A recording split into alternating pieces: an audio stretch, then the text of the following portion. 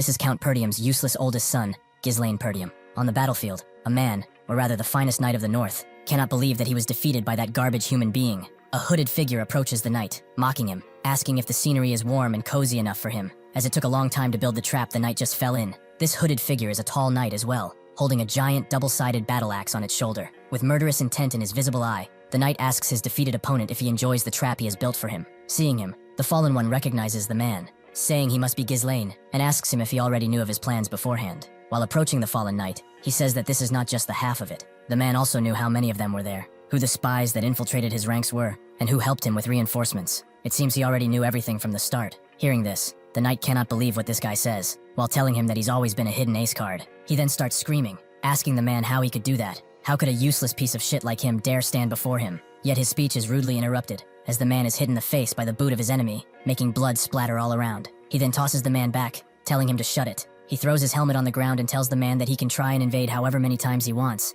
as he is going to be the one who wins the war the next time, and the time after that, and as many times as it's needed. That is because he's already got all the plans for everything. An image of the war camp from a year ago is then shown, Luthania Kingdom, near the Perdium estate. A man wakes up in his bed, thinking what the hell has just happened. He then places his hand around his neck, asking himself if he is still alive. He grasps for air, and he cannot believe it, as just a minute ago, he was somewhere else completely. He was on a battlefield, fighting another knight, when his sword was struck out of his hand, leaving him defenseless. That is when his opponent carved him right through his chest, making him fall to the ground. The man who defeated him addressed him as the Mercenary King, and one of the continent's 7 strongest men. After killing Ghislain, Idun, another one of the continent's top 7 noble knights, says that the war is over, while looking down on his fallen opponent. He asks him if he has any last words, and Ghislain says that he has none, yet states that it was a shame he wasn't able to fulfill his revenge. Ghislain then looks up at Idun and tells him to die, calling him a sickening bastard. Hearing this, Idun calls him arrogant. Even so, Idun didn't expect him to be the oldest son of the fallen Perdium household, and asks if Ghislain didn't leave the family after his sister's death. After hearing this, Ghislain asks Idun how he knows that, since he is from another kingdom.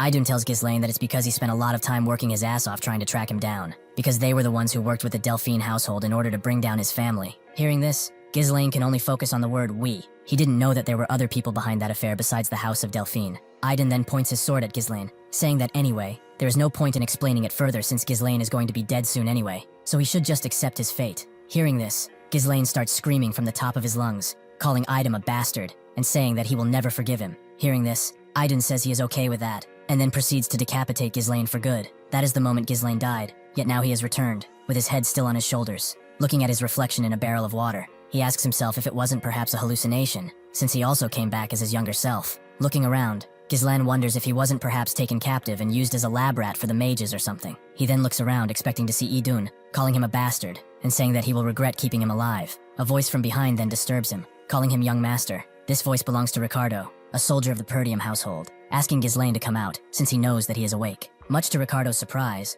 within 1 second, Ghislain has approached him from behind, placing his sword right at his neck, and telling him to be quiet. Ghislain has immobilized Ricardo, and tells him that if he answers his questions, he will let him leave. Or, maybe not. Seeing what's happening, Ricardo is unsure of what to say or do. He then huffs and asks Ghislain if he doesn't think that this is crossing a line, leaving Ghislain speechless. Ghislain looks at Ricardo, wondering what is up with his reaction, as he is being threatened right now, and he proceeds to ask Ricardo what he is talking about. Ricardo then helps himself free and tells Ghislain that he has tired himself out with his tantrum from earlier, and fell asleep. But Ghislain has no idea what he refers to. Clenching his neck, Ricardo asks Ghislain if he's forgotten everything that's happened after taking a nap, and then reveals that he was throwing a tantrum about how he was going to command the group to raid the orcs. Hearing this, Ghislain cannot believe it, even wondering what orcs this guy is talking about. Ghislain wants to ask Ricardo what this nonsense he is saying, but he is cut short by Ricardo telling him to gather his stuff as people are waiting. Seeing this, Ghislain asks Ricardo where they're going, as Ricardo passes Ghislain by, carrying some bags and his sword. He tells Ghislain that they're of course headed for the Perdium estate. Hearing this, Ghislain drops a sweat, and cannot believe what he has heard.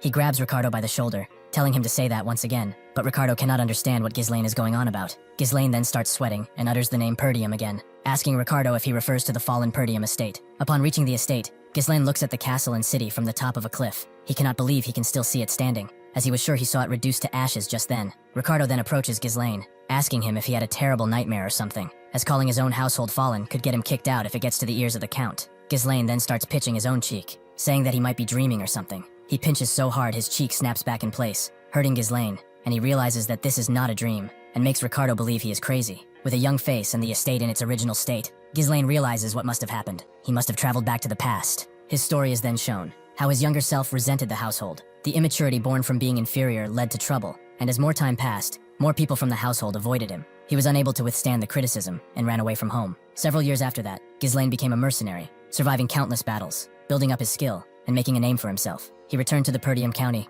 in order to make up for his past mistakes, but his household had already been crushed to dust when he returned. This is how he had lost everything. But now, it's still here. All the people he holds dear are still here. Seeing this, Ghislain says he cannot believe it, while putting on a big old smile, and even thinking about singing a song of joy. Even so, he says it's too early to rejoice. He looks at Ricardo, and remembers how he said they were here to raid the orcs. And Ghislain says he cannot forget that day. This was the day on which most of the people in his raid squad would die. In his past life, he had followed the orc raid squad in an attempt to make a name for himself. At that time, the report said there were only 3 orcs. He thought that would be easy enough for someone like him, who had no experience commanding a squad. Yet when they got there were more than 20 orcs, and almost all of them died because Ghislain was stubborn and wanted to command the squad. Now Ghislain says it should be doable since those orcs didn't really have a strategy. The problem is, if those guys will trust him since they all think that he is some useless bastard. Suddenly a whole building flies above Ghislain's head. It then crashes a few meters in front of him. A soldier panics and starts screaming, saying that it's the orcs. And indeed it looks like the orcs have attacked first. Seeing this, Ghislain cannot believe it, asking if this isn't too soon, and wondering if they attacked this early in his past life as well. The orcs seem to be relentless, swinging left and right, killing everything in their path. A man then screams for everyone to get into formation. This man is the raid squad commander, Skovan, who tries to instill order among the soldiers, telling them not to panic and to get into a defense formation. While he says that, an orc's swings are throwing people left and right, yet he manages to parry its attack. Seeing this, Skovan realizes that they left their guard down and got ambushed when they were least prepared. He then realizes that there are more of them than it was reported, and says that at this rate, they are all going to die. A man then screams to get the commander's attention. He tells Skovan that there's an orc behind him, but it might be too late, as he is prepared to strike down Skovan in one blow. In the next second, however, someone gets close to Skovan, placing his hand on his shoulder. This is Ghislain, who throws Skovan out of the orc's range of attack and prepares to strike him instead. Seeing this, Skovan cannot believe what he sees. Ghislain then prepares to attack the orc with all his power. In one strike, he pierces the orc's hand. He then cuts it all together, leaving him with no weapon at his disposal. Seeing this, everyone remains shocked at what just happened. The orc falls to the ground, and Ghislain stands unbothered with his sword prepared for another attack. Seeing what just happened, Ghislain realizes he cannot use mana, and says that he wished he had returned to the past earlier. Ghislain then turns his back on Skovan and asks him if he is the commander. He then places his hand forward and tells Skovan to give it there. Yet, Skovan doesn't really seem to understand what Ghislain means. That is when Ghislain clarifies, saying that he means for Skovan to give him the command rights. He tells Skovan that he wants to command this raid. Seeing this, Skovan cannot believe it, thinking that he already knew Ghislain was an idiot. But to ask for commander rights when the lives of their soldiers are on the line is nuts. Skovan gets up and says that he cannot do that, leaving Ghislain speechless. Skovan then asks Ghislain if he thinks that this is some kind of game, and tells him that even if he is the young master, he cannot give up the authority that the Lord gave him that easily. Seeing this, Ghislain calls the situation annoying, but acknowledges the fact that he would have reacted the same way if an idiot came up to him and asked for the right to command. Suddenly, another orc proceeds to attack them. Seeing this, Skovan tells Ghislain to fall back and take care, as he is still too inexperienced to lead their troops, while he leaps forward to attack the orc. Hearing this, Ghislain says that he has no other choice, then prepares his own sword to attack. He throws his sword with all his power, nearly hitting Skovan. Seeing this, Skovan turns around, picking Ghislain up, asking him what the hell he thinks he is doing. All of a sudden, he hears a noise from behind. When he turns around, he cannot believe his eyes. The sword landed right between the orc's eyes, killing him in an instant. The orc falls to the ground, and Skovan and Ghislain are left there to look at it. Skovan cannot believe what just happened, so he wonders how Ghislain has managed to hit the weak spot. Ghislain then addresses Skovan by his name and asks him if he knows what the most important thing in battle is, leaving him to wonder. He then tells Skovan that there is no hope in winning a battle when their troops are filled with fear. Then he tells Skovan that they need to gain momentum. Ghislain then leaps forward and takes his sword out of the orc's head. Within seconds, he leaps into the air, prepared to strike down another monster, right in front of his troops this time. He falls right on the head of the orc, driving his sword through his skull, leaving every single soldier on the battlefield astounded. Skovan, in particular, looks stunned by this image. As he pulls his sword out of the orc's skull, Ghislain tells the other orcs to come at him. He points his sword upwards and says that he will kill every single one of them. Then, all the orcs start charging at Ghislain, and he also seems to be prepared to dive head forward in the crowd. In one swift motion, Ghislain manages to cut all their hands, leaving them defenseless. Seeing the fight that takes place on the battlefield, Skovan wonders if he isn't dreaming. Even as a mana user, it's hard for him to do anything. So how is that skinny Ghislain managing to do all that by himself? Skovan can tell that Ghislain is already tired. Even so, he is using the smallest of movements to dodge attacks. And then he uses his swordsmanship to strike at their weak spot. He is doing all of this, like a manaless swordmaster. Or perhaps even something greater, Skovan thinks. While seeing the way Ghislain is fighting, Ghislain then starts screaming, asking the orcs if this is all they've got, as he's still not warmed up. As he runs away, he yells towards the orcs that they are not living up to their reputation as a warrior species. The soldiers, seeing this, are wondering if the young master is running away. They then shout at the commander, looking for guidance. Looking at the battlefield, Skovan asks, "What the fuck is Ghislain thinking?" Running into the group of orcs and drawing their attention was good, but running away now may not be so good. Besides, it looks like Ghislain is going right towards the edge of a cliff. That's when Skovan realizes something. He might be anticipating Ghislain's tactic, after making the orcs follow him. Skovan then turns around and tells his man to raise a shield wall. He then tells the soldiers that they are going to follow the first son. As he fights the orcs, Ghislain says that if Skovan is a skilled commander, he must have realized what his plans are by now. Although Ghislain would prefer to slice all of them down himself, this shifty stamina of his won't be able to handle it. Even then, this should be enough for him to handle. Then, the orcs notice something from behind. Skovan and his men have planted their shields and spears forward and are approaching the orcs. This is when Ghislain says that this is perfect. That is when Ghislain leaps from the edge of the cliff. As he is falling down, he shouts for Skovan to do it now, and Skovan listens, shouting for everyone to move forward. They are going to throw all the orcs off the cliff. The soldiers have rushed forward with all their might, impaling and pushing on the orcs. Finally, they've done it. They have pushed them all off the cliff, and it looks like they have fallen towards certain death. Seeing this, Ricardo says that they've done it. They've managed to kill all of them, yet something remains. Skovan starts screaming for Ghislain. While he looks down from the cliff, it looks like Ghislain has managed to stop his fall by impaling his sword within the cliff's wall. Looking up, he sees Skovan and he smiles. Seeing this, Skovan cannot believe what he sees. He starts smiling and reaches down for Ghislain, telling him to grab his hand. Yet, Ghislain says that he cannot, and he lets go of the sword that was keeping him alive. He falls down, and the other soldiers remain speechless. They all scream his name, but it seems to be in vain.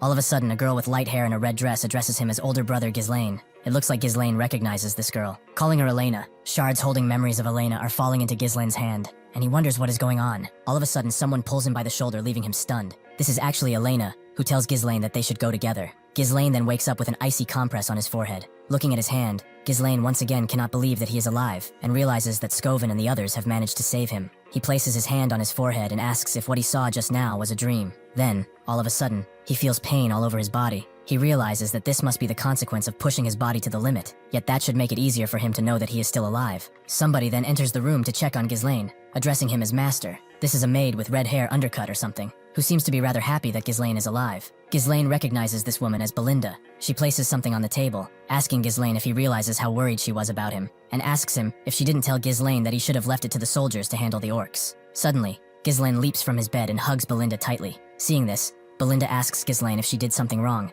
and Ghislain replies by telling her that he is just happy to see her. It looks like Belinda is Ghislain's personal tutor. Since he was little, she was the only one who continued to stay by his side despite his idiotic antics. But after the family fell to the ruins and she went missing, Ghislain was no longer able to see her. That is why Ghislain never thought he would see her again. While he hugs her, she asks him what he is so happy about, since they see each other every day. Ghislain then realizes that he must tell Belinda the truth. He then grabs Belinda by the shoulders and tells her to listen carefully, then proceeds to tell her that a catastrophe will soon strike Perdium, and Belinda asks him what on earth he is saying. That is when Ghislain tells her that he has died and comes back to life, but Belinda finds it amusing, saying that she is sure the orcs almost killed him. Ghislain proceeds to tell Belinda that this is not what he meant, and Belinda asks him if he is aware that he, and not Perdium, are in great danger. Belinda then starts screaming and scolding Ghislain, and he realizes that she doesn't believe him, and that this won't work at this time. Belinda then asks Ghislain what he was going to do if he wasn't too hurt to go to the festival. Ghislain then asks Belinda what festival she's talking about. Hearing this, Belinda asks Ghislain if he's already forgotten about it, and then tells him that Lady Elena has been waiting for the day to go to the festival with him. She then tells him that it would be a great change for the two of them to become close to each other again.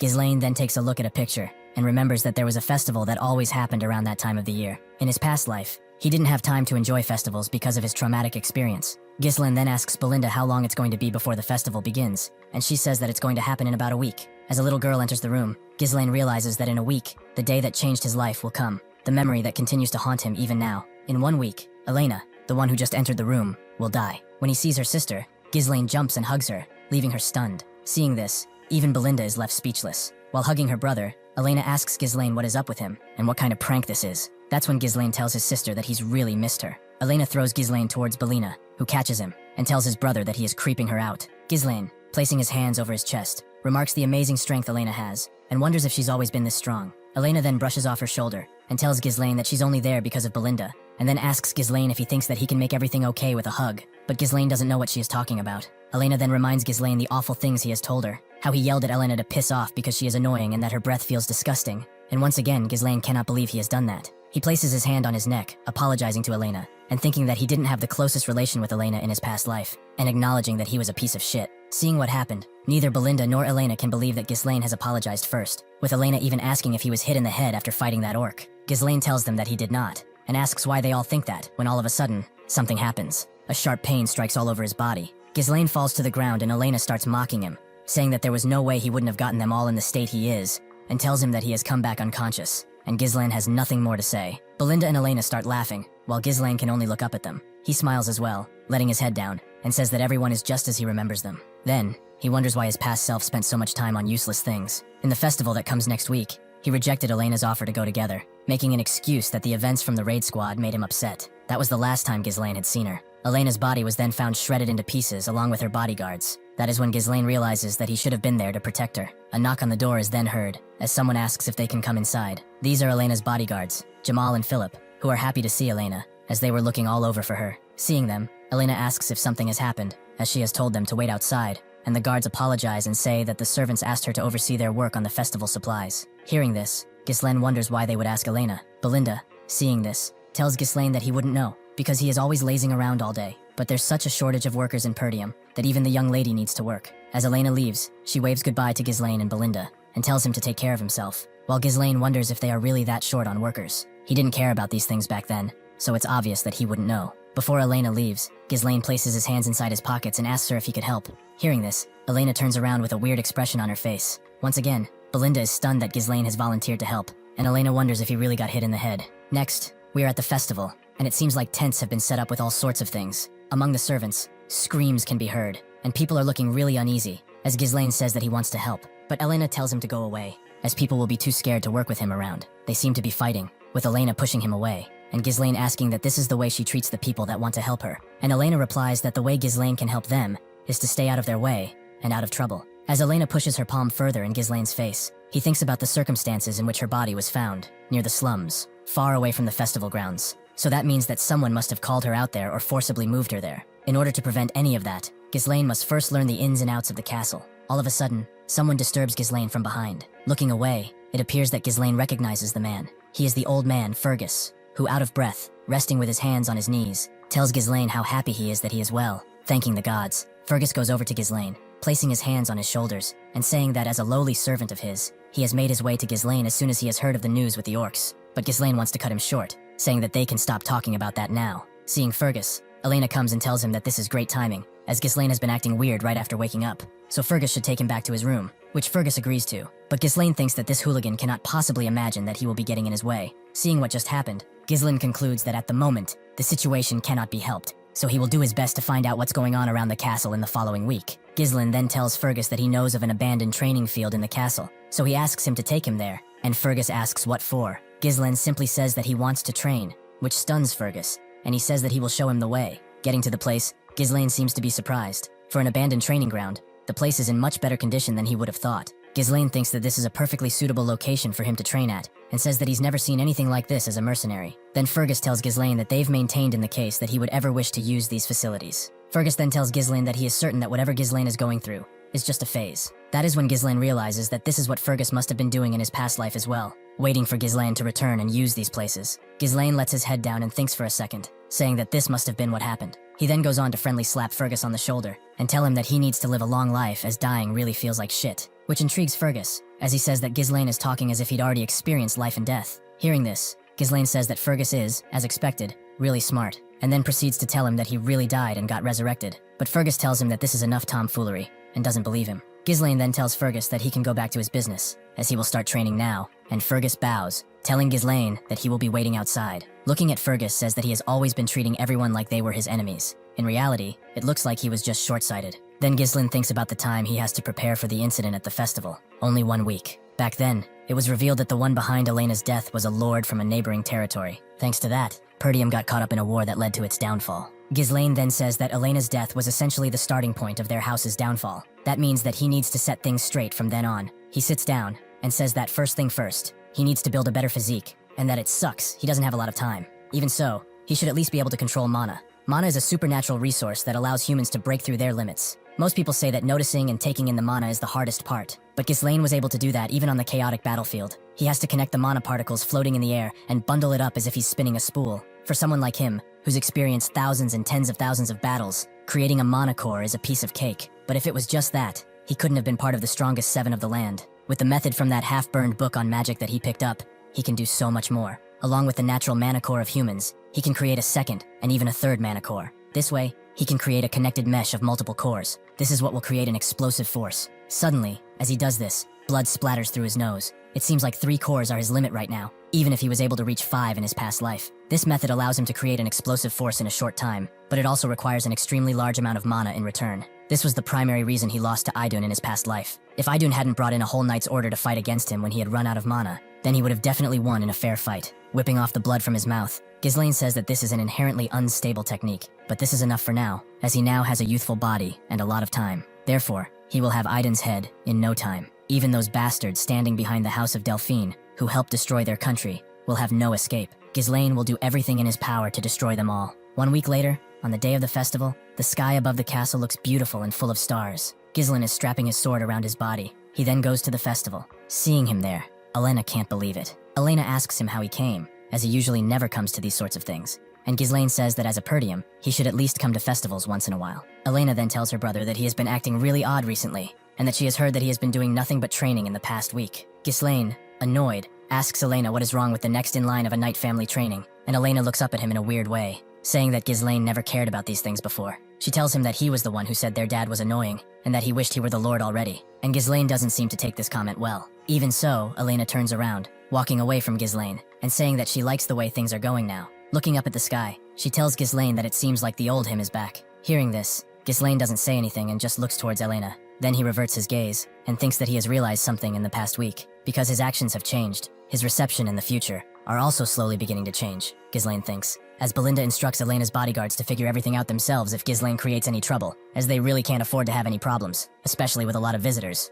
and they agree. Ghislain then thinks that the general flow of things might be the same, but it would be too difficult to gauge the impact of his action on smaller events. Making good use of the information from the future is his job, so he needs to respond to each situation effectively. Then he says that his preparations are complete. Then it looks like Elena is taking Ghislain and everyone around, and simply acts like a kid, as Ghislain always keeps an eye out for danger. After the night is over, Elena says that this was fun, but tells her brother that it's getting a bit boring with it being the same every year, and asks if there's nothing new this year. Ghislain, however, doesn't seem to care about this, and only acknowledges that the festival is almost over, and nothing has happened, and wonders if this could be because of his presence alongside Elena. Elena then asks Ghislain if he would like to check out other areas as well, which piques his interest. A knight then tells Elena that, according to a friend of his, there are new events elsewhere, and Elena looks excited. She takes the knight's hand and tells him that this better be fun. This is when Ghislain realizes that it must have been the 2 guards. They were the traitors of their house. Elena's escorts, Jamal and Philip, were the most trusted knights in the feud, because they had protected Elena ever since she was a child. In Ghislain's past life, it was known that they were murdered while protecting Elena.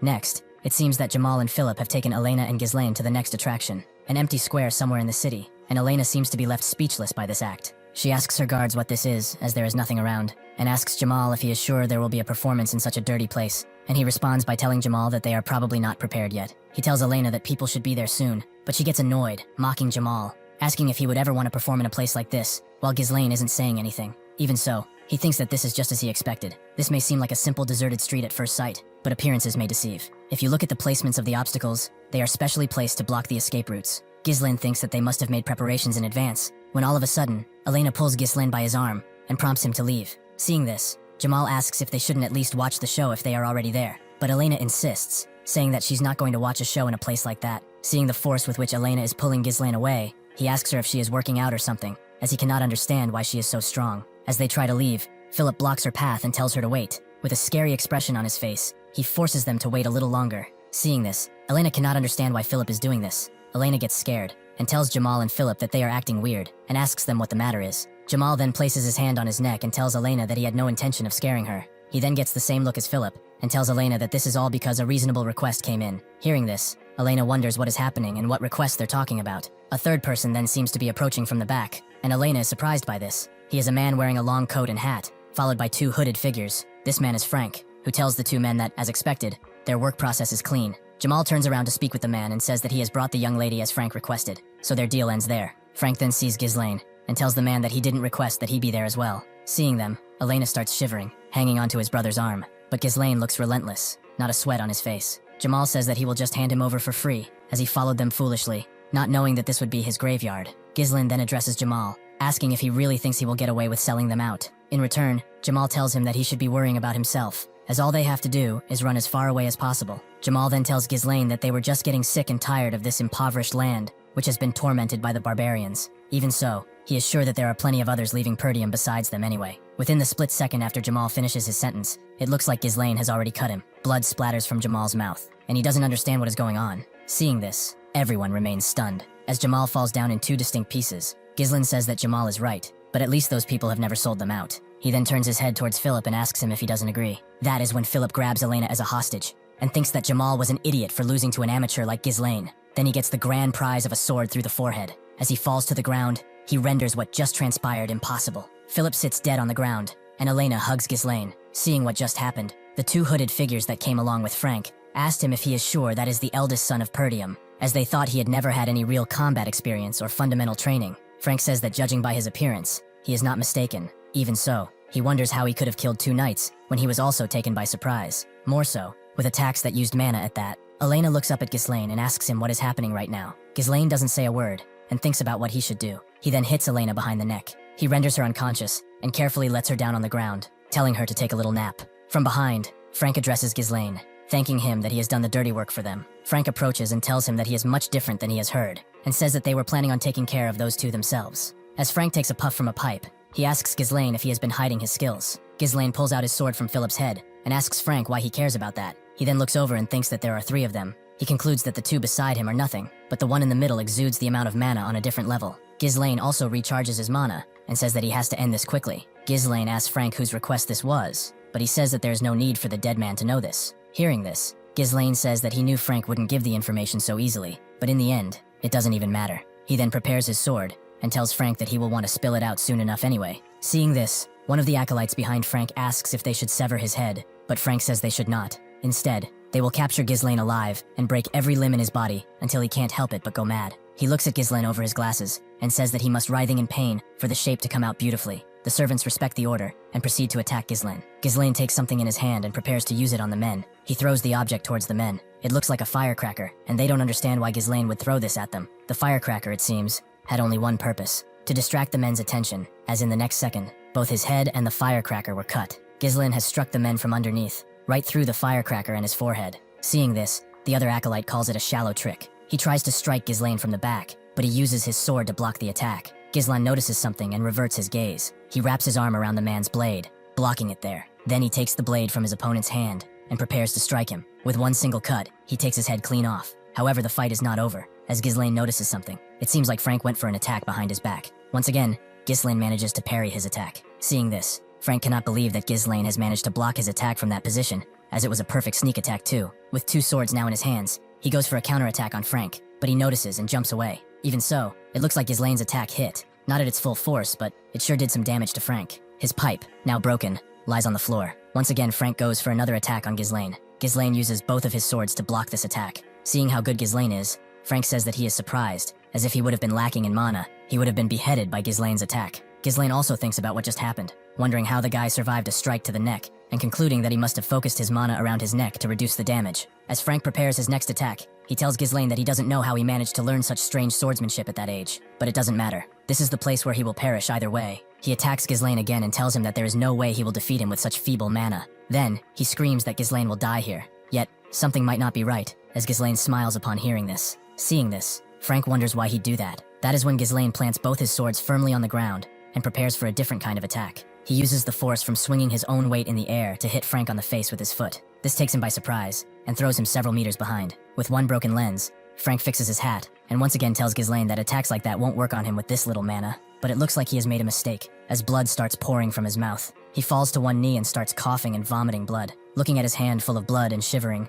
Frank wonders what happened just now, as Ghislain shouldn't have been able to pierce through his enhancement with his skill level, but his power in that attack seemed different. As he approaches Frank, he tells him that he has never expected there to be a true culprit behind Elena's death. Then he tells Frank that it must have been him, as he menacingly approaches with all his 3 cores active. He tells Frank to prepare, and then unleashes his 3rd core. Seeing this, Frank asks Ghislain how he has managed to boost his mana so greatly, but Ghislain doesn't seem to care about his questions, and just goes for his neck. Frank acknowledges Ghislain's speed, and prepares for his attack. They fight, with Frank managing to block Ghislain's attacks. But this might not last long, as Ghislain seems relentless in his attacks. Frank even says that his hands are getting numb only from blocking his attacks, which should be impossible. With his sword almost shattering and chipping away, Frank says that no matter how much mana one draws, it usually has a limited effect. That being said, Frank says that he has never heard of a method that increases mana so explosively like this. Looking at Ghislain, he looks like he has become a completely different person. It looks like with his next strike, Ghislain has managed to completely break Frank's sword. Not just that, but he's also cut him down his chest. With the amount of blood coming out, it seems like the mana might not have been enough this time. Even so, Ghislain goes for one more attack. He uses the tip of his sword to pierce Frank right through his chest. With this, his pain reaches critical heights, making him scream and cough up even more blood. Ghislain then punches his chin, making him close his mouth. He pushes Frank with his back against a wall, and says that they will now finish their conversation from earlier. With his sword driven deep within his guts, Ghislain once again asks Frank who sent him over to do such a thing. Even in this situation though, Frank says that he won't be going down so easily, and he pulls out a knife from underneath his sleeve. He looks over to Elena, and says that he will at least be taking the young lady of Perdium with him. He prepares to throw the knife, as he wishes death to Elena. Yet even this plan of his won't have any effect. It seems like Ghislain has anticipated the possibility of this kind of attack, and blocked Frank's hand with some kind of threads, and Ghislain tells him that they should make a deal. If Frank doesn't try anything useless and answers his question, Ghislain will sheathe his sword. Looking down at Ghislain's hand, Frank realizes that these are threads created with mana, stating that he cannot move because of them, and wonders when he made such things. It turns out that he did that right at the beginning of their combat, when he was also gathering mana. Clenching his sword harder, Ghislain says that he is sure that someone of Frank's caliber would know how to patch themselves up, unless he destroys his mana core, in which case it wouldn't even matter anymore. Hearing this, Frank is left speechless, unsure of what to say. That is when Ghislain drives his sword deeper, making Frank feel a sharp pain. Looking down, he cannot believe it. His mana is scattering, and his core shattering. Seeing that Ghislain is ruthless, he asks him if he is out of his mind, as one wrong move could make the backflow of the mana to create an explosion and blow up the whole area, and asks Ghislain if he is planning to self-destruct. Even at this point, Ghislain seems to be unhinged, saying that the scenario Frank proposed could only happen with someone unskilled, but he can manage it. Looking at Ghislain and sweating profusely, Frank realizes that Ghislain is not bluffing. Seeing death in Ghislain's eyes, he realizes that he must do as he says, if he is done for. This is the moment Frank breaks and shouts that the one who put him up to this was Count Desmond. He tells Ghislain that he is the one who has requested this because he needed a pretext to start a war against the Perdium and Degard families. Hearing this, Ghislain asks if that is so, and thinks that Frank would not be lying in this situation. In his previous life, such underground work was left for the families allied with the ducal house, and wonders how would Duke Delphine even dare to orchestrate this nonsense behind their backs. Ghislain then pushes Frank against the wall, and asks if this was the reason for which he wanted to murder Elena, and he tells Ghislain that he is correct. Then Ghislain drives his sword all the way through his guys, while raising them up in the air. Frank asks him what he is doing, as this is different from what he has promised earlier. Hearing this, Ghislain asks him what the matter is, as Frank must have killed plenty in his time, so he shouldn't be scared when his time comes. After hearing this, it seems like Frank is the one who starts laughing, and this Ghislain is the one left to wonder why. Frank tells Ghislain that it wouldn't matter if he kills him anyway, as he has already managed to finish the work with the Degard, and asks Ghislain if he thinks that people will listen to a punk like him. Ghislain grabs Frank by the face, while Frank tells him that Perdium will perish due to war, yet it looks like Ghislain doesn't agree, and tells Frank that he is about to let him onto something. He lets him in on the secret that he was reborn after dying, so it will be different this time. He then drives his sword into Frank's mana core, making his body shatter altogether. At the same time, a firework lights the sky. As Frank's blood splatters all over the floor and walls, so does the firework's brilliant burst, painting the night with streaks of purple and silver, a grotesque mirror of the chaos unfolding below. The two traitors and acolytes are also sitting dead on the pavement. Ghislain then turns his head around. He sees Elena still sleeping on the concrete. He throws his sword away and huffs in relief, the tension finally draining from his body like air from a punctured lung. Suddenly though, something happens. He falls to the ground and starts coughing up blood himself. It appears that this is because of his last attack, as exploding 3 cores wasn't an issue at all back when he was the Mercenary King, but now it seems to take a toll on him. That is when Ghislain says that he won't fall like this, and so he is approaching a house. He hits the door so hard it flies away, and finds 2 corpses on the floor. In his previous life, they found another body besides Elena's at this place, and according to what the guy said earlier, it can only be one person. That is the son of Degard. Ghislain goes over to take a look and says that it seems like he was killed along with his escorting knights. So this is how they silenced them and framed them as Elena's killers. The moment this is revealed, the war will break out. Therefore, Ghislain must erase the evidence. So he pulls out another firecracker. He starts a fire to burn down the house, and as he carries Elena away, says that he won't let things happen as he intended them to. But it looks like he is not alone,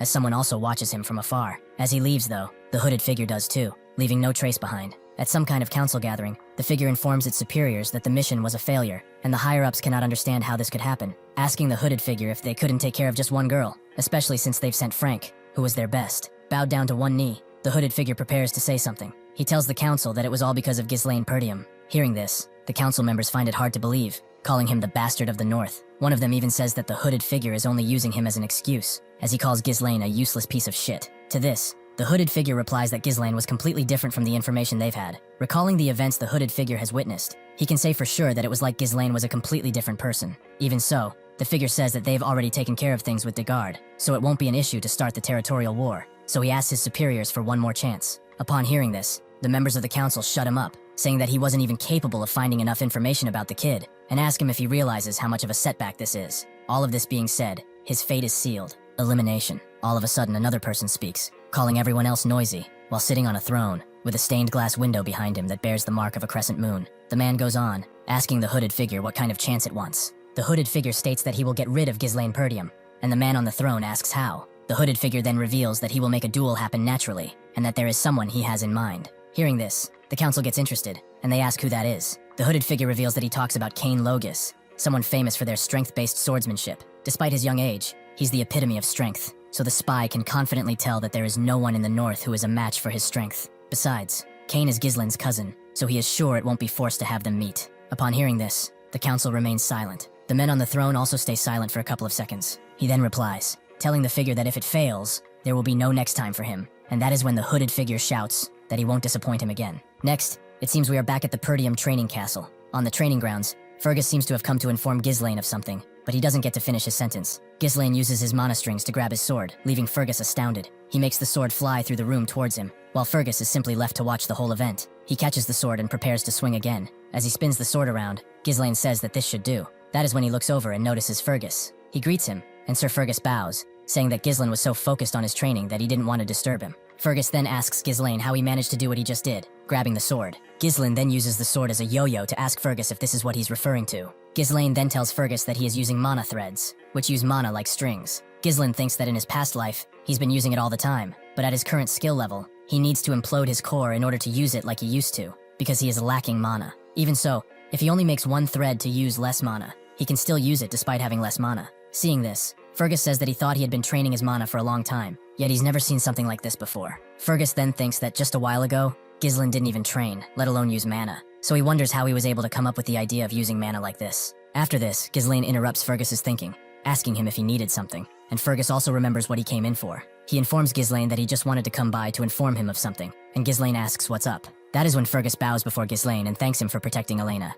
Hearing this, Ghislain asks him why he is doing that, as this is just something he should have done either way. Even so, Fergus sends the conversation and invites Ghislain to eat. A few days after that, the festival was paused, and it only made sense since a guard knight tried to traffic the young lady. At the table, Elena is upset because everyone says she is lying when she tells them that Ghislain was the one to save her. Elena tells his brother that he should do something about it, but Ghislain doesn't want to bother, saying that they won't believe them anyway. Belinda also gets mad, saying that it was Jamal and Philip trying to take Elena for themselves, saying that she knew they were perverse, but Elena tries to make her stop. Looking over the table, Ghislain smiles, happy that Elena lives. He was able to stop the war from happening, but he is sure they won't give up so easily. Ghislain says that he won't be able to stop them on his own forever, so he needs to grow a military force. A maid then comes in, excusing herself, and bringing the food. As the maid places the food in front of Ghislain, he says that in order to achieve his goal, he must get more into politics. Ghislain lifts the cover that was put over the plate, and he's greeted with only one piece of bread. Looking at the plate, he cannot understand. Ghislain asks Belinda why they're getting the dessert first, but Belinda says this is no dessert, and that Ghislain knows the situation they're in.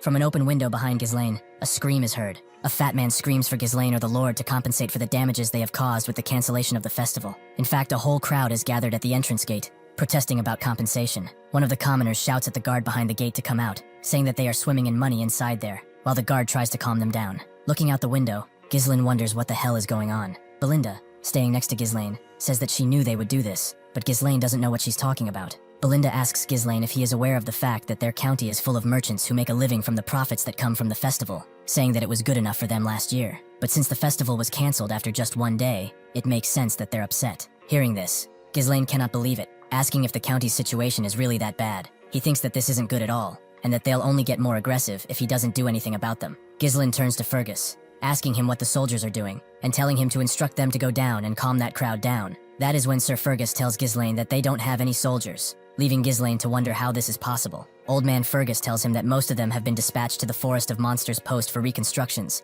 because of the Orcs raid, which Ghislain cannot believe. Ghislain then thinks about the layout of the land and how Perdium is basically eternally at war because of the barbarians to the north, and on the other side, There's the forest of monsters from where monsters can come and attack at any moment. No money, no soldiers. Ghislain thinks that everything is a mess. Ghislain then takes Belinda to the corner of the room in order to tell her something, which makes Elena wonder what they are talking about. Ghislain says that Belinda is the one managing his money, and that they should use that money to calm the crowd. That is when Belinda tells Ghislain that there isn't any. Ghislain asks why that is, and Belinda asks if he has perhaps forgotten that the Count cut off his allowance because of the way Ghislain was spending money like water. That is when Ghislain realizes that he has no money at all, and that he is completely broke. He then tries borrowing some money from Belinda, but she doesn't have any either. Looking over the window, Ghislain starts counting the things he doesn't have. No money, no soldiers, no food. So what do they have? Without even the least amount of money, there's nothing he can do, even if he has knowledge about the future, so he is going to need money first. He wonders if there might be something on the estate that he could sell, as someone is running towards his quarters in the hallway. The man opens the door to his room in a rush, and Ghislain turns his gaze over to him. This is Ricardo, and Ghislain asks him why he is in such a hurry. Ricardo tells Ghislain that there is a problem, and that the young Master Kane wants to see him. Hearing this name, Ghislain cannot believe he is there. Outside, a guard huffs, with blood all over his face. Then, all of a sudden, he wakes up with a fist in his mouth. He is continuously beaten up by someone. As Ghislain enters the room, the soldiers are down all over the floor. The beaten guard calls for Ghislain, addressing him as a young master. Ghislain looks down with a scary expression on his face. Someone grabs his attention by saying that Ghislain has finally come. This is Kane, who looks to be at least 1 meter taller than Ghislain. Bro is a brute for sure. After beating the shit out of all his guards, Kane goes on to salute Ghislain. Ghislain looks up and thinks. Seeing Kane, he says that he remembers that face, the heir of the Loges County, with whom they have an alliance. Kane Loges. At the time, it seemed like he was Ghislain's only friend, and at the same time, he was his enemy. Kane gets down from the stairs, cheerfully heading towards Ghislain. As he approaches, Ghislain asks Ricardo what the situation is. Ricardo says that they have responded to a report of a disturbance at the tavern. There, they have found Kane with his escort knights. Recognizing them, Kane asks them if the rumors about the young Master Ghislain were true. That is when Commander Scoven explained the details of the rumors to him. That is when Kane picked up Scoven by his chin. Looking right into his eyes, Kane asks Scoven if he dares lie a Loges in his face. So that is when it happened, Ricardo says. Kane interrupts him, saying that if he is going to tell Ghislain, he should tell him the truth. Kane then reveals that Sloven told him that he, who has never trained, took down an orc with his bare hands and dealt with the traitorous escort knights himself. This is why Kane gave him a little wake-up call in order to knock some sense into him. He then stares Ghislain down, telling him that this wouldn't have happened in the first place if Ghislain wouldn't have lied. Hearing this, Ghislain looks up, without muttering a single word. He thinks that Kane was this kind of man, always treating Ghislain as his subordinate. Every time he visited Perdium, he always made a mess. Even after causing all that trouble, no one could say anything because he was basically his subordinate. That is why no one looked down upon Kane. Unlike he, who has always had an inferiority complex, Kane's confidence and bold demeanor were praised as qualities befitting of an heir. Ghislain smiles and thinks that this is why he was criticized more. Kane looks over at Ghislain and thinks, usually,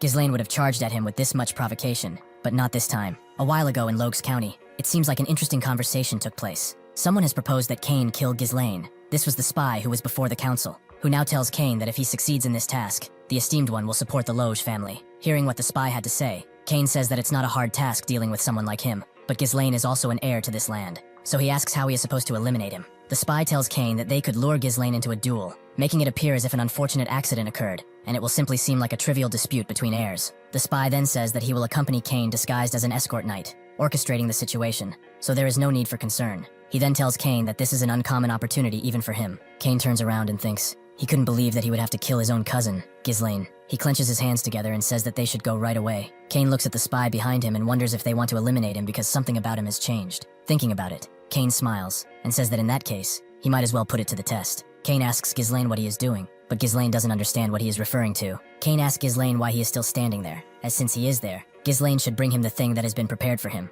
But once again, Ghislain has no idea what Kane is talking about. Kane goes on to say that he has heard that the festival has been interrupted, so they should live up the mood and have an amazing time, since they've always been in sync when it came to things like that. Looking right into Ghislain's soul, he asks if he is wrong. Hearing this, Ghislain thinks for a second. Then he realizes what Kane was talking about, asking if he means that. Ghislain then remembers that Kane made him prepare alcohol and women every time he came there. He granted this request back then because he didn't want to get beaten up, but he's not going to do that no more. Because of him, he had to waste all of his precious money. He then remembers what Belinda told him about the Count cutting him off. That is when Ghislain realizes something. He looks at Kane and says that it was always right in front of his eyes. Kane is his source of income. Then Kane once again shouts at Ghislain. He tells him that if he remembers then, he should better bring them right then, asking if he cannot see him waiting. Ghislain says that he will bring them right along, but first, there is something they have to discuss. He looks down on Kane, asking him if he didn't have a debt to repay him. Seeing this, the spy is not sure of what is about to happen. Kane asks Ghislain what debt he is talking about, while putting on a mad look on his face. Ghislain asks Kane if he realizes that he has been handling everything he's asked him to prepare with his own money, so now he must ask for it. Ghislain then tells him that he will settle for 1,000 gold principal, plus interest. Upon hearing that, Kane says that 1,000 gold is crazy, and that all that shouldn't have even cost Ghislain 100 gold. Besides, Kane says, Ghislain did all that to thank him for being his friend, so it's like a friendship fee. Ghislain confronts Kane, saying that it's been a friendship his ass, as Ghislain has been Kane's doormat for the longest time, and Kane seems annoyed by the comment. That is when Ghislain tells Kane to pay it ASAP before he beats the hell out of him, as he needs a lot of money at the moment. Hearing what Ghislain has just said, no one can believe it. Ricardo even thinks that Ghislain must have gone crazy. Then Kane gets up from the ground. He looks Ghislain down and says that he is acting all bold just because he has been going easy on him. He gets in his face and tells Ghislain that it seems like he believes he's actually gotten stronger just because he has spread a bunch of false rumors saying he won against a knight. Kane tells Ghislain that is nothing but a parasite leeching off this land. He prepares his punch and says that this is why everyone in the north calls him a scoundrel when all he, the supposed heir, does is spout empty nonsense. He goes to punch Ghislain, telling him to get himself together. Ghislain remains unhinged and doesn't say anything. He then easily dodges Kane's attack. Seeing this, neither Ricardo nor the spy can believe it. Once again, Kane wants to punch Ghislain, but he dodges and gets closer to Kane. He then punches Kane in his chest. Seeing Kane's expression, it looks like he wasn't expecting this amount of force. Ghislain then goes in for another punch. This time though, it seems like Kane has easily blocked his attack. Seeing this, Ghislain seems surprised. That is when Kane falls to the ground, spitting up blood and screaming in pain. The spy goes in to check on Kane, asking him if he is okay. Ghislain tells Kane to get up and stop whining, as he knows Kane blocked that attack. That is when the spy shouts at Ghislain, telling him to shut up and asking him what the hell he thinks he is doing. Everyone in the pub cannot believe what they are seeing, asking themselves if Ghislain just beat up Kane. Ghislain looks over at the people in the pub and realizes what is going on. Seeing this, he smiles and thinks that if this is how Kane wants to play, he will play along. It looks like Kane even turned to the spy, asking him how he likes his acting. The spy says that it was excellent, as Kane has set the stage perfectly to make it appear that the fault lies with Ghislain in everybody's eyes, and that this should be more than enough to justify a duel. Kane prepares to take off his coat, and thinks that it's a rare opportunity to gain such powerful backing, so he must make sure to leave a lasting impression this time. He remembers what he discussed with the spy in his office. Kane prepares to throw his glove, saying that this is the perfect time to cut off Perdium, a falling power. Kane goes on to scream, making a scene as he holds up the glove, and asking Ghislain how he dares after trashing the dignity of nobility with lies, also attacking him simply for trying to verify the truth. He wants to challenge Ghislain to a duel, but all of a sudden, a glove is shoved in his face. It seems like Ghislain was faster, and he threw the glove first, challenging Kane to a duel instead. As the glove is falling down, Kane cannot believe what just happened. Ghislain turns his back and says that he has insulted him, the heir, in front of the people of Perdium, and also assaulted his knight, trashing the dignity of nobility. Seeing this, Ricardo is stunned while trying to tend to Scovin's wounds. Ghislain then looks Kane right in the eyes, and asks if he isn't perhaps thinking of denying it. Seeing this, both the spy and Kane look surprised. Kane smiles and says that he already knew Ghislain was stupid, but he didn't know he was stupid enough to dig his own grave. Kane goes to pick up his sword and says that he will accept this duel. He points his sword towards Ghislain and tells him not to regret his actions, even if he dies. Even now, with Kane's blade right by his face, Ghislain remains composed, not a muscle twitching in his face. He then calls for Ricardo, and he prepares to take the order. Ghislain tells Ricardo to bring all the merchants who are protesting in front of the castle to him. It looks like Ghislain wants all of them there to see how he will make them big money. The festival was suddenly cancelled, and the atmosphere, which had heated up to its peak, suddenly cooled down, leaving behind some tourists who couldn't return out of regret. Ghislain says that they must be in a state of incomplete combustion, as they are not able to spend their money or time. In such a situation, if an event were to take place to soothe them, things might change, Ghislain thinks, and it appears that he has already thought about such an event, as a whole crowd seems to have gathered behind him. It looks like there's going to be a duel between Ghislain and Kane, and people are throwing bets left and right. With this, the merchants in the streets have started once again selling their stuff. Even gamblers have a place where they relax, with one man preparing to take their bets in. With this said, everyone is throwing their coins on Master Kane. In the arena, Kane plunges his sword into the wood beneath his feet. Kane then asks Ghislain how he dares turning a sacred duel into a marketplace. Then he tells Ghislain that he wants to make one thing clear right from the beginning. His blade won't stop, even if Ghislain surrenders. Hearing this, Ghislain is speechless but realizes something. This must be exactly what Kane wants. After that, Ghislain tells Kane that now, since they have enough people gathered, they should start. Suddenly, Kane's companion shouts for people to wait, getting Ghislain's attention.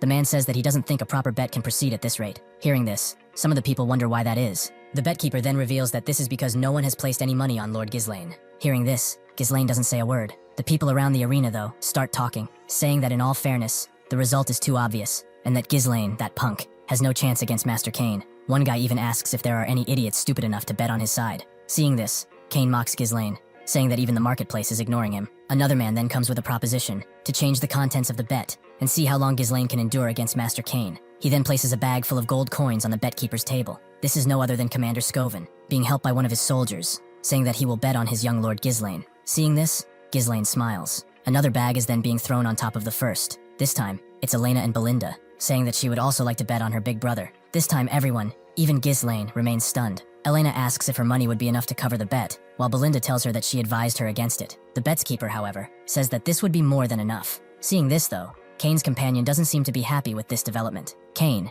even says that they are making him wait for no reason at all, being sure there is no way Ghislain could win, or even stand against him. Then, someone tells them to get ready. Ghislain tells Kane that since he is older than him, it would be weird if he makes the first move, and Kane asks what he means. With this, Ghislain takes out his sword. He flips it around a couple of times, then he cuts through the air, with the blade ending up at his side. This was a provocation, as Ghislain tells Kane to come at him. Seeing this, Kane remains silent. As he prepares his attack, Kane asks Ghislain if he doesn't think it's a little late for him to act as the older one. Someone gives the go, and Kane leaps from his spot. He attacks from above, prepared to take Ghislain down in one strike. Thankfully, Ghislain manages to block his attack. Ghislain struggles, as Kane is indeed a powerful opponent. As he pushes down on Ghislain with his sword, Kane tells his cousin that he has already stepped too low to save any face now. He then grabs his sword, and Ghislain almost falls on his back. Kane tries to pin Ghislain down with the handle of his sword, but Ghislain manages to dodge it. While holding the blade of his sword with his bare hands, Kane once again prepares to attack Ghislain. He tries to kick him, making rubble fly all around, but Ghislain dodges. The crowd cheers for Kane, saying that as it is expected, he won't endure even one hit from his opponent. Hearing this,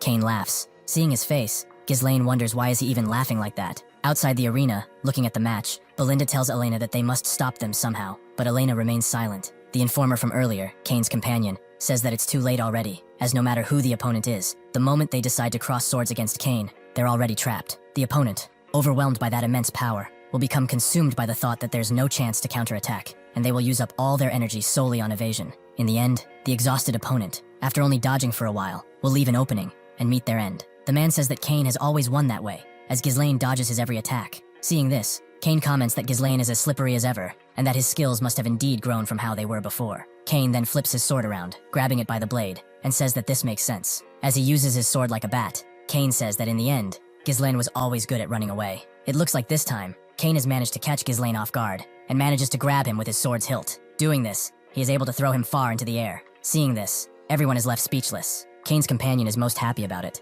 saying that it's going to be over for Ghislain. As he is falling, Ghislain remains silent, and Kane prepares his next attack. But something unexpected happens. Ghislain regains his composure, saying that he wanted to go easy on Kane. He used his mana to step on the wall behind him, and as he approaches Kane with murderous intent, he tells him that he would have gone easy on him if he wouldn't have crossed a line. Then, in an instant, he gets within inches of Kane. He attacks Kane, appearing to strike him in the stomach, and then he gets down. Seeing this, Kane cannot believe it. Even the spy doesn't understand how Ghislain was able to do that, suspecting that he managed to condense mana into his legs to return to a standing position. Passing Kane, Ghislain tells him that his swordsmanship is ignorant, and that he must have thought he was the strongest just because the opponent would get scared if he showed even a little bit of his strength. Thus, Ghislain will teach Kane a lesson. Hearing this, Kane gets visibly annoyed. He leaps towards Ghislain, prepared to strike him, and asks him how he is going to teach him anything. Seeing him approaching, Ghislain prepares his feet. With the back of his foot, he hits Kane's hands. Then he starts spinning. In doing so, he cuts Kane's hand. Once again, Kane tries to attack Ghislain, mad with fury. Unfortunately for him, once again Ghislain dodges.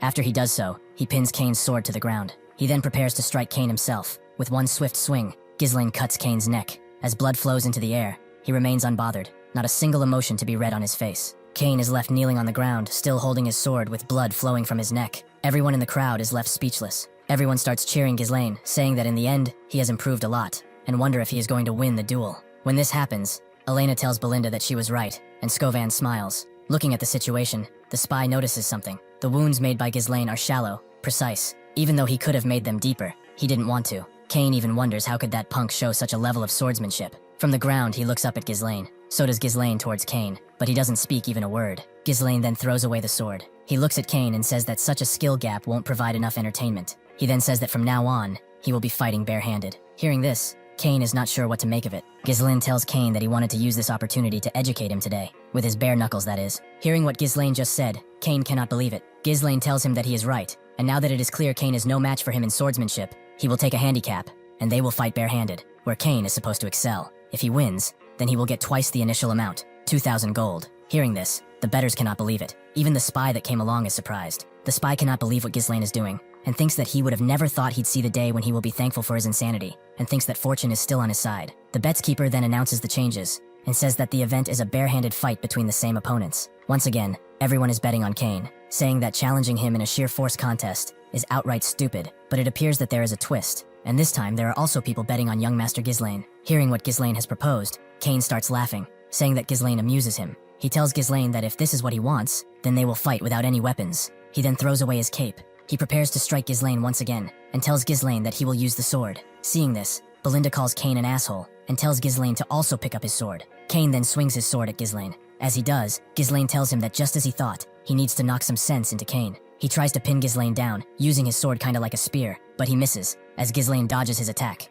Then he leaps to the side and prepares to hit Cain with his bare hands. He does so, and it's clear that Cain can feel the pain. Then Ghislain prepares another hit. This time, he hits Cain right under his jaw, closing his mouth. After this hit, Cain seems to fall on his back. He regains his composure, and manages to stay on his feet, but he's coughing up blood. With his face towards the ground, he asks himself how in hell can this punk display such movements. Seeing this, the crowd goes wild for Ghislain, saying that at this rate, he might actually win this. Ghislain then tells Cain to get up, as he's just gotten started. Hearing how cocky Ghislain is, Cain gets even more mad, and raises his head. He leaps from where he was standing, trying to hit Ghislain once again. This time also, Ghislain dodges the attack, and goes in for a counter. Ghislain hits Cain over the face, as he thinks that he couldn't even look him straight in the eyes until then. Ghislain then twists Cain's hand, taking him down, and he thinks how Ghislain used to bow down on his own whenever he showed up. Ghislain then uses his knee to hit Cain on the side. As this happens, Cain still only thinks about the fact that he needs to kill Ghislain in order to secure their Loge's family future. Unfortunately for him, it looks like Ghislain keeps punching Cain over and over and over again.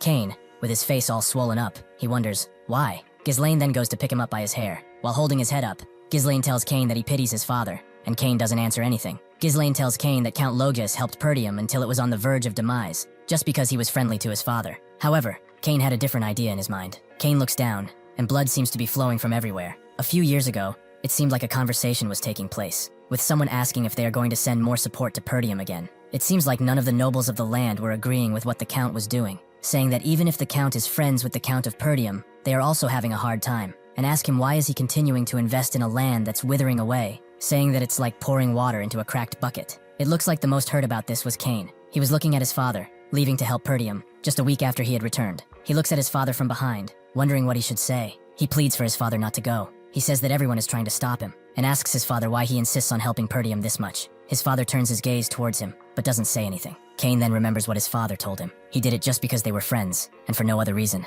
At this point, Ghislain goes in for another hit. Seeing this, Cain closes his eyes, and tries to tighten his muscles, but the hit doesn't come, and instead, Ghislain tells him that this ought to educate him enough. Ghislain has stopped hitting him, and instead is offering him his hand to help Cain stand up. For a second, Cain looks at his hand and doesn't say anything. Then he lets his head fall down. In front of the whole crowd, Cain says he admits defeat. Seeing this, no one in the crowd can believe it. The spy seems to be most surprised about this. Everyone then starts cheering for Ghislain. Elena and Scovin are also happy, and Belinda is stunned. The spy then comes to talk with Cain. He shouts at Cain, asking him how he can admit defeat this early, just because he is at a little bit of a disadvantage, asking him what in the hell he is doing, and saying that he trusted Cain. Cain gets up from the ground and tells the man to let him go, as he is done, but the spy doesn't understand. He thinks that Ghislain is a weak little brat, and wonders what he should do now. Ghislain then looks at the two men from behind, and starts to speak. He smiles, and says that now, he gotta do what he gotta do. The spy turns around and asks Ghislain what he means by that. From the middle of the arena, Ghislain shouts that this man right here is offering to pay for all the meat and drinks for everyone gathered there. Seeing this, the spy cannot believe it. The spy comes to Ghislain's face, saying that he did not agree to this, and asks him to withdraw his statement. Ghislain then places his hand on the spy's shoulder. He tells him that this is the price for losing the duel, and tells him that he should at least have this much. And just to be clear, it won't be deducted from the bet. He grabs the man tighter, and tells him to remember to add 2,000 gold to the bet they've originally at 1,000 gold. He tells the man that if he runs, he should know what will happen. Looking at Ghislain, the spy probably shits his pants by now. The man says he understands, and Ghislain leaves. The next day in Ghislain's room, a crate is being dropped on the floor. Ghislain opens it, and it looks like it's full of gold. Taking some coins into his hands, Ghislain thinks that he could hire a small mercenary corps with this much money, and thinks that it's no small amount. Even so, it takes a long time to grow money, and they won't wait for him. So to realize the business he has in mind, he has to prepare faster. Belinda and Elena also seem to be there, looking and smiling towards Ghislain like they are waiting for something. Ghislain faces them and asks what's up. Elena asks Ghislain where he plans spending the money that he's just earned. With a cute yet clearly fake smile on her face, it's clear that she wants something. Ghislain thinks the same as me, and asks Elena if he wants some, and she says that she's just asking. Belinda then comes and says that it's obvious where he will use it. Belinda says that it's Lady Amelia's birthday soon, and that Ghislain must have put up such a show because he wants to buy her a very expensive present. Belinda goes on to say that Ghislain is really transparent, and Elena says she cannot believe he would do that just to look good to his fiancée. Only, this might not be it. as Ghislain didn't even know he had a fiancée. In fact, he is so stunned about this information that his first reaction when he turns around is to ask if he really had a fiancée. Hearing this, Belinda tells him that he doesn't need to be playing dumb because he is embarrassed they've read his mind, and Elena tells him that they are talking about Amelia from Rayfold County. Hearing that name seems to stir Ghislain memory, and it seems like he pictures Amelia like a black widow, referring to her as that woman, Amelia Rayfold. Ghislain then thinks that Amelia is a noble among nobles, known for her kind nature and actions towards everyone, regardless of status, thus gaining the deep support of the people in her territory. However, she would later incite rebellion and come to be known as the Witch of the North, and she joined hands with the Delphine Duchy to drive the final nail into the Perdium's downfall, so Ghislain came to simply view her as a traitor. This being said, Ghislain smiles. He asks Belinda when their father is returning, and she replies saying she isn't sure, but that it should be around 1 more week. Hearing this, Ghislain thinks that a week should be enough. He then stands up from his chair and tells Belinda and Elena that he is going to visit Rayfold County, and Belinda asks him why he would do that, as it's not even Amelia's birthday yet. That's when Ghislain reveals that he is going to get money from them. Somewhere else, a woman, wearing a beautiful white and blue dress, with a spider hanging from the corner of her mouth, places some shoes on the ground. She then tells someone to wear them. It looks like she gave the shoes to a poor little girl, as she kneels before her. The kid recognizes the woman as Lady Amelia, and from her tone, it looks like she wants to say that there is no need for her to do that. Lady Amelia raises her gaze, and tells the little girl that if anyone has to walk barefooted on her land, it should only be her. She then turns to the guards escorting them, and orders them to provide food and shelter for the needy right away, and the guards comply. They immediately start distributing crates and barrels with food and supplies. The crowd thanks Lady Amelia, as she turns away and leaves, escorted by her guards. Later, in Amelia's garden,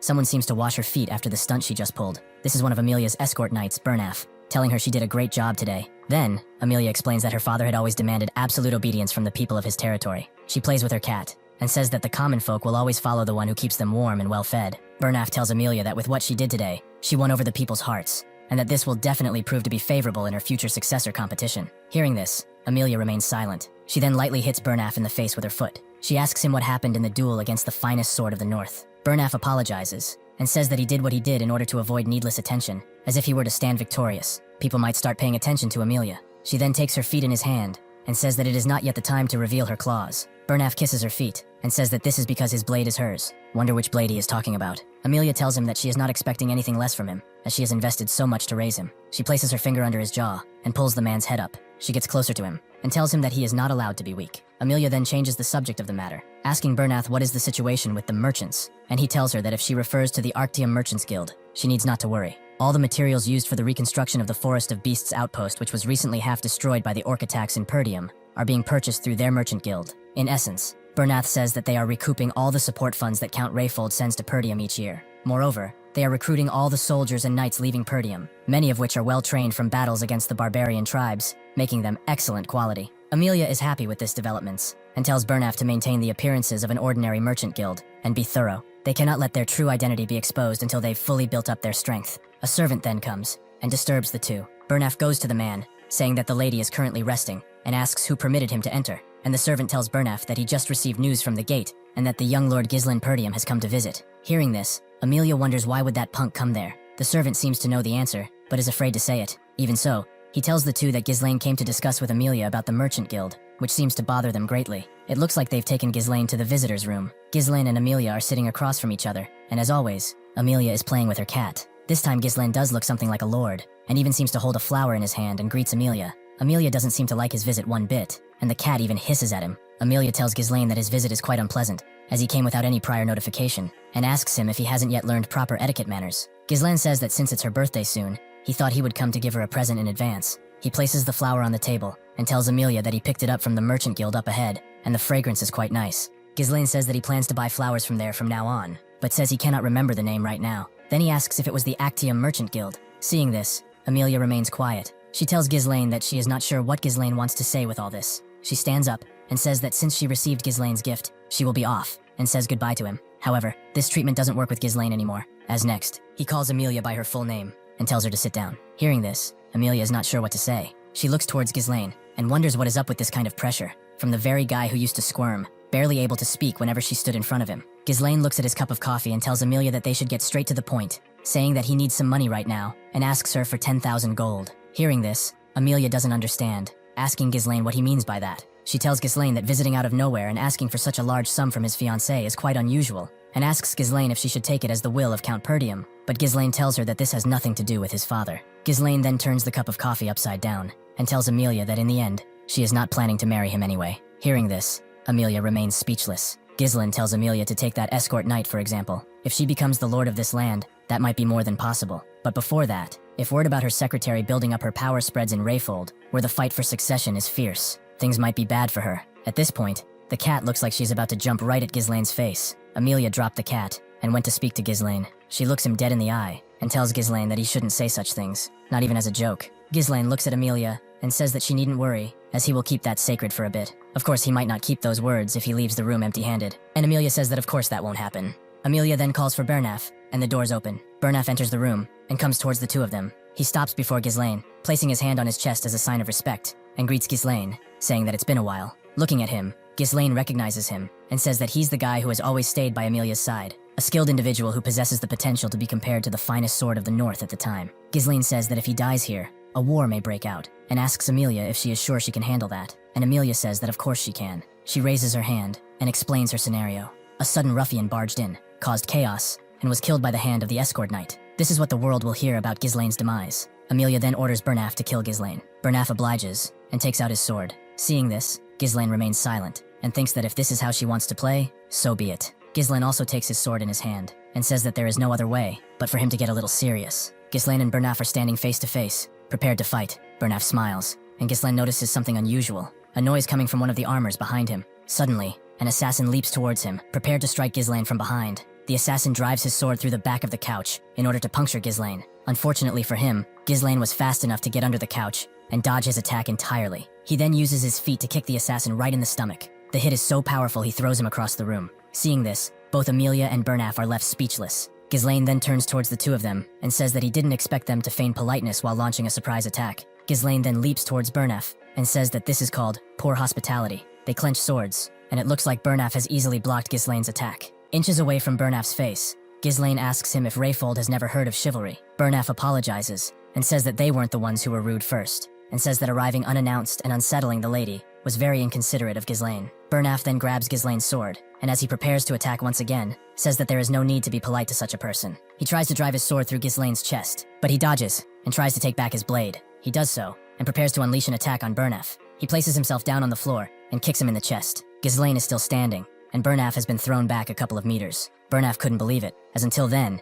he had heard that Lord Ghislain was all talk with no real skill to back it up. But it looks to Bernaf he is no rookie. Amelia even seems disappointed, asking Bernaf why he is taking so long against a punk like Ghislain, but he is not sure what to say. Amelia tells Bernaf to hurry and bring her his head, if he really considers himself to be her sword. Hearing this, Bernaf remains quiet, but clearly motivated. He grips his sword tighter, and tells Amelia that he won't disappoint her. He points at Ghislain with his sword, and tells him to come forth. Hearing this, Ghislain asks Bernaf how he, an escort knight, dared to order him around. Bernaf tells Ghislain that he was doing him a favor, but if he insists, he will take action. Bernaf will do as Ghislain wishes. He leaps forward, and in an instant, he closes the distance between the two of them, leaving Ghislain stunned. Ghislain barely manages to dodge his attack this time, leaning to the side. Even so, Bernaf managed to cut him on the cheek, and Ghislain thinks that he is really fast. However, Bernaf doesn't seem to be done. He continues attacking Ghislain, and their fight is fierce. Looking at the two of them, Amelia wonders how Ghislain, who was called a lousy punk, fights Bernaf on equal footing. Amelia then notices something. Ghislain manages to parry Bernaf's attack, sliding his blade towards him.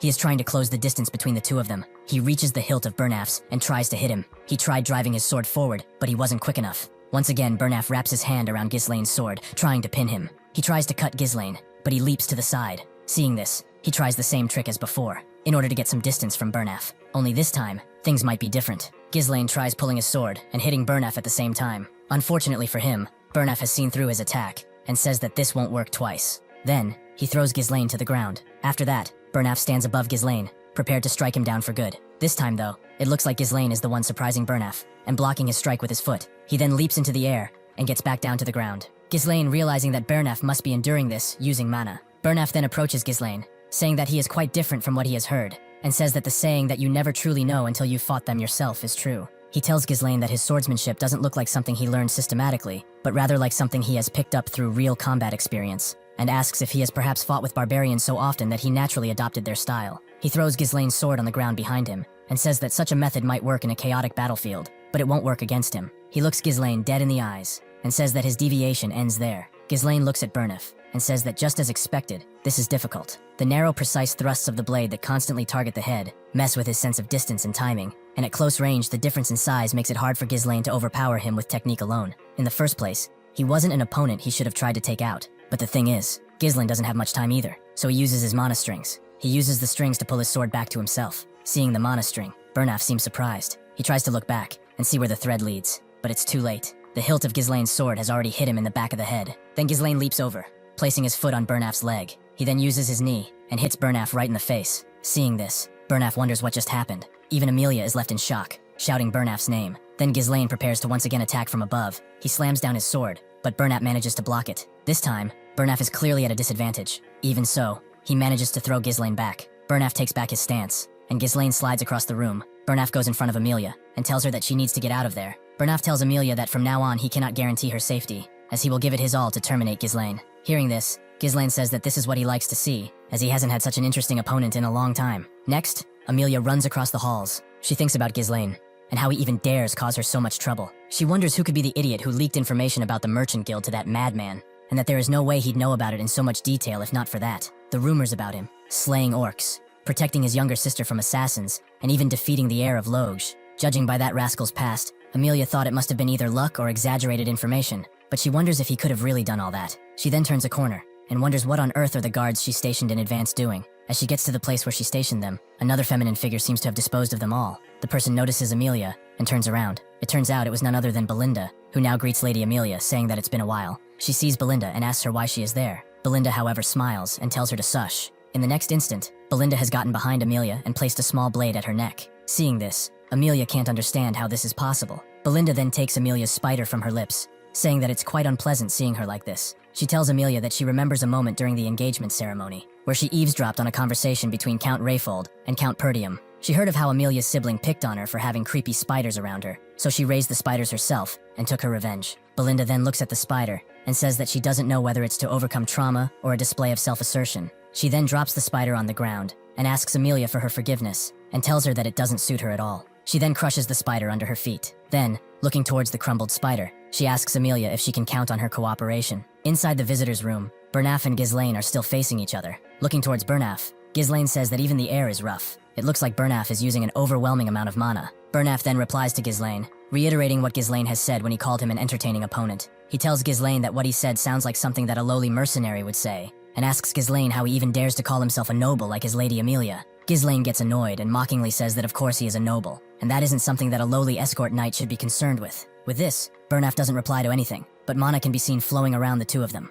He goes for an attack on Ghislain and starts speaking to him. As Ghislain blocks his attack, Bernaf tells him not to disgrace the nobility. Attacking Ghislain, Bernaf's attack so fast, it looks like there's 100 swords coming at him at once. Ghislain is clearly taken by surprise. Even so, he manages to parry all the attacks. He barely manages to dodge his attacks anymore, and they all seem to be aimed for Ghislain's head. Even Ghislain acknowledges that Bernaf is fiercely pushing forward. Then, Ghislain says that this is enough. He tries taking the upper hand. He is now the one attacking Bernaf and pushing him back. But Bernaf seems to be blocking all of his attacks, leaving him open. Ghislain also understands the situation he is in, and Bernaf starts talking to him. As he launches his next attack, Bernaf tells him that it looks like that was his final attack. This time, it looks like Ghislain won't manage to escape unharmed. Blood splatters, but Bernaf is shocked by what he sees. Ghislain braced himself for the injury and used his shoulder to push away his blade. Then he takes his sword and once again tries to strike Bernaf. Seeing this, Bernaf acknowledges Ghislain's skill, saying that indeed, it looks like he cannot let his guard down until the end. However, Bernaf is still confident, moving Ghislain's sword to the side with his next attack,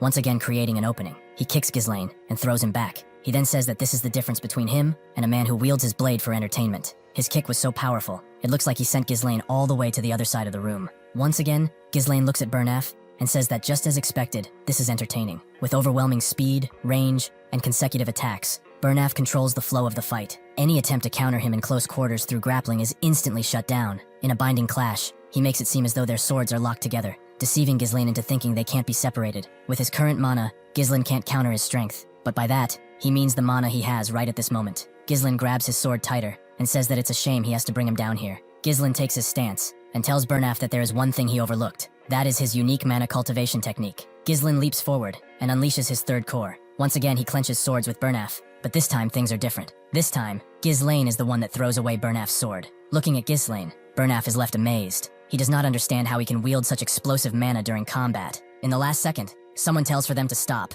and Ghislain stops with the tip of his sword touching Bernaf's forehead. This was Belinda, taking Amelia hostage. Amelia tells Ghislain to take the 10,000 gold and get out of there, as Belinda still holds the blade to her neck. Ghislain looks over and says that what happened was a whole hassle, and that it all would have been easier if Amelia would have handed him the money when he asked. Then he takes away his sword, and a small stream of blood starts flowing from Bernaf's forehead. As Ghislain turns away, Bernaf falls to the ground, and Belinda asks Ghislain if this isn't a little much to call it a lover's quarrel, and Ghislain said that they've just had a bit of difference in opinion. Ghislain then places his sword on his shoulder, and says to Amelia that he has some unfortunate news for her. It looks like the fee just went up to 20,000 gold. In the main hall, all the soldiers are left on the ground. The visitor's room wall has a hole in it. The vase on the table fell on the ground as the cat was hiding under the other couch still standing. It looks like Amelia was the one that broke this case, annoyed by what just happened. Bernaf lets his head down, apologizing to Amelia, and tells her that Ghislain was a strong individual. Bernaf says that in an instant, Ghislain emitted mana surpassing that of an advanced level knight. Thinking about what happened, Amelia thinks that Ghislain must have really changed. Bernaf asks if Amelia would like for him to report this to the Delphine Duchy, but it looks like these words were not to be spoken. Out of nowhere, Amelia smacks Bernaf over the face. He grabs Bernaf's collar and tells him to watch his mouth, asking if he understands how scary of a person that Duke Delphine is. Amelia tells Bernaf that if he finds out about today's incident, they are all done for. She tells Bernaf that the reason for which she secretly allied with Duke Delphine without her father's knowledge was because they had a covert agreement. He would support the rebellion she would lead in exchange for her assistance in bringing down Perdium. The moment this is exposed, it's certain that her siblings will kill Amelia. If he knows the secret of the Merchant Guild, he might also know of this agreement. Therefore, they must do whatever it takes to kill Ghislain. Hearing this, Bernaf bows his head and says that he understands. Amelia asks how was the condition of Ghislain's body, and Bernaf says that he managed to leave right injuries on many parts of his body and a heavy one on his shoulder. Not only that, but because he had spent an explosive amount of mana, he would not be in his best condition for some time. However, there is something else. To not leave any traces, they cannot use the knights from their land, and Amelia agrees. She then turns to Bernaf, saying that this is why they have them trained for times like this, and Bernaf can't believe Amelia refers to them. She wants to use the wildcats to kill Ghislain.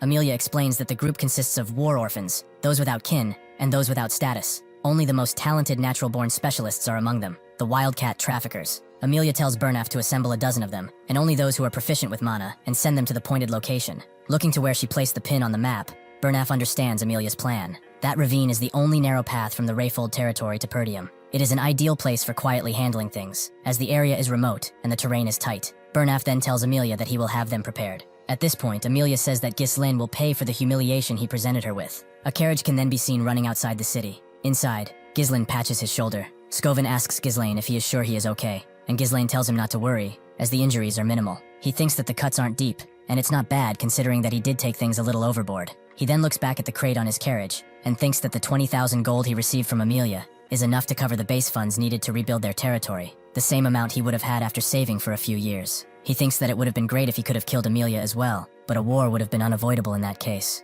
Ghislain cannot risk the safety of their territory because of his momentary whims. He thinks that Perdium is having a difficult time dealing with just the barbarians, so it's ideal that he backs off here. The fact that he knows about the secret of the Arctium Merchants Guild will put enough if a burden on Amelia. Ghislain thinks that this time around, he will make good use of Amelia. Belinda then looks at Ghislain without saying anything. She asks Ghislain if things are going exactly as he said, but he is not sure what to reply. Belinda talks about the orders she was given by Ghislain, how he told her to subdue the guards once she heard fighting noises on the inside, and to take Lady Amelia hostage when she came out of the room. Ghislain then remembers that he has indeed said that, but he told Fergus to do the last part. Then, all of a sudden, Ghislain feels a sharp pain. He starts coughing up blood, and Fergus is scared. Looking at his palm, Ghislain thinks that this must be the recoil from opening up the third core, and thinks that it's still better than last time, but it'd be troublesome to go through this every time he decides to use his power. He thinks that he needs to find a way to increase his mana quickly, while Belinda takes his hand, which seems to shock him a little bit. She places 2 fingers on his wrist, looking at something. She takes the small blade she used to threaten Amelia with, and says that the flow of mana in Ghislain's body is a mess. Then she starts puncturing his palm in different places. It looks like Ghislain has realized what she is doing. Suddenly, he feels the need to let air out. It looks like he let out mana itself. Looking at his hand, he thinks that it looks like his entangled mana road has opened up a bit, and that this is a method which can only be executed with a deep understanding of mana. Ghislain then raises his gaze, and thinks that she knew Belinda wasn't just an ordinary maid ever since his mother brought her in. The real question is, who really is she? He cannot understand why such a skilled individual is working as a head maid in the countryside, but it doesn't really matter. Ghislain thinks that it's good to have as many skilled individuals as possible on their land, because the ones he's encountered so far are just the beginning. As the carriage rides as fast as possible, Belinda starts a conversation with Ghislain. She tells Ghislain that she will help him with anything, because she trusts him unconditionally, and asks Ghislain why he needed to take such a huge amount of money from Lady Amelia. Ghislain thinks of a response, but can only tell Belinda that he needs to spend money. and Amelia is the only rich person he knows. Hearing this, Belinda can't believe it. She starts shouting at Ghislain, saying that if this is the only reason, he will be in big trouble after Count Rayfold finds out about him breaking the engagement and the whole situation. But Ghislain assures Belinda that everything is fine, and that Amelia cannot tell her father about this. Then, Ghislain asks Belinda if she really trusts him. She says that she does. Belinda asks if Ghislain isn't going to at least tell the person that too, the risk with him what he is going to use the money for. Ghislain then tells Belinda that he is going to use it for the Forest of Beasts, which seems to scare her for some reason. It turns out that Ghislain wants to pioneer the Forest of Beasts. Hearing this, Fergus says that he cannot, as development has been attempted there ever since his great-grandfather's time, but it wasn't possible. Ghislain, however, cuts Fergus short and asks him if he remembers Ghislain's request before entering the castle. Hearing this, Fergus starts sweating. He bites his lip under his thick mustache and goes to speak. He tells Ghislain that the person he has asked him to find was indeed at the location he mentioned, and asks him if he is sure about him as his condition wasn't the best. Ghislain tells him that as long as the person is alive, it's fine, and that they should head down there right now, but Belinda says they need to return him for now, as they can't wander around in Ghislain's current condition. Ghislain asks Belinda if she really thinks that Amelia is going to let them go easily after what they've just done to her, and it seems like she agrees. Ghislain then thinks that knowing Amelia, she will try to either kill him or silence him. Belinda starts shouting, saying that she is good at fighting and that old man Fergus is still a knight. She wants to say that she can handle it, but Ghislain cuts in, saying that while she is reliable, this is not her role. He then tells his companions that he needs a vanguard. That is why they are on their way to meet him. At the dawn of night, it looks like they've arrived at a beaten-down cabin in the woods. Ghislain goes to knock on the door. Looking around, Belinda says that it's almost as if this place is abandoned, and Fergus says that the address points them to here. The door opens, and someone comes out, an old man with bushes for eyebrows. Looking through his long eyebrows, the man asks who came to disturb him. Seeing him, everyone is in shock. Belinda asks Ghislain if he is sure this is the right person, and says that he doesn't think he is in any condition to fight, let alone survive tomorrow, and Ghislain says that this is the right place. Looking at Ghislain, the man realizes something. He goes back inside, closing the door rapidly, and realizing Ghislain is a noble, asks him if he is bored, telling him not to waste his time and get lost, but Ghislain tells him to wait. It appears that Ghislain calls him by a familiar name and title, the ex-captain of the Ratatosk mercenaries. He is Gillian. Hearing this, the man turns around and takes another look at Ghislain. Ghislain extended his hand, and told the man that he longed to see him. Hearing that name, neither Fergus nor Ricardo can't believe it's him. The Ratatosk mercenaries is a group that only those who have mastered most weapons can join. Although they no longer exist, their bravery is such that any knight, even in foreign lands, is bound to hear their name at least once, and the captain of that mercenary group is Gillian. Once again, with his hand extended, Ghislain tells Gillian that he has come to meet him. All of a sudden, an axe flies towards Ghislain's head. Ghislain moves his head and dodges it. Seeing this, no one can believe the speed of what just happened. Gillian throws his cards on the face and tells Ghislain that he didn't expect for someone like him to know who he was. At this point, everyone has gotten in front of Ghislain in order to protect him. With a menacing look on his face, Gillian asks them to state their business. Belinda puts his hand in front of Ghislain, telling him to stay back, saying that this man is not in his right mind. Ghislain speaks the words, "The eternal punishment." This is sure to get Gillian's attention. Ghislain tells the man that he knows the cure to the incurable illness his daughter is suffering from. He then asks the man if this piques his interest. High fever, coughing blood, and red spots blooming like flower petals on the skin. The sight of the patient writhing in pain, resembling a prisoner under punishment, gave this incurable disease its name, the eternal punishment. Inside the hut, it looks like the man's daughter is in tremendous amounts of pain. Gillian goes to hug his daughter, shouting out her name, Rachel, as she screams in pain. Looking at her, Ghislain thinks that it's not too late for her. He tried searching for Gillian to recruit him, but he was not of this world by the time he found him. He had given up everything and ended his own life as soon as his daughter passed away. Judging from the condition of this house, all of his assets must have been spent on treatment for his daughter, and the only thing left are the weapons. Rachel keeps screaming, saying how much everything hurts, and saying that she just wants to die and be done with it, begging her father to kill her. Ghislain takes off his coat, thinking there is no time to waste, and tells Gillian that he will start the treatment right away. Before he is able to start, Belinda places her hand on Ghislain's shoulder. He looks at Ghislain and asks him to go away. She tells Ghislain that she doesn't know what he is trying to do, but this isn't something he can solve with just strength. It is a disease so severe that even priests can't cure it and call it a punishment from the gods, and asks Ghislain what he's planning on doing. Ghislain stretches up, saying that he can fix her, and Belinda shouts at him to stop. Ghislain then turns around, asking Belinda if she still trusts him. Hearing this, Belinda cannot say anything anymore. He then hands her a piece of paper, telling her to take it. He tells Belinda to purchase all the medical herbs on that list and come back. Seeing this, Belinda can't believe what Ghislain is doing. Ghislain then thinks that for wandering mercenaries without a home, knowledge is directly tied to survival. Eternal punishment. Although it's an incurable disease right now, a cure will be discovered in the future. It became quite a hot topic back then, especially since the method was relatively simple. Thanks to that, Ghislain can remember it clearly. The only problem was the exorbitant cost of the ingredients. Ghislain needed to get his hands on the fairy's blessing. He needed to finally chop the fairy's blessing and the herbs, pack them tightly into a bottle, and pour distilled alcohol over them. Shake well to mix it thoroughly and let it sit for a while. Then, add the remaining ingredients, and stir. Ghislain then presents Ghislain with a little bottle. He gives it to the man, and tells him to have Rachel drink it. Thus, Ghislain pours the bottle in his daughter's mouth. Immediately, the crying stops. Within moments, the red spots start to fade away. It looks like Ghislain has really managed to cure her. Seeing this, no one can believe it. Fergus and Belinda both acknowledge the fact that Rachel is getting better before their eyes. Ghislain starts smiling and wonders if the medicine really worked. Looking at her from behind, Ghislain says that just as expected, the medicine works well. Ghislain turns around, asking him how he managed to do that, as not even divine power was able to cure her. Ghislain explains to the man that the priest's divine power isn't omnipotent. It only enhances the body's vitality and strengthens a person's regenerative abilities to help overcome the illness, which is different from a fundamental cure. With shaking hands, Ghislain goes to grab Ghislain. On his knees before Ghislain, Gilliam asks if his daughter can really be cured. Ghislain looks down at the man and guarantees to him that in a couple of months she will be cured. Hearing this, the man cannot believe it. Ghislain kneels before Ghislain, placing his hand on his chest as a sign of respect. With his head bowed, Ghislain asks Ghislain what he wants from him, as he must have traveled all the way here to find him, because he wants something from him. However, he says, all he has left is this useless body of his. Ghislain then shouts, saying that if Ghislain needs him to be his dog, he shall be. If he commands him to be his slave, he will do as told. Ghislain tells him that he needs none of those things. What he needs is Ghislain, the captain of the Ratatosk mercenaries, and extends his hand to the man. Ghislain looks at Ghislain and sees something in his eyes. He says that those are the eyes of a dreamer. Ghislain stands up and grabs his tail. With an axe, he cuts it down, letting it fall to the ground. They all stand before Ghislain and look at the man before them. They wonder how this could even be. Just like that, he is completely different from before. Next, Ghislain goes towards his weapon barrels. He turns his head and asks if there was anyone else besides those here who have come with him, or if there might be someone who came looking for them. Ghislain looks at him and says that it's just them. Ghislain takes a spear and asks Ghislain if there is anyone who holds a grudge against him, and Ghislain says that there is, and that there will also be more in the future. With the spear in his hand, Ghislain prepares an attack. He throws the spear through a wall while having it tied to a rope. It seems it was aimed at a bush close by. After hitting its target, Ghislain pulls the spear back. It looks like along with it comes a man that was struck by the spear, which went right through his chest. Instantly, Ghislain takes the man by the neck, making him choke. As the man trembles in his grasp, Ghislain's question is simple. Who sent him? Trying to withhold the Ghislain's power, the man asks how he knew. Ghislain turns towards Ghislain, asking him what he would like to do with this one, and Ghislain says that he already knew who sent him. Ghislain then takes out his sword and says that he did not want to use his blade on a day like this, but it looks like it will be necessary. Seeing this, Ghislain stops Ghislain. He tells Ghislain to leave this to him. He tightens his grip and breaks the man's neck. After doing so, he bows to Ghislain, leaving Belinda shocked. Looking at Ghislain,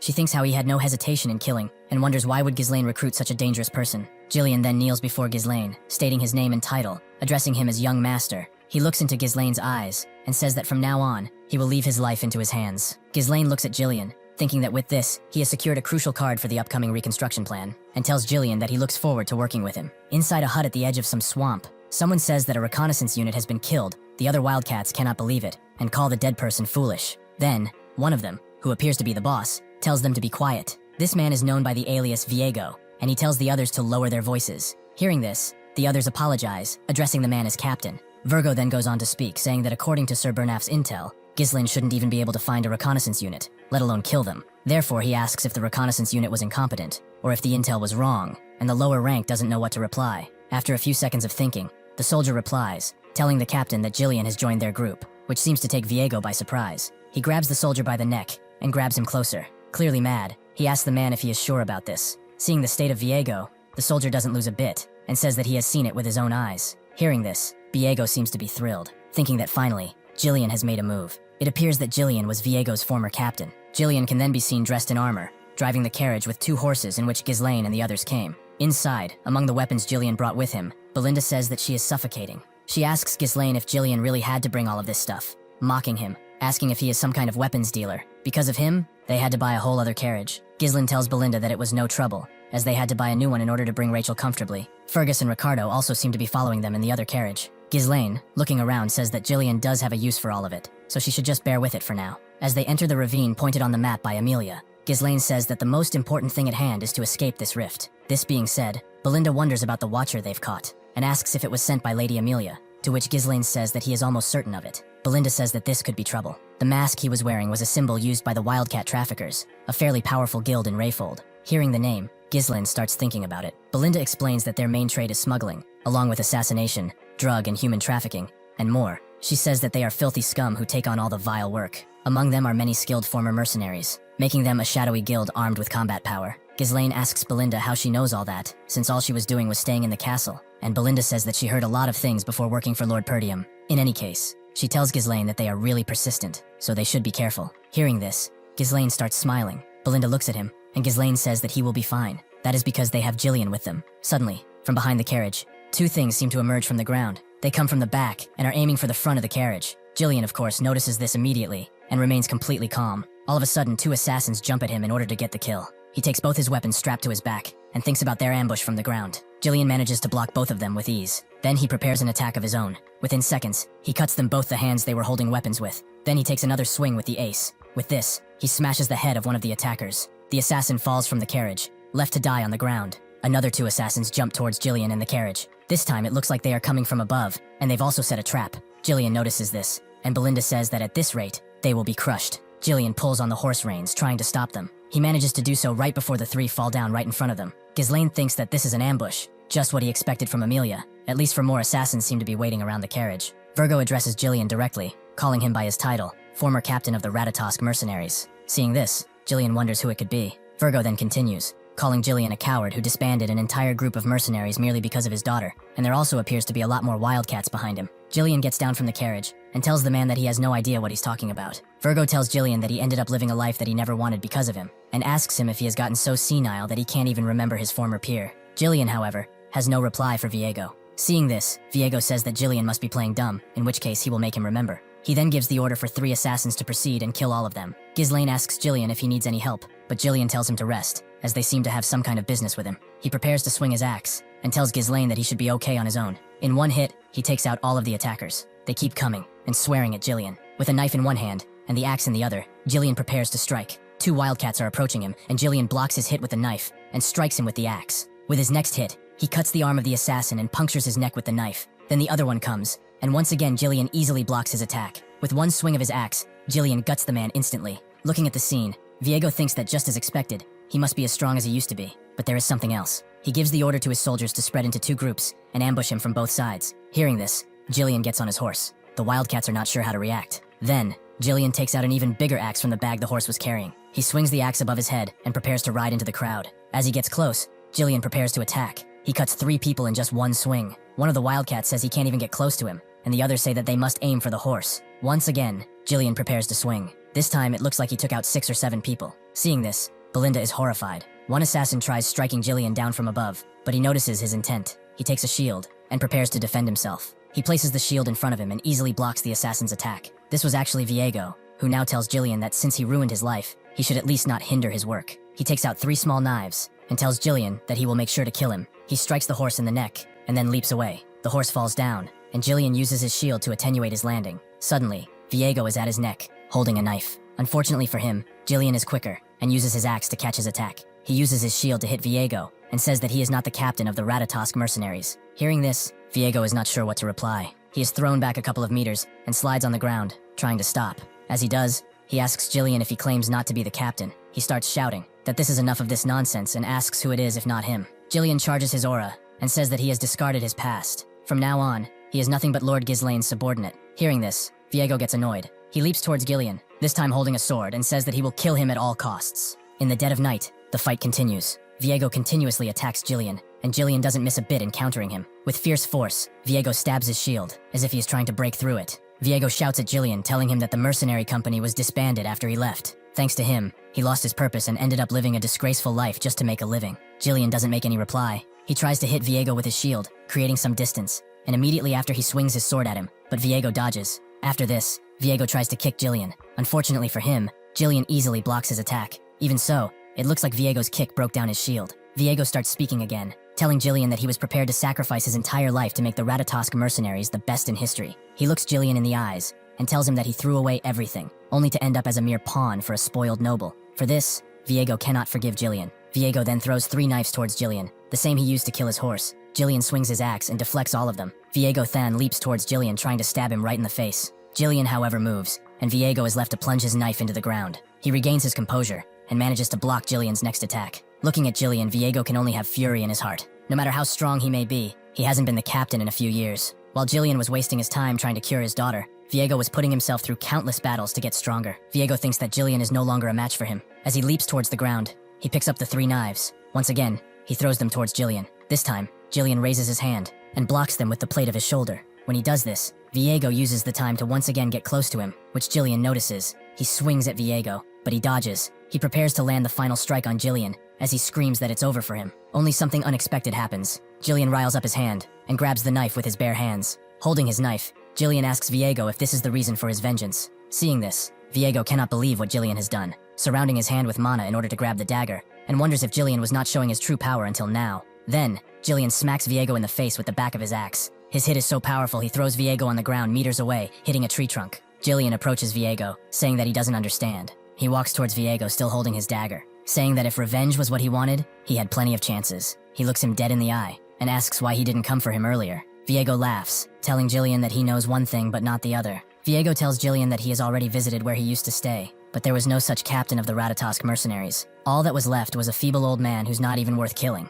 Viego smirks, and asks where did the Ghislain who he used to look up to disappear off to. Ghislain looks at Viego and gets annoyed. He throws the dagger on the ground and tells Viego to raise his weapon. Ghislain takes out his own sword and says that he too is a body bound to another's will, but at least for this very moment, things are different. He raises his sword high and says that he will show his former comrade his highest level of respect. He will fight as he used to, as the captain of the Ratatosk mercenaries. Hearing this, Viego agrees. He takes the dagger and rushes towards Ghislain, saying that now they are talking. He tries to attack Ghislain, but he blocks the hit using his sword. Viego laughs and shouts that this is exactly what he wished for. A fierce battle commences, with fast consecutive hits from both of them. Ghislain tries to swing his sword, but once again Viego gets down low. From his position, Viego tries to kick Ghislain, but he moves back. He then tries to stab him, but Ghislain blocks it. Ghislain then uses his axe to pin Viego to the ground. With his next attack, Ghislain plunges his sword in Viego's back. After this, the sharp pain makes Viego cough out blood. The battle goes on, and once again Viego tries to swing at Ghislain, but he dodges. Then Ghislain prepares to hit Viego with his axe. Seeing that Viego is completely open, and that there is no way he can parry his attack, Ghislain tells Viego that he will remember him, calling him by his former title, 5th Unit Commander of the Ratatosk mercenaries. He looks him in the eyes and states his full name, Viego Valanos. Hearing this, Viego smiles. These were his last moments alive, as Viego is left in a puddle of blood on the ground, with his knife clean, as he didn't manage to hit Ghislain even once. Ghislain then takes his dagger. He looks down at his fallen opponent and former comrade. From behind, Ghislain tells him that he did a good job. Looking around, Ghislain thinks that selling these guys loot could bring in quite a bit of money, asking Ghislain if he does not agree. However, Ghislain only bows his head and apologizes, saying that he has caused Ghislain more delay than it was necessary, and Ghislain tells him that he shouldn't worry about it. Looking at him, Ghislain thinks that Ghislain is far more exceptional than expected. When he first left home to start mercenary work, the stories about Ghislain from his seniors helped lay the foundation for him to become the Mercenary King. Moving quickly was the right choice, and thanks to that, he gained a reliable comrade. Ghislain then looks at Ghislain and asks him if he remembers who he was. Ghislain takes out the dagger and says that he does. Ghislain looks up to the sky and says that he was his old comrade.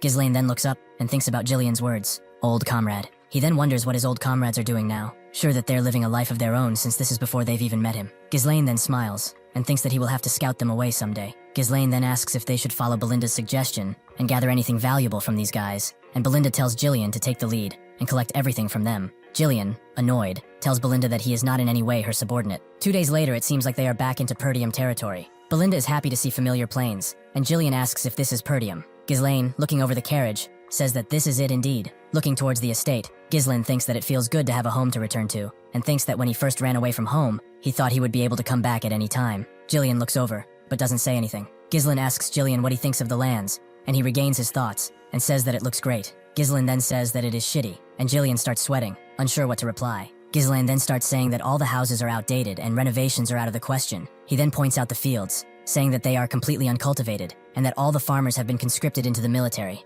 leaving the land forcibly fallow. Ghislain then starts speaking, saying that he has heard Perdium is at war because of the northern barbarians, but after seeing it firsthand, the situation looks worse than he had expected, and Belinda thinks that he wasn't someone who knew this land's situation well before. Ghislain then says something that shocks both Belinda and Ghislain, saying that he will resolve all those problems, and tells Ghislain that this is why he needs his strength. Ghislain says that it'll be a long battle to eliminate everything connected to Duke Delphine, and to protect what was taken for granted. He will revive this land no matter what. Then they approach the castle's entrance. It looks like Belinda has noticed something unusual, which caught Ghislain's attention as well. Ghislain himself seems to be shocked by what he sees. It looks like Ghislain's father is waiting for him just outside the estate's entrance. Back at the Perdium castle, it seems like things are heating a little bit after the arrival of Ghislain's father, Lord Perdium. A war council of some sort has been called for, and discussions are being led, with someone saying that they need to reduce their forces. This measure is not taken lightly, as Lord Perdium says that if they cut the forces any further, it will be difficult to maintain the front lines properly. Then, someone suggests requesting more support from the House of Rayford. To this, one of the nobles says that House Rayford is the one that reduced the support fund. As it turns out, they seem to be gathering soldiers and stockpiling food over there. Someone else then says that it can't be helped, as they also need to rebuild the Fortress of Beasts garrison that got partially destroyed during the last battle against orcs. Even reducing the Knights Order's forces is barely enough to give them some breathing room. However, someone else asks if reducing the forces doesn't pose a significant risk for them. So much is going on, and I have no idea who these people are. Overseeing the scene, Ghislain says that this is what usually happens when these three meet up. These are probably the house's most important people. Perdium's Knights Captain, Randolph, the Treasurer, Albert, and finally Perdium's General Administrator, Halmern. Ghislain then wonders how long it's been. As the young Lord of Perdium, it must have been only a couple of months, but as the Mercenary King, it has been several decades. Then, Ghislain welcomes back the most important person in the room. He welcomes back his father, Count Perdium, Zwalder Perdium, who doesn't seem to be so keen or even care much about the presence of Ghislain. From now on, I will address him as Walter, because there is no way I'm going to remember this name, let alone write it. Zwalder, what the heck is this name? As a child, Ghislain never liked his father because of how serious and strict he was all the time. But now, things are different. Now, he can see it. The countless burdens of exhaustion and fatigue are weighing on those shoulders. The responsibility of the lord of this land. Count Perdium takes a sip from his tea and tells Ghislain that he has heard about him being away from the castle for about a week. Ghislain responds, saying that he has visited the Rayfords. Count Perdium tells Ghislain that he hopes he didn't cause any trouble this time, and Ghislain says that he didn't. Albert then speaks, telling Ghislain that he has heard about his feat, how, even though it's hard to believe,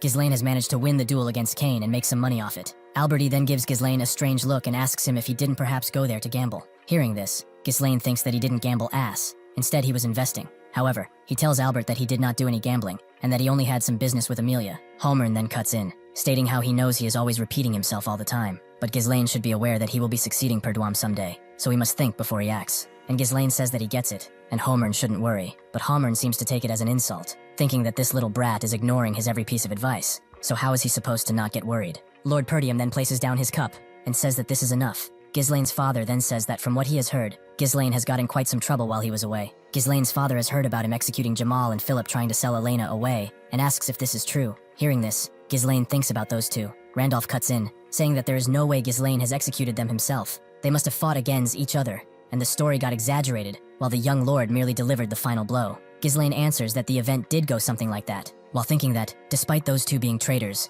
the fact that the captain's knights died at Ghislain's hand probably doesn't sit so well with him, so he might as well avoid trouble. Randolph smirks, saying that he knew it, while Ghislain's father remains silent. Then he tells Ghislain that he has done a great job. No matter the process, he says, what's important is that Elena is alive. Thinking about it, Ghislain realizes that this is the first compliment he receives from his father. Ghislain then addresses his father, asking if he can request something from him, which takes his father by surprise. Hearing this, Halmern stops him, saying that if Ghislain is going to ask for money as a reward, he will cut him right there, and Randolph also agrees, saying that Ghislain should think about the trouble he has caused so far. He then goes on to tell us all about Ghislain's feat, how he sold military provisions to get gambling money, lit the front gate on fire to grill an army horse, and melted all the armor to forge a legendary sword, to which Ghislain can only look away, and think that it really sounds like he did a lot. I was thinking that Ghislain reminds me of Logan in the beginning, but I think he is worse. A lot worse. Ghislain then goes on to tell his father that he would only ask for his permission, and Lord Perdium asks him what permission he needs. Ghislain says that he would like to pioneer the Forest of Beasts, and that's when all the faces change,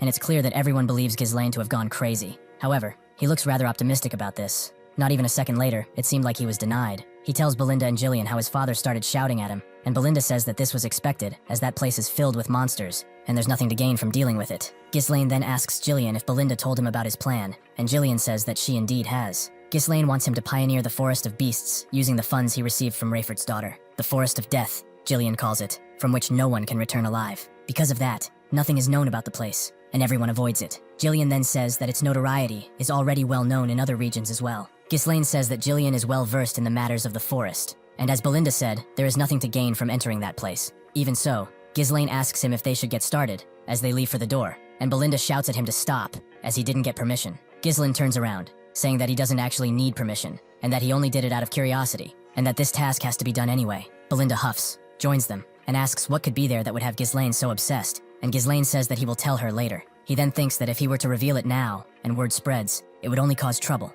But if he successfully pioneers the forest, he will be able to earn a massive amount of funds. That is because at a place not too far away from the forest's entrance, there is a massive runestone vein buried there. Runestone is an ore infused with mana, an extremely rare mineral that mages are absolutely crazy about. It is used in all sorts of magical tools, barriers, magic circles, and scrolls. Also in alchemy, magic research, and basically anything else related to the field of magic and mana. In his previous life, Duke Delphine was the one who discovered it. But now, only he knows about this piece of information. Belinda, however, is bugged that she doesn't know what this is about. She tells Ghislain that he must at least have some sort of plan, and Gillian simply says that he will obey Ghislain's orders. Ghislain then tells Belinda to head to the nearby guild and hire some mercenaries, saying that around 200 should do, but Belinda critiques him, saying that Ghislain is really not holding back on spending the money he risked his life to get earlier. Gillian asks Ghislain if he is sure about that, saying that mercenaries are a rough and unruly bunch, so with that many gathered, they'll be hard to control, and they might even turn on their employer and take everything for themselves. Ghislain agrees with Gillian, and says that this is exactly why the two of them are going to handpick the useful ones personally, but Gillian is not sure what Ghislain means by that. Ghislain then explains that they will pick the most skilled among the small-scaled mercenary group in the north, which makes Gillian realize something. It looks like he knows who Ghislain is talking about, and he doesn't like it, calling them crazy dogs. Gillian thinks that they are skilled enough, but they would turn on their employer if things go south. It looks like Ghislain is talking about a group named the Cerberus Mercenaries. Entering their territory, Ghislain says that this is the moment to put a leash on those crazy dogs. These mercenaries seem to have set up camp on the outskirts of the Zimbar territory. Through a telescope, someone sees Ghislain and Gillian approaching. One mercenary says that they are here, while the other states that those poor souls have no idea what they're walking into. Looking back through the small telescope, the man says that judging by his appearance, Ghislain looks like a noble brat, so they can make a lot of money off his back. Only he doesn't get to finish that sentence, as a hand has blocked his view. A loud noise grabs the attention of everyone inside the camp. Of course, this could only be Gillian picking the guy up by his head, most likely prepared to make it crumble with just a quick clench. The man starts screaming, calling Gillian a bastard, and asking him what he thinks he is doing. Gillian then prepares the second part of his entrance. He throws the man through the crowd of mercenaries, basically half burying the man in the ground. Seeing this,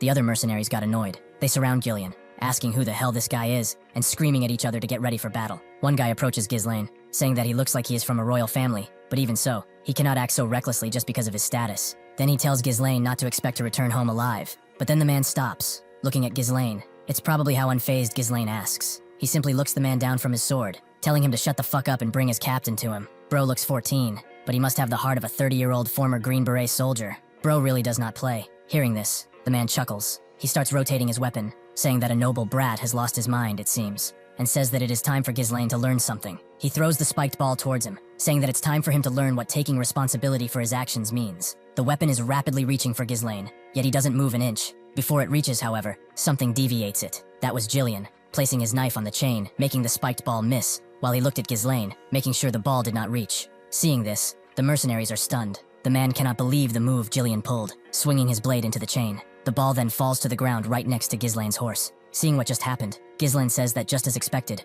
words will not reach them. Ghislain then gives his order to Gillian to do just enough damage for them not to end up dead. Gillian then uses his knife to pull on the chain, and along with it, pulls the man who is wielding it. By the position Gillian has assumed, I can only think that he is going to smack him on the ground. But that might not be it, as next Gillian wraps the ball around his head. Then he makes it land in the guy's stomach. After this one guy is left on the ground, the other mercenaries join in, saying that they will not go easy on him just because Ghislain is a noble. Gillian pulls on his sword, while at the same time pulling on the guy that he just decimated earlier. He then shoves him directly into the other two mercenaries who were attacking him. These guys fall like petals to Gillian. After defeating those three, Gillian turns his gaze towards the others that, until now, were smart enough not join this pointless fight. Looking at Gillian, they start trembling. Ghislain then decides it's time to get down from his horse. He gets in front of Gillian as he is placing the sword back in its holster, and asks the mercenaries how long they will make him wait. He tells everyone to scram away, and bring him the captain. Before any of them manage to do anything, a man joins the discussion, saying that he was sleeping well, asking what all the commotion is about. Seeing this person, all the mercenaries assume an upright position.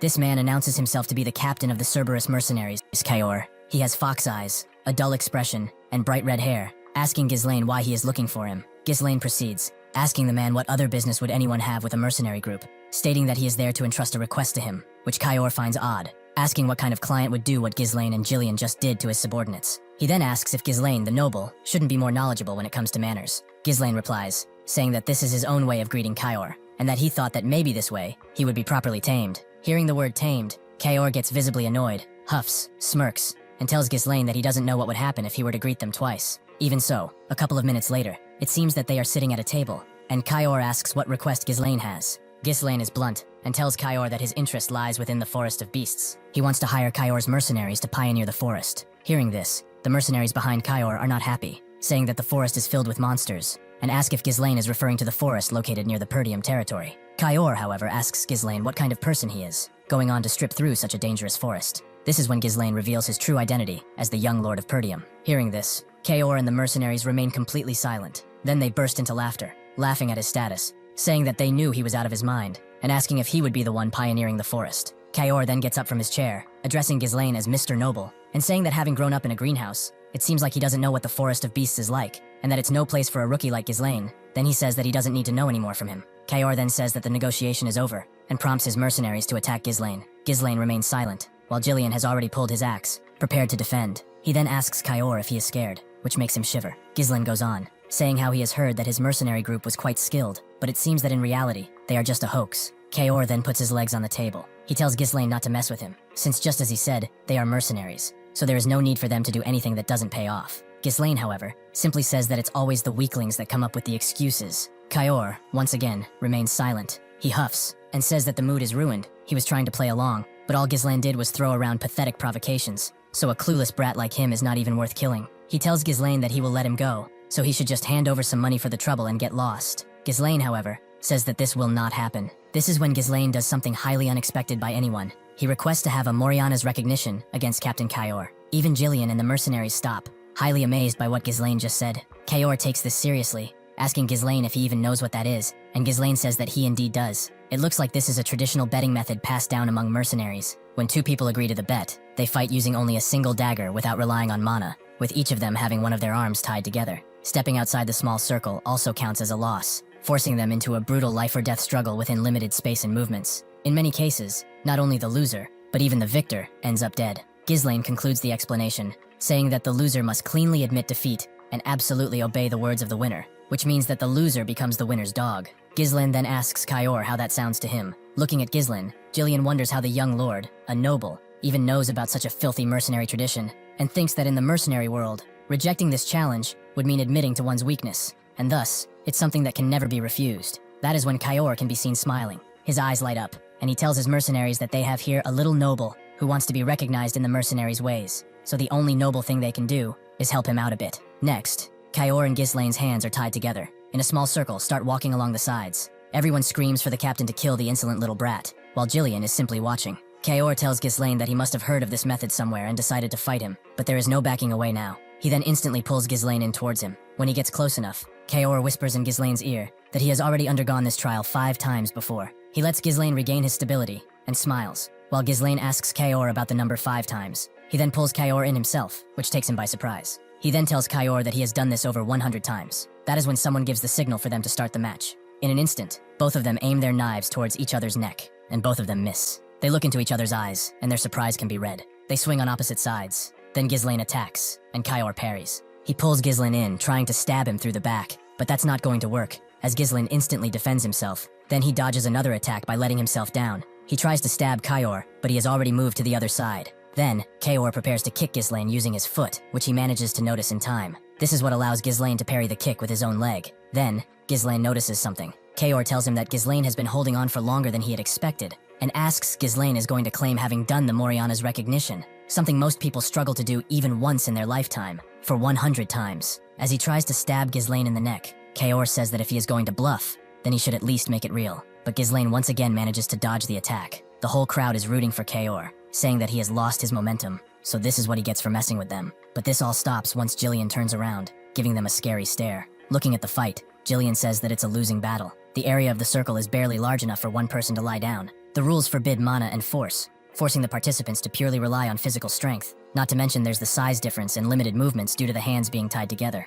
Looking at the match, Gillian says that the young lord can barely dodge or block his opponent's attacks. Meanwhile, the opponent has every opportunity to take control and dominate the fight. If the situation becomes truly dire, then he will find the perfect moment to reach for his weapon and save Ghislain. Kayor then manages to grab Ghislain's hand and prepares to throw him over his back. Only he is not able to, as when Kayor goes to swing his knife, Ghislain leaps high into the air. Then he lands on the ground right behind Kayor. But something seems to be wrong with his leg, since he parried that kick. He thinks that pain is surging from the body part he blocked his attack with, and that damage is stacking up due to a lack of mana protection. Seeing this, Kayor starts screaming, saying that Ghislain is already looking pale, and asking if he is about to hit his limit. Kayor thinks that Ghislain looks pathetic trying to resist his strength, but still, among the nobles he has met so far, Ghislain surely is the only one with the guts to do something like that. But that will not be enough, as Kayor says that he can see right through him. He thinks that Ghislain's strategy is likely to deflect or dodge blade strikes with his weapon, while enduring less damaging blows by absorbing them with his body. However, Moriana's recognition is a fight that prohibits the use of mana, therefore all the impacts inevitably stack up, and surely Ghislain is aware of the strain building up in his leg, as it shows on his face. Kayor smirks, saying that he wants to see Ghislain struggle. He pulls him in and says that this is the only thing making it interesting. Kayor then changes the hold of his knife and prepares to attack. Ghislain manages to parry it. Then he dodges the next attack, preparing to drive his knife into Kayor's stomach. But Kayor manages to parry it and throw his hand away. Then Ghislain goes low, but that was a bad move, as he is about to catch a knee to the face from Kayor. With seconds to react, Ghislain finds a solution. Once again, he uses his leg to parry it. The pain in his leg must be monumental. That is when Kayor says that it's over for him. He tells Ghislain to die, as he prepares to drive his knife through the back of his neck. Seeing this, the mercenaries are thrilled, and Gillian is prepared to interfere. But it might not be the end of it, as Ghislain smiles. Once again, he manages to evade the attack. He jumped to the ground, evading the attack. Even Kayor cannot believe the way he dodged that attack. Then he uses the ground to slide behind Kayor. This is how he manages to cut his side. Seeing this, Kayor cannot believe it. Gillian and the other mercenaries are also amazed. Once again, Kayor tries to attack Ghislain. This time, Ghislain goes under and rotates himself. When he gets the chance, he cuts Kayor's chest as well. None of the mercenaries can believe that their captain has been wounded by this brat 2 times. The mercenaries behind Gillian are saying that Kayor hasn't been using his whole strength, and prompt his captain to fight him with all his strength. But Gillian might be the only one who realizes something. Kayor wants to drive his dagger right in front, but Ghislain dodges. Then he drives his shoulder right into his chest and face. Then, he goes on the attack again. He doesn't use his dagger, but punches Kayor directly in the nose. Then, he swigs his dagger, grabbing it while pointing its tip towards the ground. He drives his knife right through Kayor's hand. Once again, Kayor tries to stab Ghislain, going as fast as he can with his knife. But Ghislain dodges even faster. In this situation, Kayor can only wonder what Ghislain has done, as just a moment ago, he was struggling to withstand his strength. The only one who saw through this fight was Gillian. He explains that swinging with power stiffens the muscles and burdens the body with rigidity, and exerting strength to pressure and take control makes him lose flexibility. That is why the young laird didn't fight against the opponent's momentum. Instead, he relaxed and redirected it to create his own flow. Gillian places his axe back and thinks that he would never have thought Ghislain would overcome the disadvantage of size this way. Even the mercenaries around them have lost their faith, asking the captain what he is doing, as he is not making anyone laugh right now. Ghislain looks down at Kayor, saying that his resolve is impressive, and that many opponents would break the rules and use mana when cornered. Kayor huffs, saying that now, Ghislain really talks like he has done this 100 times, and that he has won the position of captain through this very method. Therefore, if he breaks the rules now, he won't last long in that line of work. Ghislain smiles and says that he likes that. Kayor says that he will admit it and states that in a head-to-head match, he might be at a slight disadvantage. But here,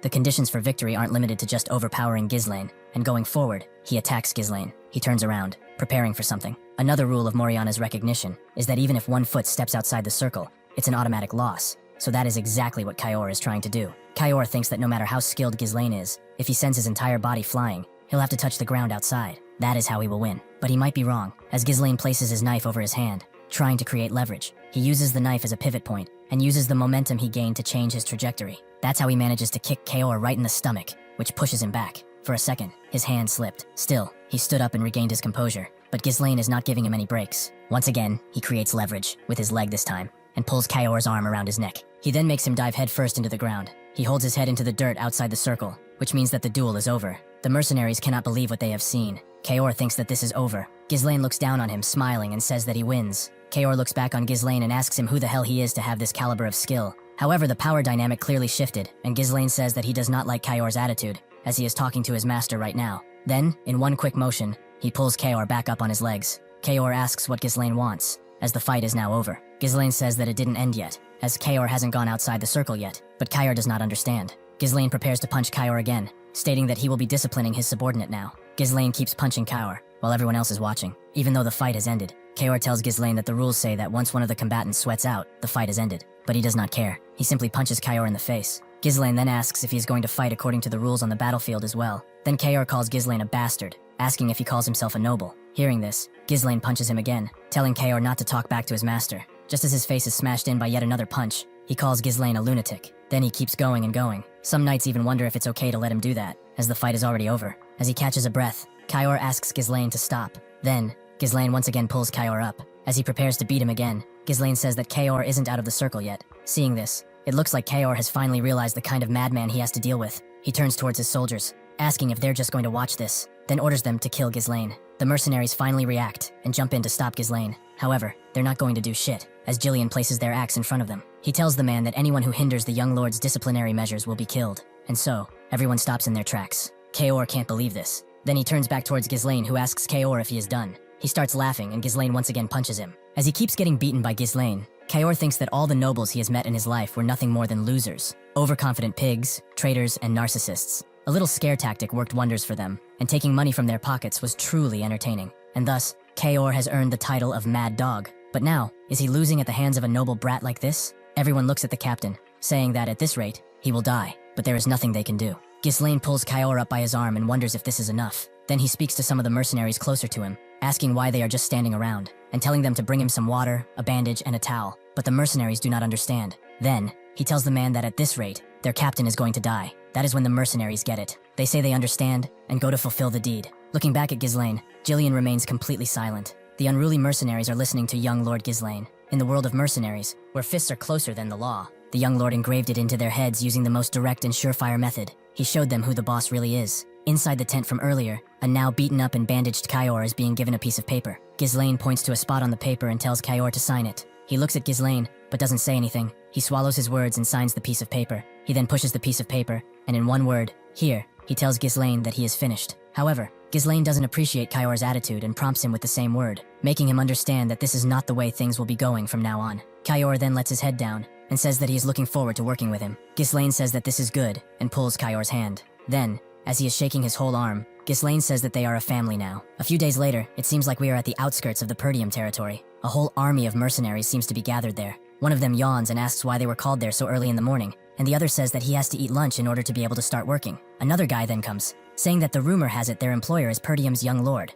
and the others start laughing, saying that he is just a brat, and that he doesn't know if he will even be able to handle the mercenaries well. Then, some other guy says that maybe this will turn out to be easy work. Someone then claps their hands and asks for everyone's attention. A massive guy says that to handle a brat employer, they need a representative. One of them recognizes the guy, asking if he is Gordon the Muscle. The guy flexes his biceps and says that he is, and once again today, he has thoroughly pursued the admirable pursuit of everyone discussing ideas to reap the rewards without working hard. However, if they don't unite their voices, they will not be able to achieve the results they desire. And some guy says that there was indeed one time when some dumbass made an unreasonable request, and the whole thing fell apart. The guy with the shield asks Gordon what he is going to do, and Gordon says that in a citation like this, he needs to know his boundaries. He says that he will pressure the employer as the representative, so everyone should share their compensation for his hard work in the bag he is holding. The gold coins start pouring, and the guys say that if Gordon is the one representing them, everything should be fine, and that his giant build helps in situations like this. Then, they are interrupted by a man stating the arrival of someone. In the distance, Ghislain can be seen riding towards them on his horse. He looks like he has come alone,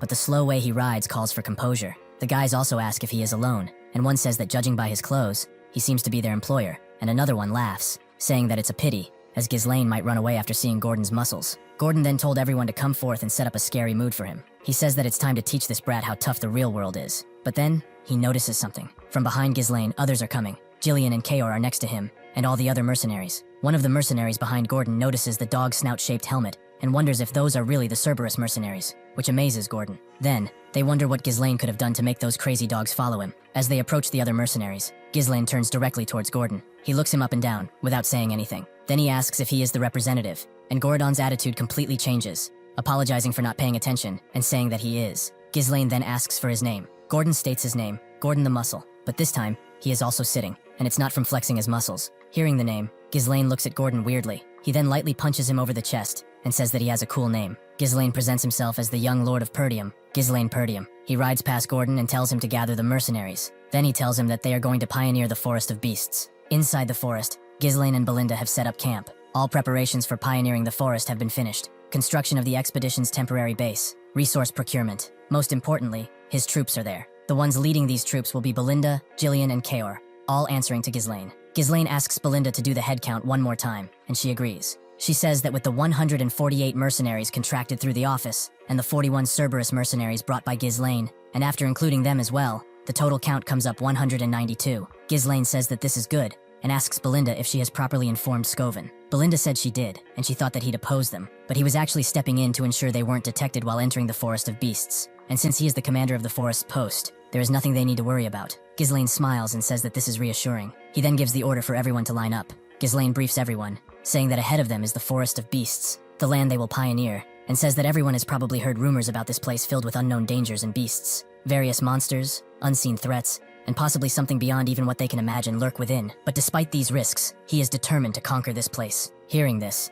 the mercenaries from the office are getting cold feet, saying they didn't know they would be venturing in there, and some even ask what if they won't make it out alive. Hearing them, Belinda asks how they dare interrupt the young master while he is speaking. They haven't even entered the forest, and the threats have started showing up. Ghislain says that everyone who wishes to withdraw may do so now. However, if this mission succeeds, he can promise everyone 3 times their current pay. Hearing this, the offer now sounds appealing to everyone. Belinda, however, is not keen on Ghislain's words, whispering to him that he shouldn't say this kind of bullshit, as they have already spent all their funds on the preparations for this. But Ghislain says that this is how you boost morale. Even so, he thinks about the crystals and says that he will be able to pay everyone and still have more left over if this mission succeeds anyway. Ghislain asks Belinda if she trusts him, and she huffs, saying that she has no choice but to do otherwise. Hearing what Ghislain has promised, Kaor says that he is crazy to offer 3 times the pay, and wonders how he is going to live up to his promise, but Gillian assures him that Ghislain is always a man with a plan. Ghislain then calls on everyone to pay attention. He enters the forest and says that it's time for them to move. Inside the forest, it seems like the expedition has started with them gathering or simply cutting down the trees in the forest. Ghislain cuts down a tree, and we can see it fall to the ground. He then looks up and says that finally,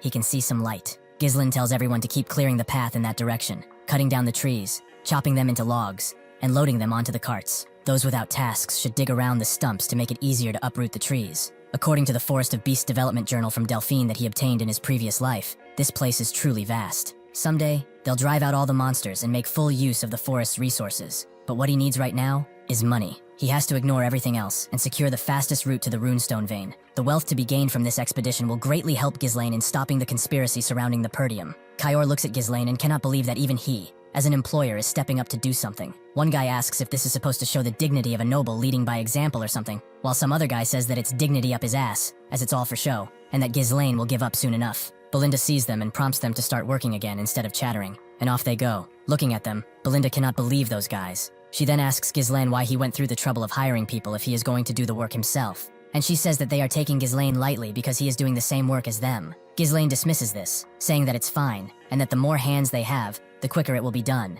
Besides, it's not a good idea to stay good for long. Belinda says that if Ghislain says so, then she agrees. And then she says that Ghislain talks like he knows everything in advance, but Ghislain remains silent. Bro told her in the first 15 minutes after waking up, and she doesn't believe it. Once again, Kaor is amazed, saying that their employer even has women worrying about him, saying he is jealous. Meanwhile, someone has not only become a dog, but is also walking into hell with his own 2 feet. Gillian then turns around while carrying that log and hits Kaor. This makes Belinda and Ghislain turn around, and Kaor asks Gillian if he is picking a fight. Ghislain looks back and says that until now, everything has been going smoothly. The Duchy of Delphine, which conquered the kingdom and established a new dynasty, began large-scale development on the Forest of Beasts, but Ghislain couldn't figure out why they chose to develop that place specifically. Instead, he managed to obtain a development journal that recorded the location of major resources and the ecosystem of the monsters. Thanks to that, he came somewhere prepared, but still, some of the mercenaries are wondering what Ghislain was thinking, bringing hundreds of lanterns, as torches would have been cheaper if he wanted to use them at night. Looking back at everyone, Ghislain says that the absence of any incidents makes him feel uneasy. He only read about them in the journal,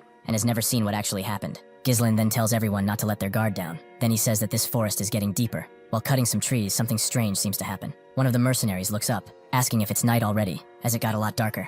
And the other smirks, saying that Ghislain and the others warned them that this was a dangerous forest, but they haven't even encountered a single monster yet. They keep discussing, with one of them saying that it was perhaps just a false rumor, and then thinks that they would have had it easy without Gordon doing something anyway. And the other replies that he would kinda feel bad for getting paid triple for something like this. All of this, while one guy tries to kick Gordon to give his money back, but Gordon notices something. He calls for the others, getting their attention. Gordon is turned around and asks his friends about the trees they've cut on their way there, as there must have been countless trees they have cut down. The others agree with Gordon, and then they ask him what happened. It looks like the path they came through is blocked by a giant tree, and Gordon doesn't understand what is happening. This is the moment the others understand as well. Ghislain gives the order for everyone to pay attention. They all take out their weapons and prepare to fight. Some of the guys are still not understanding what is happening, and are asking why the sudden change in atmosphere. Ghislain then calls for Gordon, telling him that he will die if he stays there. He then tells Gordon to come towards him slowly, one step at a time. Gordon agrees and turns, but on his turn, he hits one of the trees with the log he was carrying. Then, Gordon falls to the ground.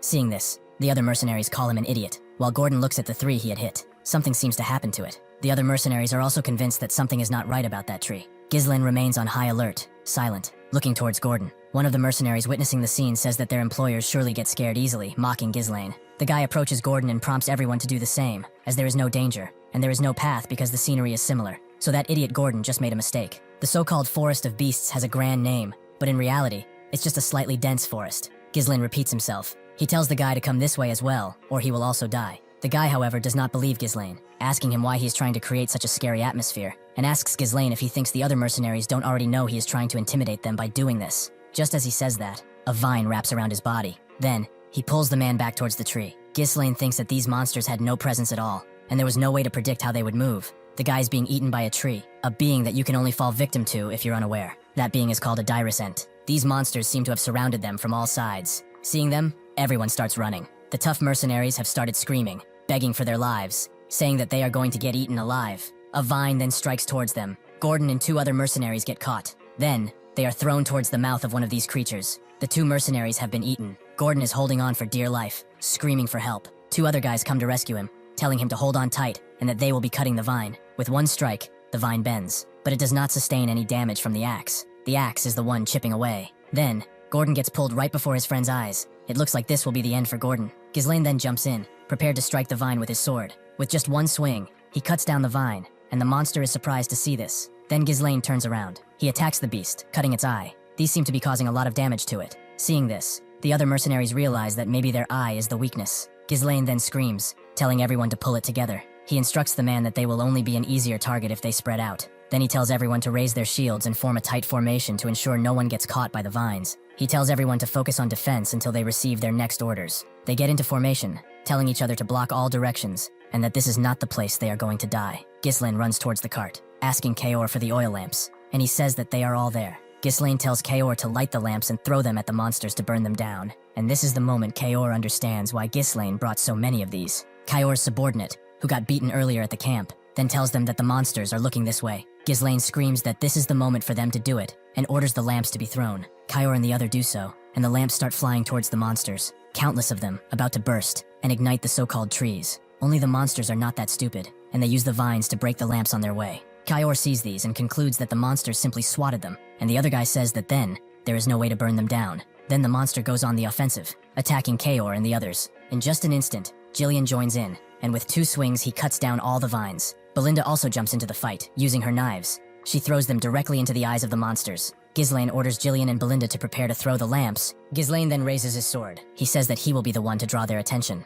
Belinda asks the young master to be careful while doing this. Ghislain then starts swinging his gigantic sword. Bro rotates around in a circle, cutting all the vines down. Even so, the monsters are relentless, but so is Ghislain going more and more on the offensive. Then, as he gets closer, one of the monsters does something strange. From behind the shields, some mercenaries say that those monsters also have legs, and they are not just trees, and think that at this rate, Ghislain will get stomped on. Ghislain, however, proves everyone the opposite, simply using his sword to cut the leg down. Then he leaps from the ground, driving his sword directly through the beast's eye. After this, all the other monsters are also gathering around Ghislain. This is the moment Belinda orders all the lamps to be thrown. Once again, the lighted lamps are all flying towards the monsters, and one guy says that surely this time it will work. And it does, and the monsters catch fire. Seeing this, Kaor and his subordinate are happy. Ghislain then turns around, telling them to keep throwing and not stop. They can't stop until all of them are burned down to a crisp, and this is exactly what happens. Seeing this, some of the mercenaries say it's amazing, and that they never thought they had a chance of fighting back against them, while another one is concerned that at this rate, the whole forest will burn down.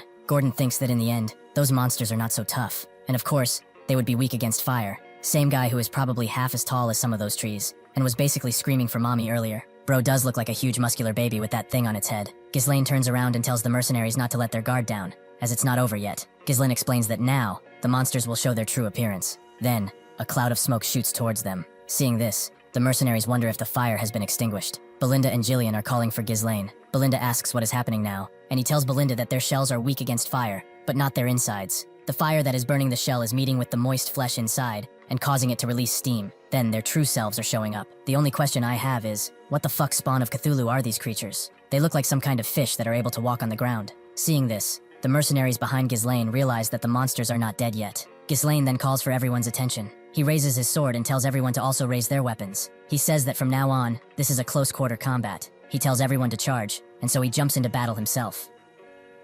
Everyone behind Ghislain cannot believe his act. A close-quarter battle against those monsters cannot be done, they say. The monsters could just stomp them to death. The Cerberus mercenaries and their leader have a different opinion, it seems, as Kaor says that he has been waiting for so long for this. All of this, while Belinda tells Ghislain to be careful. Jillian then turns towards the other mercenaries, and asks them what they are hesitating over. He then says that this is an order from the young lord, so they should trust him. Then the mercenaries stop to think about it for a second. Then they say screw it, and they jump into battle, saying that they believe the employer will do something about it. They should trust him and follow his order. Ghislain explains that they will be able to cut the monsters without mana, as all of their bark has been burnt away, so they shouldn't be afraid, because now, they are nothing but huge target dummies. Hearing this, Kaor, Jillian, and Belinda cannot wait to annihilate them just as Ghislain ordered. The battle is cruel and awful for the monsters, As he prepares to attack again, Ghislain says that hesitation means death. His role is to eradicate all hesitation from his followers. Then he drives the tip of his sword into the mouth of a creature. Then he pulls it through its flesh, killing it. Ghislain says that his role is to instill the will for making the impossible possible. After this,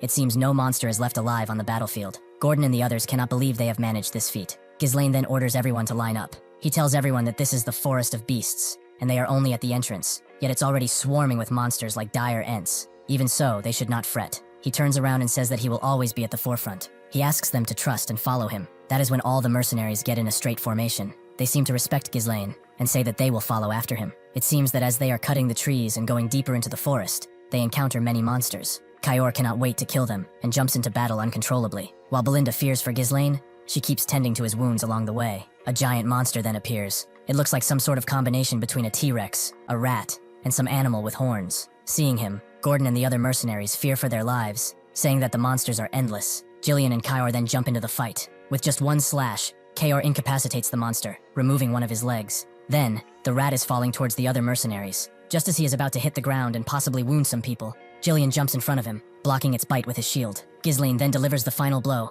dropping with his sword from above, and killing the monster. He then turns away and asks if anyone has been injured, and the mercenaries say that they are all okay. Then, the formation of mercenaries goes forward with their shields up, with one of them telling the others not to leave the employer's side if they want to survive, and the others taunting the monsters to come at them. Seeing them, Jillian says that the formation looks decent now, and Kayor explains that training through real combat always yields the best outcome, to which Ghislain agrees. Ghislain then tells everyone to keep clearing the path of the trees, as they still have ways to go. One of the mercenaries, staying behind Ghislain, is not sure what to think. He says that everyone has gone insane, and that they are all crazy bastards stuck in this crazy forest. Finally, after countless trees were cut down and monsters slain, it seems that the mercenaries have arrived at a lake. All of the mercenaries are jumping into the water, prepared to drink from it, and praising how clean it is. Seeing this, Belinda says that what they are doing is dangerous, as they have no idea what might come out of that lake, and Ghislain remains silent. Ghislain thinks that they have taken the right path so far, and that this lake is the most important milestone in reaching the runestone mine. Ghislain then gives the order for everyone to set up camp by the lake, as they will be taking a break there. Some mercenaries, while staying around a fire, ask themselves what the hell they are doing there, and say that they are still not far from the entrance, and they can't even imagine what is waiting further ahead. Then, they thank the deity that nothing has happened these last 2 nights. Around another fire, where Gordon and some others are sitting, one mercenary comes, proposing that they sneak out of the forest with him. This mercenary is called Manus, and the others do not seem to agree with him. Manus explains how they don't need to risk their lives anymore, and that their lives matter more than money. Gordon tells him that they've come so far already, and the employer said that their destination isn't too far from the entrance, so they should almost be there by now. But Manus says Ghislain's words cannot be trusted, and calls Gordon a gullible idiot. He goes on, saying that their employer is well known to be the scoundrel of Perdium, and he wants to pioneer the forest because he wants to accomplish something. Gordon's friend says that they have already been paid, doing as the employers say is their job as mercenaries. And not only that, but Gordon says Ghislain has saved their lives multiple times already. Manus gives in, saying that Ghislain is a good fighter, but they have only been lucky until now, and that Ghislain is only human, and with just one mistake, they will all die in that forest. Manus then says that Ghislain will only use them as meat shields once the situation gets dire,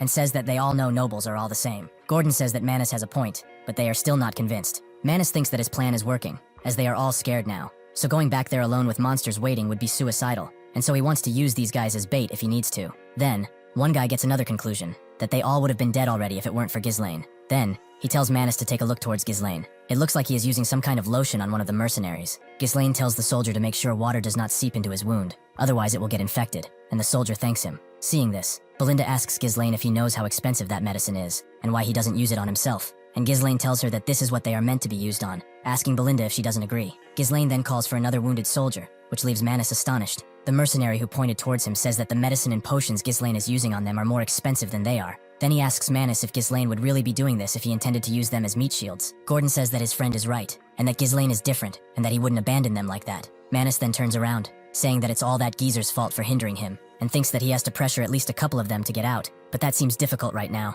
Ghislain then comes over to Gordon's camp, telling them to stop the chit-chat and make sure to rest while they can. Then he turns towards Jillian and Kayor, telling them there's something they need to talk about, and they say they understand. Kayor then asks Ghislain if he is sure he wants to let Manus be, as if it were him in command. He would have sliced his tongue off by now, but Ghislain says he is sure, as he cannot do anything due to the monsters for a while anyway. More importantly, he says, there is something he needs to confirm right now. Belinda asks Ghislain why he wanted them to count the number of lamps there right now, and Kayor says that there are currently 24 of them. Ghislain thinks that just as expected, they are missing a few. He thinks that monsters have rushed at them day and night, ever since they've entered the forest. However, they haven't seen any of them for the past 2 nights. That is when Belinda and Kyor realize something. Ghislain says that they have entered the territory of a nocturnal monster, and one with a huge influence over this forest at that. Ghislain then confirms this. He then looks towards the forest and says that the real danger begins now. Outside, Gordon seems to sleep with his gaze towards the stars. All of a sudden, something happens. He wakes up because of a light. Someone has thrown a lamp at his head. He manages to push it away mid-air,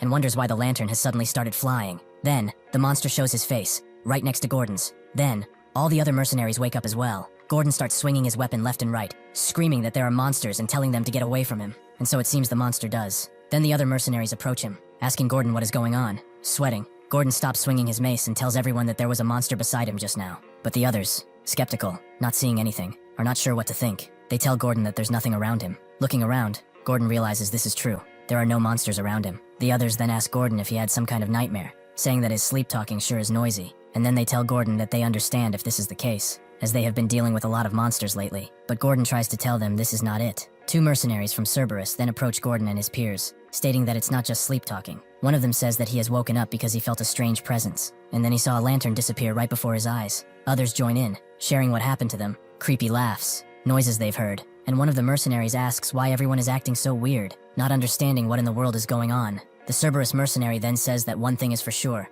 there certainly is something around this place. Ghislain then comes and tells this man that he saw right through it. As he walks into the meeting, Gillian and Kyor follow him. Then, Ghislain tells everyone to gather up. Inside a tent, Gordon, Belinda, Kyor, Gillian, and the Cerberus mercenary are discussing, while everyone else awaits outside. It seems that Gordon and the other mercenaries from Cerberus have just been told that the monsters have already surrounded them, and they cannot see them with their naked eyes. Ghislain then continues, saying that it's only natural, as this is their characteristic. They must have started following them when they reached the lake. These monsters are one of those creatures that dominate the night of this forest. Hunters of darkness, also called foresaws. They can melt into the darkness, which means that you can't see them, and that physical attacks don't work on them. A few hundred of them follow their prey and take the light away. Luring the prey into the darkness is what they excel at. This is their hunting method. Hearing the number Ghislain called, Gordon and the other mercenaries cannot believe it. Belinda says that this must be why they kept losing their lanterns, and Kyor calls them creepy bastards, wondering if they want to play before killing them. He then tells Ghislain that they should go bat the shit out of them now, asking if it wouldn't be better to strike first before they start toying with them. But Ghislain says they should wait until they're being attacked, as that's the best time for a counterattack. Belinda doesn't seem to agree, saying that they've already lost half their lanterns,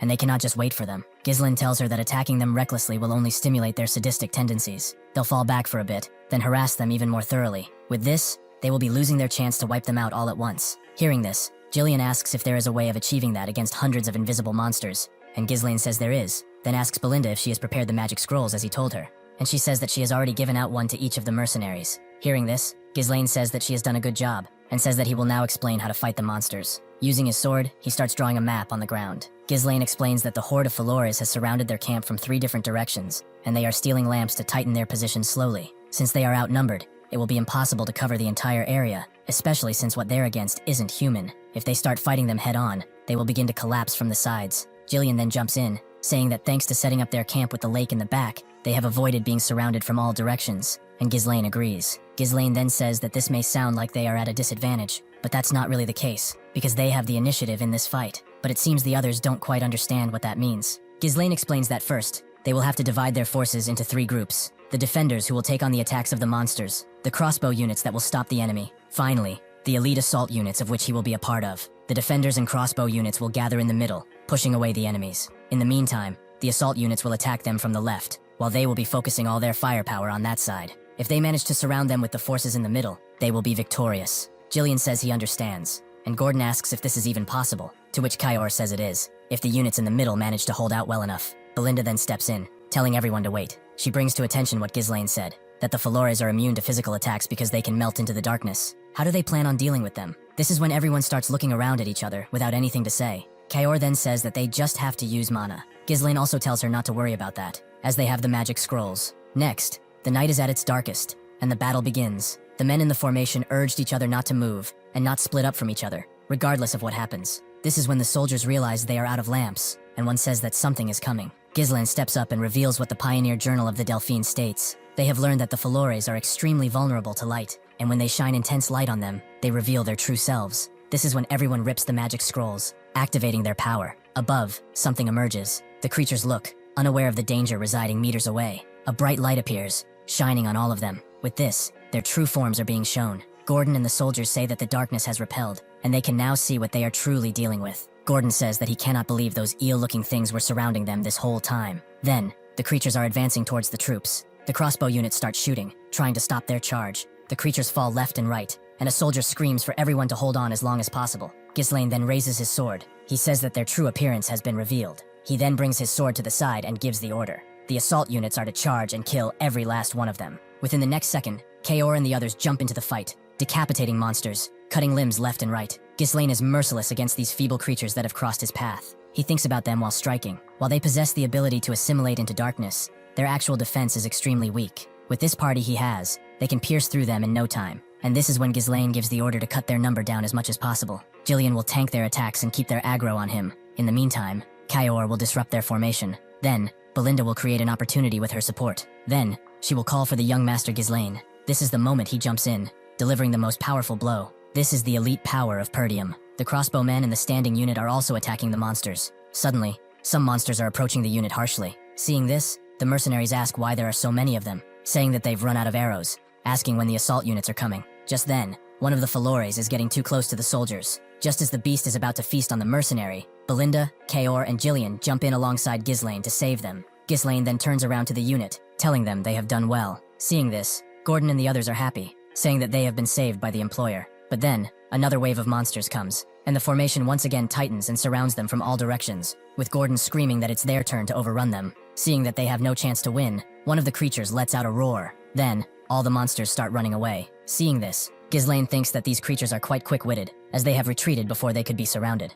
Ghislain and Belinda start running after them, and Ghislain asks Belinda if she could find the leader of the monsters, a creature with a horn on its head, as that is the one sending the retreat signal. Kaor asks if they should chase after them, while Belinda wonders if it wouldn't be better if they retreat like this, when Ghislain reveals that they tend to obsess over their prey. Even if they retreat now, they'll come back and harass them for days. There's no reason to give them another chance, as they have to avoid a war at all costs. Their system will collapse once they lose their leader, so they have to wipe them out there. Looking at Ghislain, Belinda is unsure of what to say, so she remains silent. She turns her head away, starts smiling and says that Ghislain has changed a lot. Then she pulls out a magic lasso. With it, she pulls on the branch of the tree. She uses that branch as a pivot point and the lasso as a grappling hook. Belinda leaps high into the air, giving us a great view and intercepting the creatures as they run away. Then, leading the horde, she can see the horned one. She prepares her grappling hook, ready to take him down. With one swift throw, she arranges it right around the beast's neck. She then signals Ghislain, who's running at full speed towards her. Seeing it, Ghislain prepares his sword, saying he has been waiting for this moment. In one swift motion, he closes the distance instantly and drives his sword through the horned beast. The Falora screams in agony, as it's what is being crushed by the tip of Ghislain's sword. Just as he is about to finish it, Ghislain says that this battle is over. Then he pulls his sword to the side, separating the beast in half. Seeing this, the other Falores are coming towards Ghislain. Just as they are approaching, Ghislain lets everyone know that the leader of the beasts is dead, and orders them to wipe all of them out and not let a single one live. Hearing this, everyone jumps into the fight, as it's time for their revenge, with Gordon asking if they had enough fun while hiding in the dark, and some other mercenaries saying that they'll regret trying to hunt them down. Kaor also signals the Cerberus mercenaries, telling them to make sure they won't lose to that old man, of course, referring to Jillian. Finally, as the sun is rising, it seems like Jillian and the others have managed to kill the last of the Falores. Ghislain then turns around, praising everyone, and saying that this was their victory. All the mercenaries then raise their swords, praising Ghislain. In happiness, they start cheering that they've survived and won the battle. Not a second later, Belinda comes to ask Jillian if he is hurt, and Jillian thanks her for her hard work, and Jillian says that everyone has also done well. He then orders Belinda to check the head count, and she agrees, and also tells Kaor to bring over his Cerberus fellows, as they will come with Jillian and him to spread the Falore corpses around the camp, which comes as a surprise to Kaor. He asks Ghislain if that has any sort of effect, and Ghislain explains that the smell of the corpses will chase away the other monsters, as the Falores are one of the monsters that are at the top of the food chain at this forest's entrance. Jillian then cuts in, telling Kaor that this will make the camp safer, and addressing him as Kid, which he does not seem to like. Jillian truly does not care, it seems. If it's not Ghislain, he will roast anyone. Kaor asks Jillian if he wants to settle it here and now, but he does not respond, while Ghislain watches and huffs. Ghislain then contemplates that it's been around 10 days since they entered the Forest of Beasts. Now that the Falores have been exterminated, they've eliminated all sources of danger from his planned route. The only thing left is to mine the runestones. Ghislain looks towards the sunrise and wonders if it's truly over. Belinda then comes, telling him that she has finished the head count and giving him the numbers. There are 41 people from the Cerberus mercenaries, and 126 from the contract mercenaries. That is 3 less than before the battle, and Ghislain thinks that there are no casualties among the Cerberus mercenaries yet. Hearing this, Kaor says that this is, of course, thanks to him, as he is their captain, and Jillian remains silent. Ghislain asks if there are 3 dead among the contracted mercenaries, but Belinda says she cannot really confirm that, as there are no corpses to be found around the area. Gordon asks some other guy where Manus went, and he replies that Manus has probably died while fighting, but another mercenary calls him an idiot, saying how Ghislain just told them there were no bodies found. He then says that, considering his personality, he probably fled during the battle. For him, that is too obvious. In the forest, while the 3 mercenaries, with Manus at the front, are running away, while one of them asks the other if he has heard how fierce that battle sounded just now, and says that they would really have died if it weren't for Manus. And the other replies that since they have created some distance now, they should slow down. Manus, however, calls them fools, and tells them to get it together, as they need to get out of the forest while they're busy fighting over there, and if they want to live, they should keep running. Only the 2 mercenaries behind Manus have stopped, seeing something ahead. Seeing this, Manus asks them what happened, and if he didn't hear what he said properly, but the 2 are pointing towards something. They seem to be scared shitless by something behind Manus. What looks to be some kind of giant snake by the eyes has found its prey. Seeing it,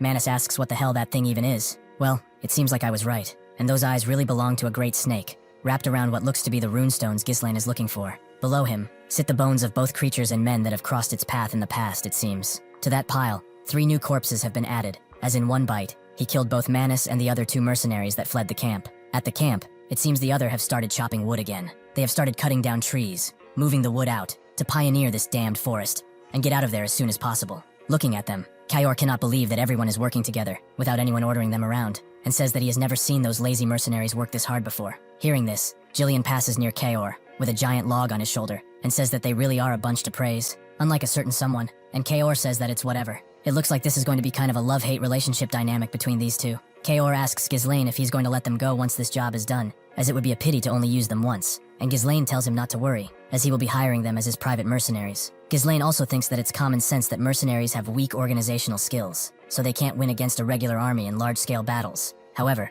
those guys have already surpassed the limits of mercenaries. Just through the experience they've gained here, they will serve as an excellent foundation for expanding their power. Finally, we are finding the name of that hooded mercenary, who seems to be like some kind of second-in-command for Kayor Gazelle, as he comes to inform Kayor that they've scattered the corpses of the Falori around the path, and Kayor tells him he has done a good job. Kayor tells Ghislain that just as predicted by him, the effect seems to be pretty good, as they haven't seen a single monster ever since they left the camp up until they got there. Not even one lone monster that had lost its way. Thinking about it, Ghislain remains silent, thinking that, hopefully, this is just his needless worry, but there might be something else there. All of a sudden, Belinda jumps from a tree, calling for Ghislain. She tells Ghislain she has returned, and he asks if she has managed to find anything up ahead. With blushing cheeks, she tells Ghislain that she did. Hearing this, Ghislain is surprised. Ghislain then turns around and tells everyone to pave their way with all their might from now on, and they acknowledge Ghislain's order. This is when Ghislain thinks that they are almost at their destination, and when they get there, everyone remains astounded. Gordon and the other mercenaries cannot believe it, saying it's impossible,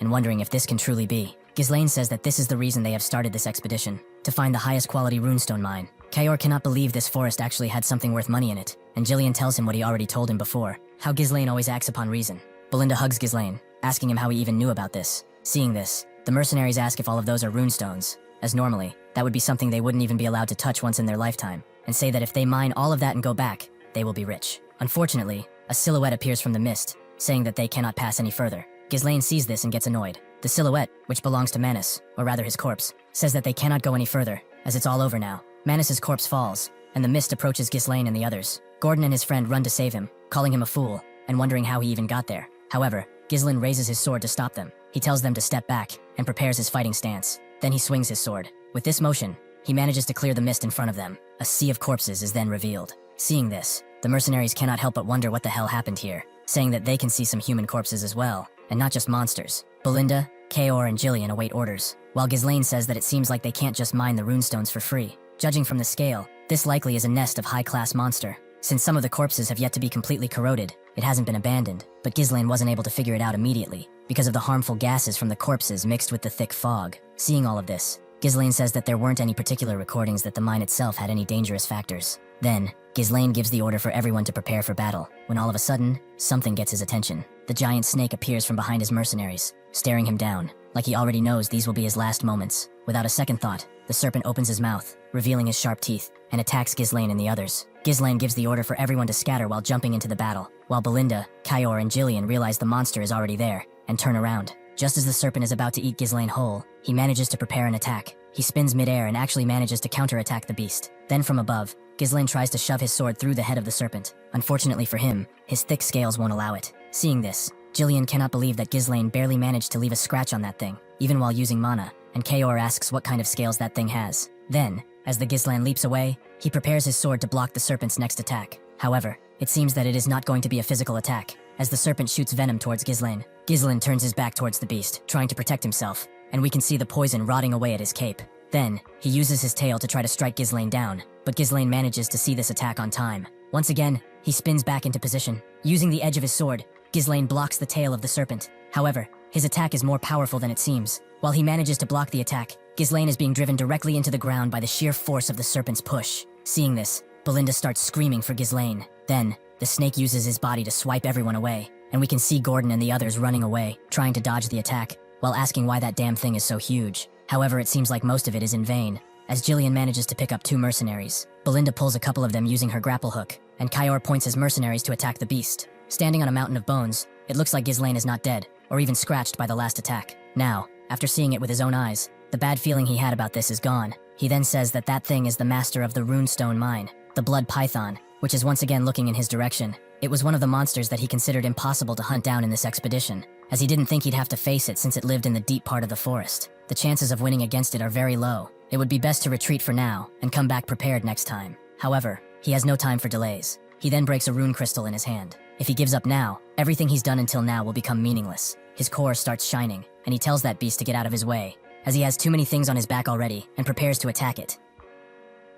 Ghislain unleashes a tremendous amount of power, opening his 3rd core. His aura surrounds him as the serpent prepares his next attack, launching towards Ghislain. Ghislain dodges, moving to the side, and proceeds to counterattack the beast. He manages to cut through the beast's cheek. Finally, it looks like the beast bleeds, so it can be killed. From above, another attack is coming. The serpent tries to flatten Ghislain with its tail, but he manages to block the attack. Struggling, Ghislain pushes back the serpent's tail. Before he can think, the servant comes for him again, this time, with 1 eye less than before. Ghislain continues to fight and cut through the serpent's defenses. As he fights with all his might, he thinks that even when winning is unlikely, there are battles that one must not avoid. That is what is called responsibility. And Ghislain thinks of his father, and the burden on his shoulders. Seeing him, Belinda, Ghislain, and Kaor look at him, amazed. As he passes his sword through the serpent's mouth, Ghislain says that this is the moment when he has to fulfill that responsibility. Finally, Ghislain stands on the ground, taking a deep breath. It looks like his attacks are not nearly enough, and that the blood python is not showing any signs of faltering. Ghislain says that unleashing the 3rd core for a long period of time is too risky,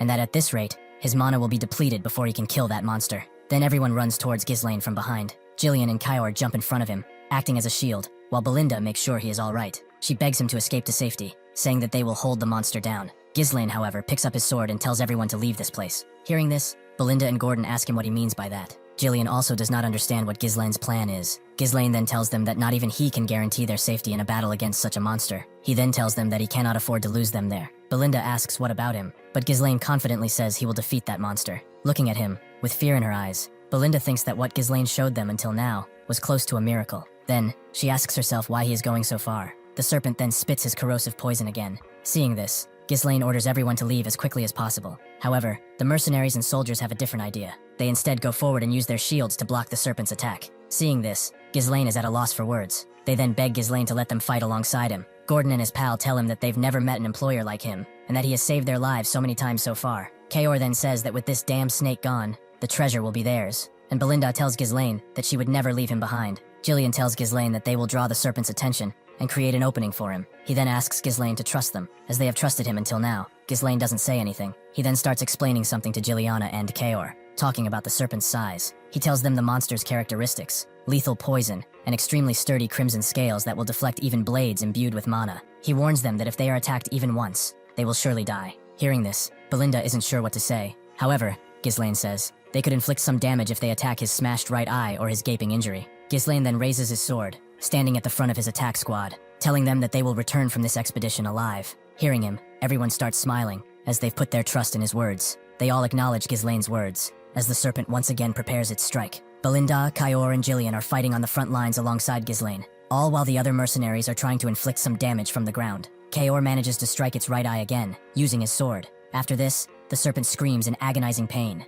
Gillian then uses his axe and plummets the serpent into the ground. Then, Ghislain comes to attack. He manages to drive his sword into the serpent's remaining eye. While doing this, he thinks that not everything is going his way, even if he knows the future. However, if he doesn't take action, many will die. He is not prepared to let that happen, and so he prepares to strike the serpent again. He won't let that happen because he knows the future of this land. It looks like the serpent has engulfed Ghislain. Seeing this, Belinda, Kyor, and Jillian are all terrified. Then, Ghislain's blade emerges through the serpent's head. He cuts from the top, all the way to its mouth. Ghislain emerges from the serpent's mouth, full of poison. Seeing him, everyone is relieved. Ghislain then lets the beast know that he is the future of Perdium. Back at the castle, it looks like a council has gathered. Someone smashes their fist on the table and says that this is a serious crime. The man tells Lord Perdium that Ghislain ignored his order not to enter the forest and went inside anyway, while the other men in the room tell this guy, Albert, to calm down. Albert, however, continues, telling Homer that he already knew the young lord was unruly from the start, and that due to Lord Perdium's long absence, he seems to think that he is now the lord of this land. Homer says that there's no point in getting worked up by this,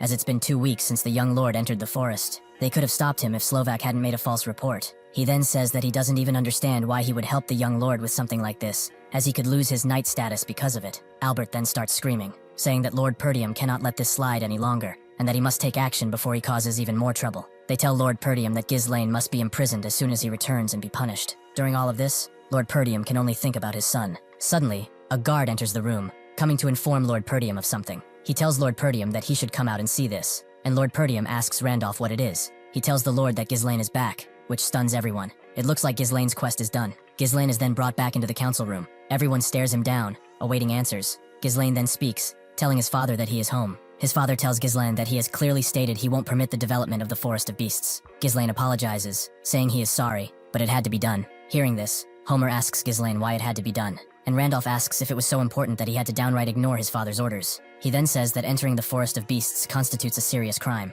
and not only could Ghislain lose his life, but the monsters from the forest could also invade their territory. Ghislain replies, saying that this didn't happen, as he is instead alive, and no monsters have invaded. Homer cannot believe this reply, and Randolph asks Ghislain if he really dares to talk back to him right now. Alfred then asks Ghislain if he finds this funny, which gets his attention. He tells Ghislain that they can let the Forest of Beasts incident pass, since that didn't lead to any trouble in the end, as he reaches for something inside his breast pocket. He then pulls out a piece of paper, and asks Ghislain if he has an excuse for that as well. Ghislain reads it, and asks if this is coming from Count Rayfold. Alfred tells him that it is, and that he felt uneasy about hearing his visit to the Rayfold territory, and tells him that by threatening Lady Amelia, he extorted the 20,000 gold estate support fund that was regularly sent to Perdium. Alfred tells him that thanks to him, the Count is absolutely furious, and that he has decided to cut off all support for their territory and cancel the engagement as if it never happened, which will negatively affect their entire land. Looking at the letter, Ghislain thinks that this is written by the Count himself, who doesn't get along with Amelia at all, yet it doesn't look fabricated. Ghislain thinks that pulling this off by manipulating the Count's money-driven mindset isn't difficult, but if Amelia is willing to join hands with their enemy just to screw him over,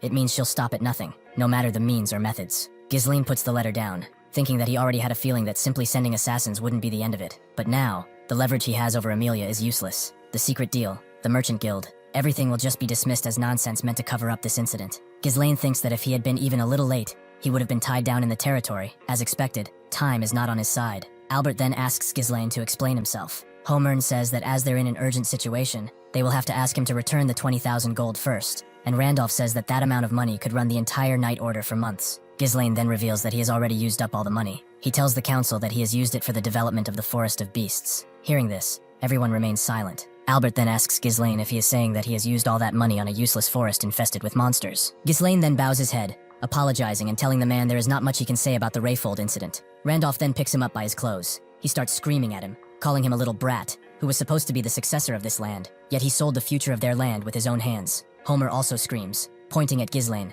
saying that he is no longer the young lord of this land, but a filthy criminal, and tells Randolph to tie him down and throw him in jail. However, Ghislain simply smiles, telling them that from now on, they can receive the support fund from him, including the 20,000 gold. Hearing this, his father asks Ghislain what he means by that. Ghislain calls in Belinda. As Belinda places a box on the table, Ghislain explains that he wouldn't have started the development in the first place if he wasn't going to bring anything back, and as the box opens, everyone remains speechless. Ghislain then tells them that these are the highest quality runestones. Seeing this, Alfred gets on his knees to take a better look. Homer asks him where he got such a rare thing from, and Randolph says that maybe this is where he spent his 20,000 gold. Ghislain then explains that they've mined it from the Forest of Beasts. Albert says that if this really is a runestone, then it will be worth a fortune indeed. However, this is nowhere near enough to run their land. Ghislain tells Albert that he already knew that. He then takes them to the camp, saying that this is not all of it, and it looks like they are surrounded by the crystals and the head of the giant serpent. There, workers are handling all the runestones with the utmost care. Homer asks Ghislain if he has managed to gather all that in a mere 2 weeks,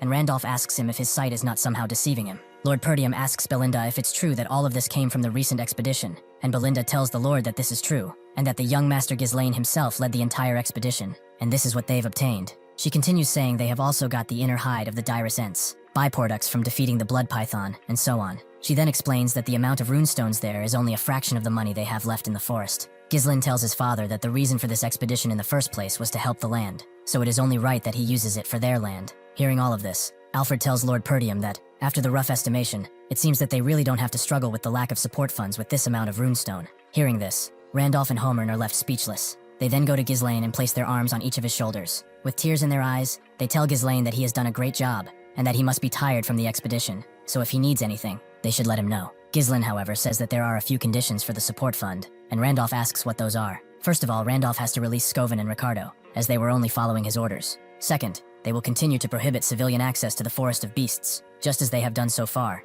as if unnecessary rumors spread, it could lead to needless troubles. Homer thinks and says that it seems reasonable enough. Lastly, Ghislain says, he will take care of recruiting and managing the mercenaries and security forces himself, as having interference every time he moves troops within the territory would only be a waste of time. Homer asks if this means Ghislain intends to maintain a private army, and Randolph says that there is no way this will stand, since they have no way of knowing what he is plotting. Alfred then comes to Ghislain and tells him that he is misunderstanding something, so he should allow him to correct it for him. Alfred tells Ghislain that he is currently in a position to be begging for forgiveness, but it sounds like he is simply saying, I will do as I please, so stay out of my way. Ghislain tells him that this is a misunderstanding, as he is merely laying out the necessary consciousness to provide financial support to Perdium in place of Rayfold. He continues, saying that if such a trivia issue were to disrupt their operations, it could negatively impact Perdium's finances as well. So he asks Albert if he is sure he is okay with that. Alfred then turns to Lord Perdium, asking him to say something, as they are currently making a deal for the future of their land. Someone then calls for Ghislain from behind. These are Kaor and Jillian, who are thrilled to see Ghislain, thanking him for his hard work. Jillian tells him that the runestone loading process is almost complete, and Ghislain just needs to give the order, and they will be ready to move at any time. Kaor then says that just as instructed, the hides of the Dirus Ent have been stored without any preservation, and asks him what he plans to do with the blood python. Ghislain tells them that the python's corpse will soon be dismantled. The venom, blood, flesh, and hide will all be separated and preserved to prevent decay. Lord Perdium looks towards Randolph, and he tells the Lord that the mercenaries are individually formidable and have an overwhelming presence. Therefore, he has no clue how the young lord could have such individuals under him. Seeing him, Lord Perdium smiles. He then tells Ghislain that it's just an elite force. Getting such difficult mercenaries to follow Ghislain willingly, Ghislain must have put a lot of effort into it, and Ghislain tells him that if it weren't for them, this expedition wouldn't have prevailed. Finally, his father gives in. He turns away and tells all his disciples to follow him. He tells Ghislain that he will let this one slide, but if he's going to defy his orders again, he should be prepared to face the consequences. Ghislain smiles and thanks his father. He then tells Ghislain that he is the successor who shall inherit this land in the future, and it seems like he possessed the spirit of the Northern Wolf after all.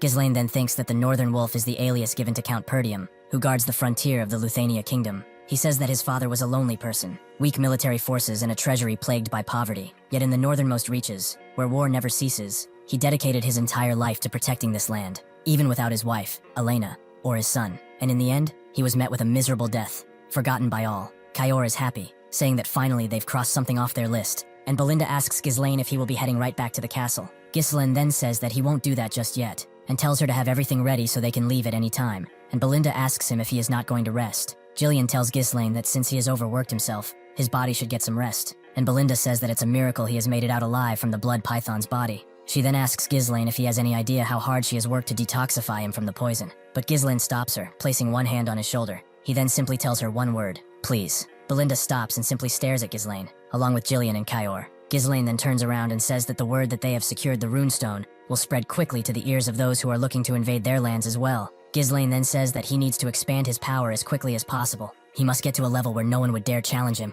He then falls face first to the ground. Somewhere else, a pigeon delivered a message to someone standing on a throne. The man extends his arm, and the pigeon lands on it. The man then reads the message. It's information that part of the Forest of Beasts has been developed, so this person is to initiate war with the Degard family and annihilate Perdium, as only then will the ducal house step in. Seeing this, the man concentrates on one aspect only, the annihilation of Perdium. Hearing this, the counts gathered there ask if this means they should make Perdium a land without a lord, and that the time has come, and that the ducal house will appoint a new owner of Perdium. The man sitting on the throne then asks how many men of their men are still inside Perdium. A noble responds, saying that there are still 2 retainers and 1 knight. He gives the order for 2 retainers to be sent to the Degard's territory, and says that the fact that the young lord of Degard, who was thought to be missing, died in Perdium, is more than enough justification to start a war. Moreover, The man sitting on the throne says that the supreme commander of this operation will be Victor. Hearing this, the lords go mad, saying that they've never thought the day that Desam's strongest card would be revealed would come so soon, and that if Frank had done his job properly, Perdium would have collapsed on its own. Then, another man calls for patience, asking if maybe it would be too soon to reveal their hidden card, as they have been proceeding cautiously so far, and this feels somewhat rash. The man then asks why the ducal house, which has always operated in secret, now choosing to directly intervene in Perdium. The man then explains that it's all because of the Forest of Beasts, but the nobles don't understand. The person sitting on the throne then tells them that all the decisions were made by Duke Delphine, so they mustn't be questioned, no matter what they are. This person is revealed to be Count Harold Desmond, who tells the nobles to prepare for war. He then asks the nobles if there is anyone else who is aware of this situation. Somewhere else, a scream can be heard from inside an estate. This is Amelia, screaming in the arms of her knight protector. The knight tries to comfort her. She calls Ghislain a bastard for securing the runestone mine, all with her 20,000 gold. She sent the wildcats to finish him off, but he survived. She even bowed her head to his wicked dad to cut off support funds for Perdium, so this just makes her look like a fool. The knight speaks, telling her to calm down, as this is not like her. Hearing this, she turns away, saying that he is right, and that she has gotten too emotional. She then says that what's done is done. The knight tells her that he is waiting for his orders. Amelia then explains that since Perdium has found a runestone mine, they will soon escape their financial difficulties, and the knight concludes that they must be celebrating it. Amelia then explains that even if this is the case, it's too early for them to celebrate. The important thing is that they haven't sold the runestone yet, and the knight asks if that is so. She explains that according to the latest intelligence, the earliest they could have secured the runestone was 2 days ago, so that is far too little time for them to establish a distribution network. Amelia says that they will exploit that weakness, since it's obvious who they'll be selling to. The knight realizes that Amelia intends to act before they can sell the runestones, but he asks where, and she says that there's only one place in the northern region where Ghislain would go, the finest magic tower of the north, dominated by the 7th Circle Archmage, the Crimson Magic Tower. She explains that runestone is essential for magical research, so the magic towers are always determined to secure their distribution channels. He tells the knight to set up the wildcats for an ambush along the main routes leading to the tower. The target will not be Ghislain, but the laborers who are transporting the runestones. They will use hit-and-run tactics to isolate the transport, preventing it completely, and in the meantime, they will take the runestones for themselves. The knight then says that in the north, there's also the Flame Magic Tower in Brabant's territory, so he asks if it's wise to deploy all their forces towards the Crimson Magic Tower. Amelia then says that this may have been the case before, but things are now different. According to their intel, the Flame Magic Tower has been in decline ever since it lost its place at the TP, blinded by past glory. As someone who is utterly obsessed with money, Ghislain wouldn't choose Flame when Crimson offers a far better deal. Amelia, clearly mad, says that this time, she will take everything from Ghislain. Back in Perdium, it looks like Ghislain is sitting in his bed, covered in bandages from top to bottom. He looks like he is reminiscing about the battle with the blood serpent. A predator begins preparing to digest its prey. Before it reaches the esophagus, the prey is first dissolved by venom, secreted from the inside, making digestion easier. The mana from the third core burns the acid upon contact, preventing it from invading the body. However, in the process, the resulting toxic fumes create a lethal breathing environment. As a result, most prey either lose consciousness or die by this stage. Ghislain had to endure it, otherwise it would have all been over. This expedition, everything he was holding dear, and even the future. If it was not possible to evade being poisoned, he then made it his own. He directed every bit of invading venom into his mana core, and the fierce rotation of mana within the core neutralizes the venomous energy. This is delicate mana manipulation that only those who have reached the realm of superhumans can achieve. It has served as an alternative fuel, capable of withstanding a mana explosion. Ghislain then wakes up.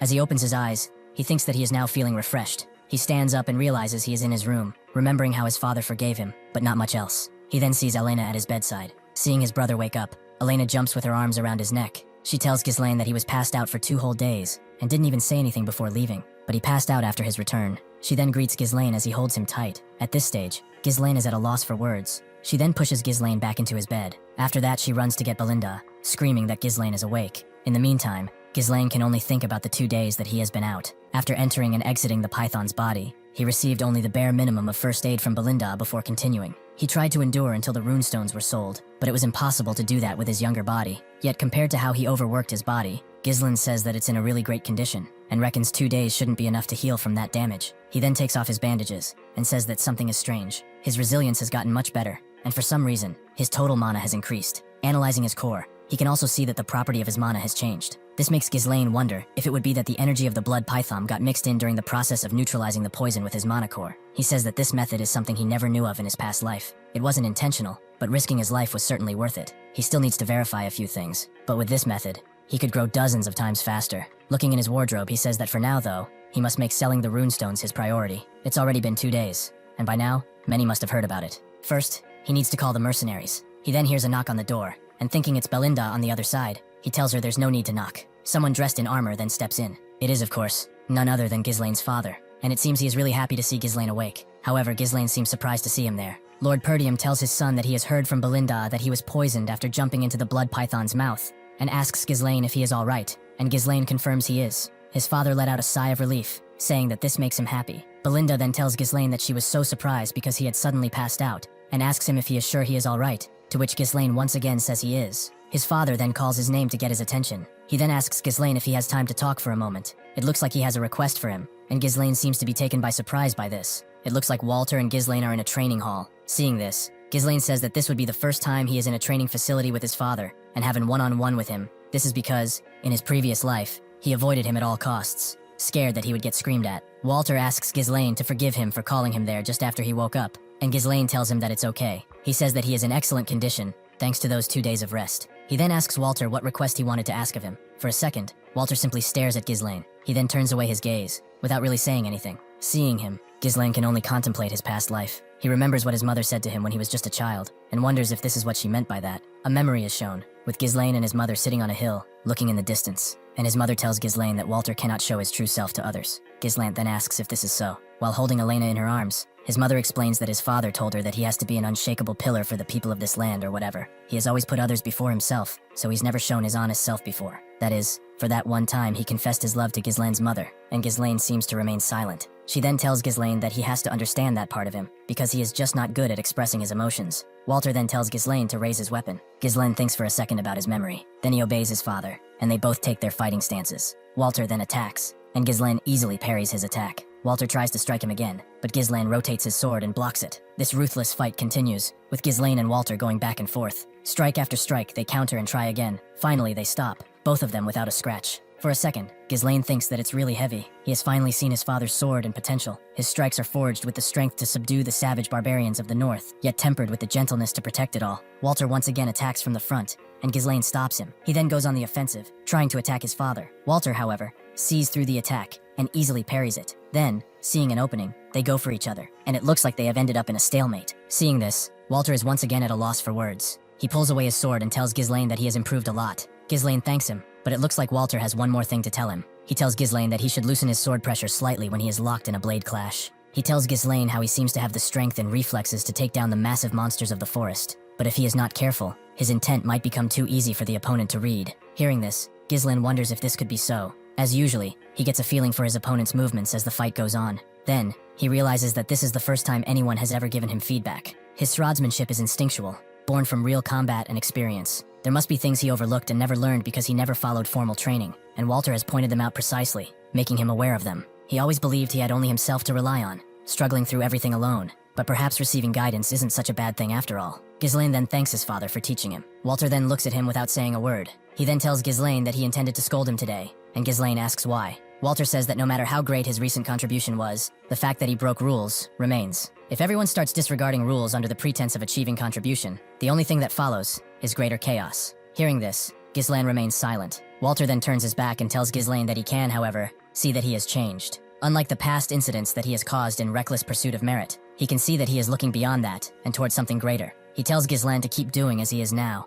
and think of Perdium and those around him, and fulfill his responsibilities as a successor. Hearing this, Ghislain gets fixated on one word: responsibilities. He then remembers. He asks his father if he didn't say he had a request to make, as he hasn't told him what it was yet. Walter then stops. He sighs for a second and tries to get his words out. He asks Ghislain if he perhaps has some extra funds. Later, Ghislain returned to the Forest of Beasts post. Everyone is standing upright and waiting for his command. He smiles, then asks if they have been well. Everyone replies affirmatively. Kayor tells Ghislain that he is looking healthier now, and Jillian asks if he has gotten better, to which Ghislain replies by apologizing for making them wait so long. Ghislain then asks Jillian how Rachel is, which seems to surprise him. For a second, Jillian remains quiet. He then tells Ghislain that he never thought he would see the day Rachel would walk again. Then he bows to Ghislain, saying that it's all thanks to him. Ghislain smiles and tells him that he is happy to hear that. He then addresses all three of them, Belinda, Jillian, and Kayor, and lets them know there is something he has to tell them. He says that their land is in danger, which seems to have them a bit stunned. It appears that Ghislain has called a council and told them everything that has happened on the day Elena was attacked. How he stopped them from killing Elena and using her to start a war.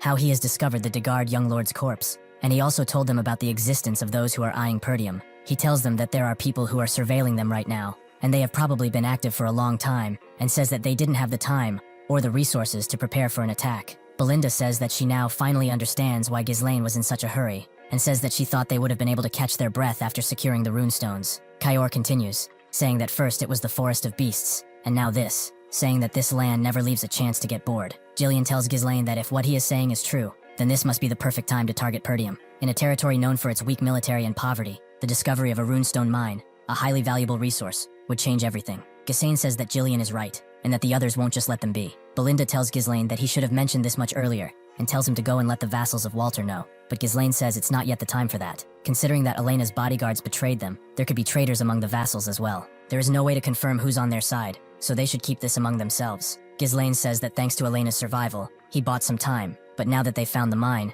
there's no reason for the enemies to sit still. Ghislain says that this will be a tough fight. Then, the room remains quiet. Kayor tells Ghislain to start doing his job and order them around. Honestly, he says, staying around Ghislain has been a lot of fun. Gillian says that he has already sworn his life to Ghislain, so he shall fight with him until the very end. Belinda jumps in as well, asking who would protect Ghislain if not for her. Hearing all of them, Ghislain smiles. He then explains that the biggest enemy of Perdium is the Delphine family, as well as Count Desmond and Amelia, who are taking orders from them. Ghislain says that he won't let things go the way they intend, and that they will now head to the Flame Magic Tower. Kayor says that it was finally time to sell all those stones, and that they are going to be rich. Belinda then asks Ghislain why they would go to the Flame Magic Tower when the Crimson Magic Tower is closer to them, and they would probably pay a higher price. Ghislain explains that they will go there because the Flame Magic Tower would cause less friction, and Belinda asks what he means. Gillian says that Ghislain's reasoning makes sense. When transporting high-value goods, inadvertent guests are bound to appear, and if that payload is filled with runestones, then staying one step ahead of the enemy is the only rational course of action. And Belinda says that Gillian is right, and that it could be an ambush just like last time. Ghislain then thinks that ever since Felmuth of the Crimson Magic Tower ascended to a 7th Circle Archmage and made his name known, the Flame Magic Tower has been on a downward spiral. As a result, he believes it is more profitable to sell runestones in the Crimson Magic Tower, the greatest in the north. Flame is likely making efforts of its own, but reclaiming its former glory won't be easy. Yet, despite all of this, Ghislain is choosing to head for the Flame, and there is but one reason for this alone. It's all because of her, he says. Next, we are at the Flame Magic Tower, a massive structure that looks like a palace, much different from what I had expected. Inside, a woman sits among thousands of books in a library. She is holding some kind of staff, and asking for Professor Renato, asking her when the light she mentioned would come for her. Next, it looks like Ghislain and the others have arrived at the Crimson Magic Tower, along with their carriage of a runestone. Looking at it, Gordon is mesmerized by how big it is, and his friend says he has heard about it many times, but he never thought he would see it with his own eyes. Just looking at how they live, this is a completely different world from Perdium. This is the place where they make magic scrolls, and even wizards are walking the streets like it's nothing special. Looking at the wizards, Gordon is wondering what they are doing, as he has never seen magic without a scroll before. The wizards, however, don't really seem to be that happy about their arrival here. Then, they start casting a spell, and just like that, they've disappeared into thin air. Seeing this, the mercenaries are stunned. Ghislain explains that this was a concealment spell and confirms my suspicion that they were not happy to see them there. Kayor calls his subordinate idiots, telling them to stop acting like country bumpkins. Belinda says that even though it's no longer the best, a magic tower is still a magic tower, and Gillian says that Briviant is one of the wealthiest territories in the kingdom after all. Hearing this, Ghislain thinks that Gillian is right, as it would surely seem like this on the surface. In the end, who would have thought that a tower at its peak would fall into decline? Finally, Ghislain says that they've arrived, and Kayor says that just looking up at the building makes his neck snap. It's so vast that even getting to the main gate takes forever. Belinda, looking at the gate, wonders where the keeper is. She then asks, why are those suits of armor just sitting there? Then, someone from above the gate orders them to step back. Suddenly, the armors lift from the ground and are engulfed by a magical stream. Then, the guards seem to emerge. They cross their axes and deny entrance into the tower. The mages above the tower tell Ghislain that not just anyone can enter the magic tower. He then asks them to state their identity and purpose. Seeing this, Belinda asks if those armors are like puppets, and Kayor tells her that this is typical magic tower gatekeepers, as they won't even come down themselves. Gillian then introduces his master, Ghislain Perdium, the Grand Duke of Perdium. He then tells the gatekeepers to call the person in charge of transactions, as they have brought something valuable. The gatekeeper, annoyed, yells at them, saying that whatever it is, they're not buying. Belinda, even more annoyed by their audacity, asks if they're not even going to look at the goods before rejecting them. The gatekeeper then speaks about Perdium, asking if it isn't the beggar territory in the north, and that anything from there is probably just low-quality monster materials or cheap potions. Therefore, dealing with people like Ghislain is just a waste of time. They then prompt the armorist to push back Ghislain and his troops. Belinda, mad, asks them who the hell they are calling beggars, and tells them to come down there, while Gillian asks Ghislain what they should do. For a second, Ghislain remains silent. He then asks the mage if he is definitely okay with this. He then pulls out one of the runestones, and tells him that since he is a mage, he should know exactly what that is. Seeing it, the mage doesn't realize at first, but then his eyes light up. Then, he wonders if this could be the whole baggage that they've brought. Ghislain then smirks and asks if they really aren't going to buy it. Inside, two mages are bowing before Ghislain and Belinda, saying that they've failed to recognize such an esteemed guest. This person presents himself as Sylvian, the trade manager of the Magic Tower, and tells Ghislain to let him know if there's anything he needs. Ghislain goes straight to business, saying that, as Sylvian has already seen, he has brought a large quantity. Therefore, he needs someone who can take full responsibility for this deal, so he wants to meet the Tower Master directly. Hearing this, Sylvian is unsure what to say and is taken aback by Ghislain's request. He tells Ghislain he will inform the Tower Master right away, so they should wait a moment. Then he prompts one of the mages to escort them to the reception room. Belinda then says that this should have happened from the start, asking how they could insult their territory like that, and the mage remains completely silent. As they roam the halls, a strange sound gets Ghislain's attention. He asks the mage if there's anything wrong, but the mage dismissed it, saying he doesn't need to worry about that. He tells Ghislain that it's just a common sound that can be heard during magic research. In another room, three mages enter to find the girl from earlier on her knees on the floor. This man scolds the girl, saying he already told her before not to set foot in the research lab. He tells the girl that she can't even use magic, yet she is occupying a spot in the research lab. Then he asks if she is ignoring the words of Alfoa, the heir to the Magic Tower. One of the other mages then says that they can't even understand how a teacher accepted someone like her as a disciple, and that she should be grateful that the master of the Crimson Tower gave her even a single spot. The girls want to say something in her defense, but she seems to be frightened. She then speaks, saying that she has the right to use the research lab freely, as everyone else, since she is a mage. Hearing this, Alfoa smirks, and asks if this is so. He then sees that he will acknowledge her as a mage, but if she is a mage, she should be able to block this basic attack with a defensive spell. He then prepares a flame attack, and tells the girl to block it. Seeing this, the girl realizes she is in danger. Alfoa then throws a first circle spell, the fire sling, towards her. She tries to use defense magic but fails, and instead raises her elbow in order to protect herself from the attack. Before the spell hits, someone manages to get in front of it. This is Ghislain, who uses his sword to easily cut through the spell. Seeing this, Alfoa and the others wonder what the heck is going on. He then asks, is this really magic research? He then asks if this is what they study at the Magic Tower. Inside the Tower Master's conference room, a scream can be heard. It looks like the Tower Master, Hubert, cannot believe that they are running out of runestones. Along with the gathered council, Hubert asks how things ended up this way, and someone else tells him that at this rate, the gap between them and the Tower of Advancement will only widen. Hubert, furious, says he told them before to stock up on runestones, and asks what the hell the elders have been doing all this time. One of them then speaks, saying that every time he tried to secure a supply chain, they said there was a better use for it and postponed it. They wasted time mingling with nobles and buying jewelry and other luxury goods, so he can no longer stand it. Another then says that the runestone issue is one thing, but the Tower of Advancement's master is a 7th circle mage. Meanwhile, their master is only a 6th circle, so that poses a problem as well. Hubert, annoyed, tells the elder not even to mention that bastard, as if he had more runestones, he could reach the 7th circle in no time.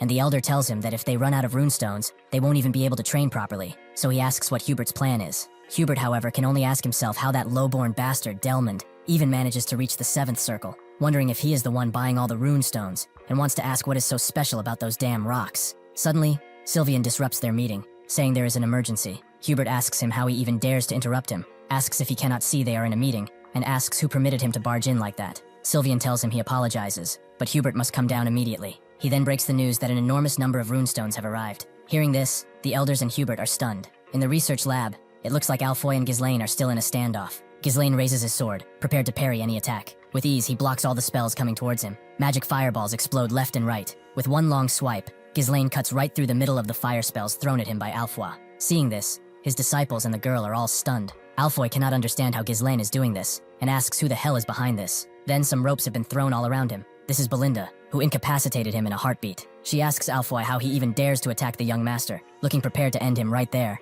while Alfoy can only mutter between his lips, asking who the hell she is. A voice can then be heard, screaming for them to stop. Hubert and the elders have come down, and Hubert asks what the hell this chaos is. The girl sees him and addresses him by his title, Tower Master, and Ghislain realizes who this is. He then orders Belinda to release that moron Alfoy, and so she does. It looks like Alfoy is Hubert's disciple. Hubert asks him what is going on as Alfoy goes to hug Hubert, like the little bitch he is. Alfoy calls Ghislain and his friends intruders, saying he was making sure Vanessa couldn't enter the laboratory, and then they suddenly attack him. He tells Hubert how he tried to stop Vanessa from entering because he didn't want her to get hurt, since she doesn't have any mana. Then Belinda cuts him off, saying that he is crying like a little girl, and Alfoy says he is a man. Vanessa jumps in, saying that she just wanted to use the laboratory. Seeing this, Ghislain remains silent for a second. He realizes that he was right, and that she is indeed a witch called the Red Nightmare. Vanessa, seeing her, Ghislain says that he cannot believe this is what she was like before becoming a total nightmare. Hubert gets mad, asking Ghislain if he dares to try to harm his students after intruding on the magic castle, and as he prepares a spell of his own, he says that he will make sure Ghislain will be burned to a crisp.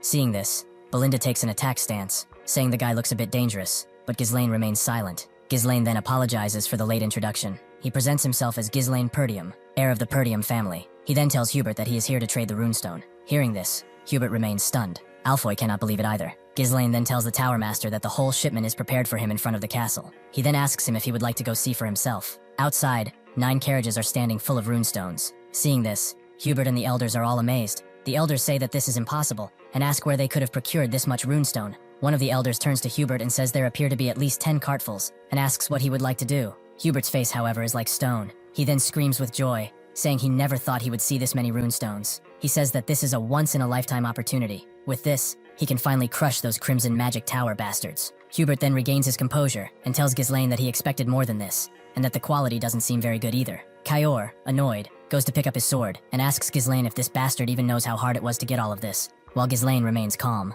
Behind Hubert, Vanessa asks if this isn't quite a lot of runestone, since as far as she knows, 1 cart audit alone could last them weeks. Hearing this, Hubert gets annoyed, asking what she could know, and orders her to go back inside. He then thinks about Renato, calling him scum for leaving this pain in the ass here with him, and saying that if she doesn't have the talent, she should at least be able to read the room. Once again, Ghislain remains silent, without saying anything. Hubert then turns towards his elders, asking if anyone else agrees with her, clearly trying to hustle Ghislain. The mages then stand by Hubert's opinion, saying that now, taking a better look at it, it doesn't really seem like the quality is very good, and if they suddenly brought runestones from such a poor territory, there is a possibility that these could be fake. Belinda, mad, asks them if they even have any idea how hard the young master worked to get those, and how they even dare to call them fakes. The mage says that how hard anyone worked to get those is not their concern, and as she already must know, there are a lot of scam artists out there these days, and the other agrees with him, saying that they cannot solely go off based on what the seller says. Hearing this, Ghislain says that if this is so, they must not be interested in purchasing it after all. Ghislain tells his friends that the Flame Magic Tower doesn't need it,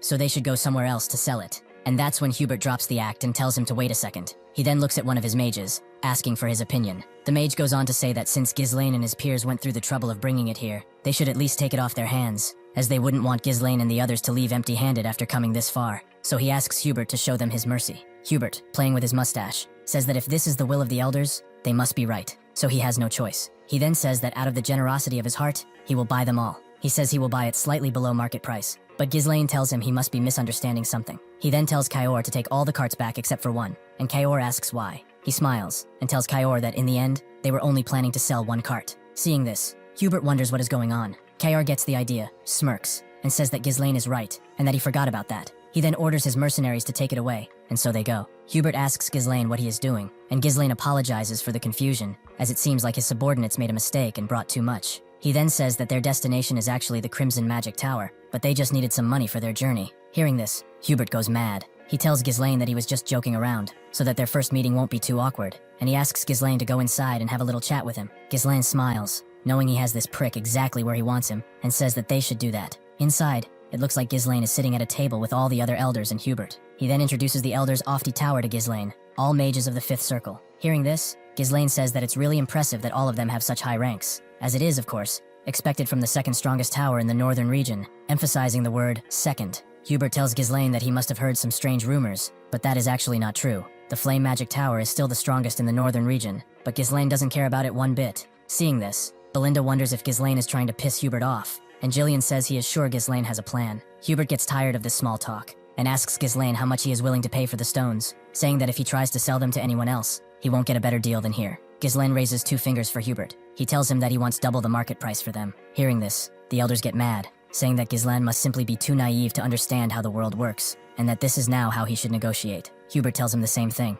that he has no idea who taught him how to negotiate, but this is not the way, and that it's all about both parties making a compromise, as he can't just make a one-sided decision like that. Ghislain smiles, and says that he just felt that he needed to get double the market price from the Magic Tower. The elders, feeling mocked, ask Ghislain how he could joke around in a place like this, saying it makes them feel dishonored. Hubert, annoyed, cuts the bullshit. With a scary face, he tells Ghislain to watch himself, as it pisses him off when he sees clueless brats flailing around in a world they don't even understand. Ghislain remains stone cold. Hubert then laughs it off, saying that since Ghislain is young, he understands he can make mistakes, so he will show him mercy just this once out of generosity. He should take it seriously. He tells Ghislain he will give him a little more than the market price, so he should sell them all to him. But Ghislain has already stood up, and Hubert asks why. Ghislain tells Hubert that it doesn't really seem like he wants to buy the stones, and that even at double the price, it's still discounted, so if he is not interested, he will just go to the Magic Crimson Tower. He excuses himself, walking to the door, as Hubert yells at him to stop. He asks Ghislain why he is in such a rush, since he is not unwilling to negotiate. He was a little upset, so Ghislain should sit down and have a longer chat with them. Once again, Ghislain smiles, and asks if that is so. Gillian, Belinda, and Kyor are all speechless. Hubert tells Ghislain that he has got guts, since they are the first ones he has visited, and that he will give him double the price. He asks how that sounds to Ghislain, and as predicted, Ghislain accepts this deal. However, that is only for one cart. Hearing this, the elder asks what he means, and Hubert asks him what he is talking about, as he needs to sell him everything he has brought. Ghislain's theme explains that if he tells the Crimson Tower he sold them for double the market price, he could probably sell the rest for triple the price. So he asks Hubert what mark he thinks he would sell it all to him. Hubert, once again annoyed, tells him that this is outrageous, and that there is a limit to how much they can let him joke around. Once again, Ghislain is not willing to listen to Hubert, so he turns to walk away, but Hubert begs him to stay. He then tells Ghislain that he will buy it all for triple the price. Hearing this, Ghislain smiles. He says that this is now a deal, and an expected one from the greatest magic tower in the northern region. He tells Ghislain to stay right where he is. He will bring the money in a minute. The elders are not sure what to say about what just happened. While walking away, he cannot believe that a sixth-circle mage like him is getting played by a country bumpkin like Ghislain, and he can't even understand why he is buying all of this. He then thinks that he has no choice since they have a shortage of runestones, but if Ghislain continues to act like this, he will surely burn him to a crisp.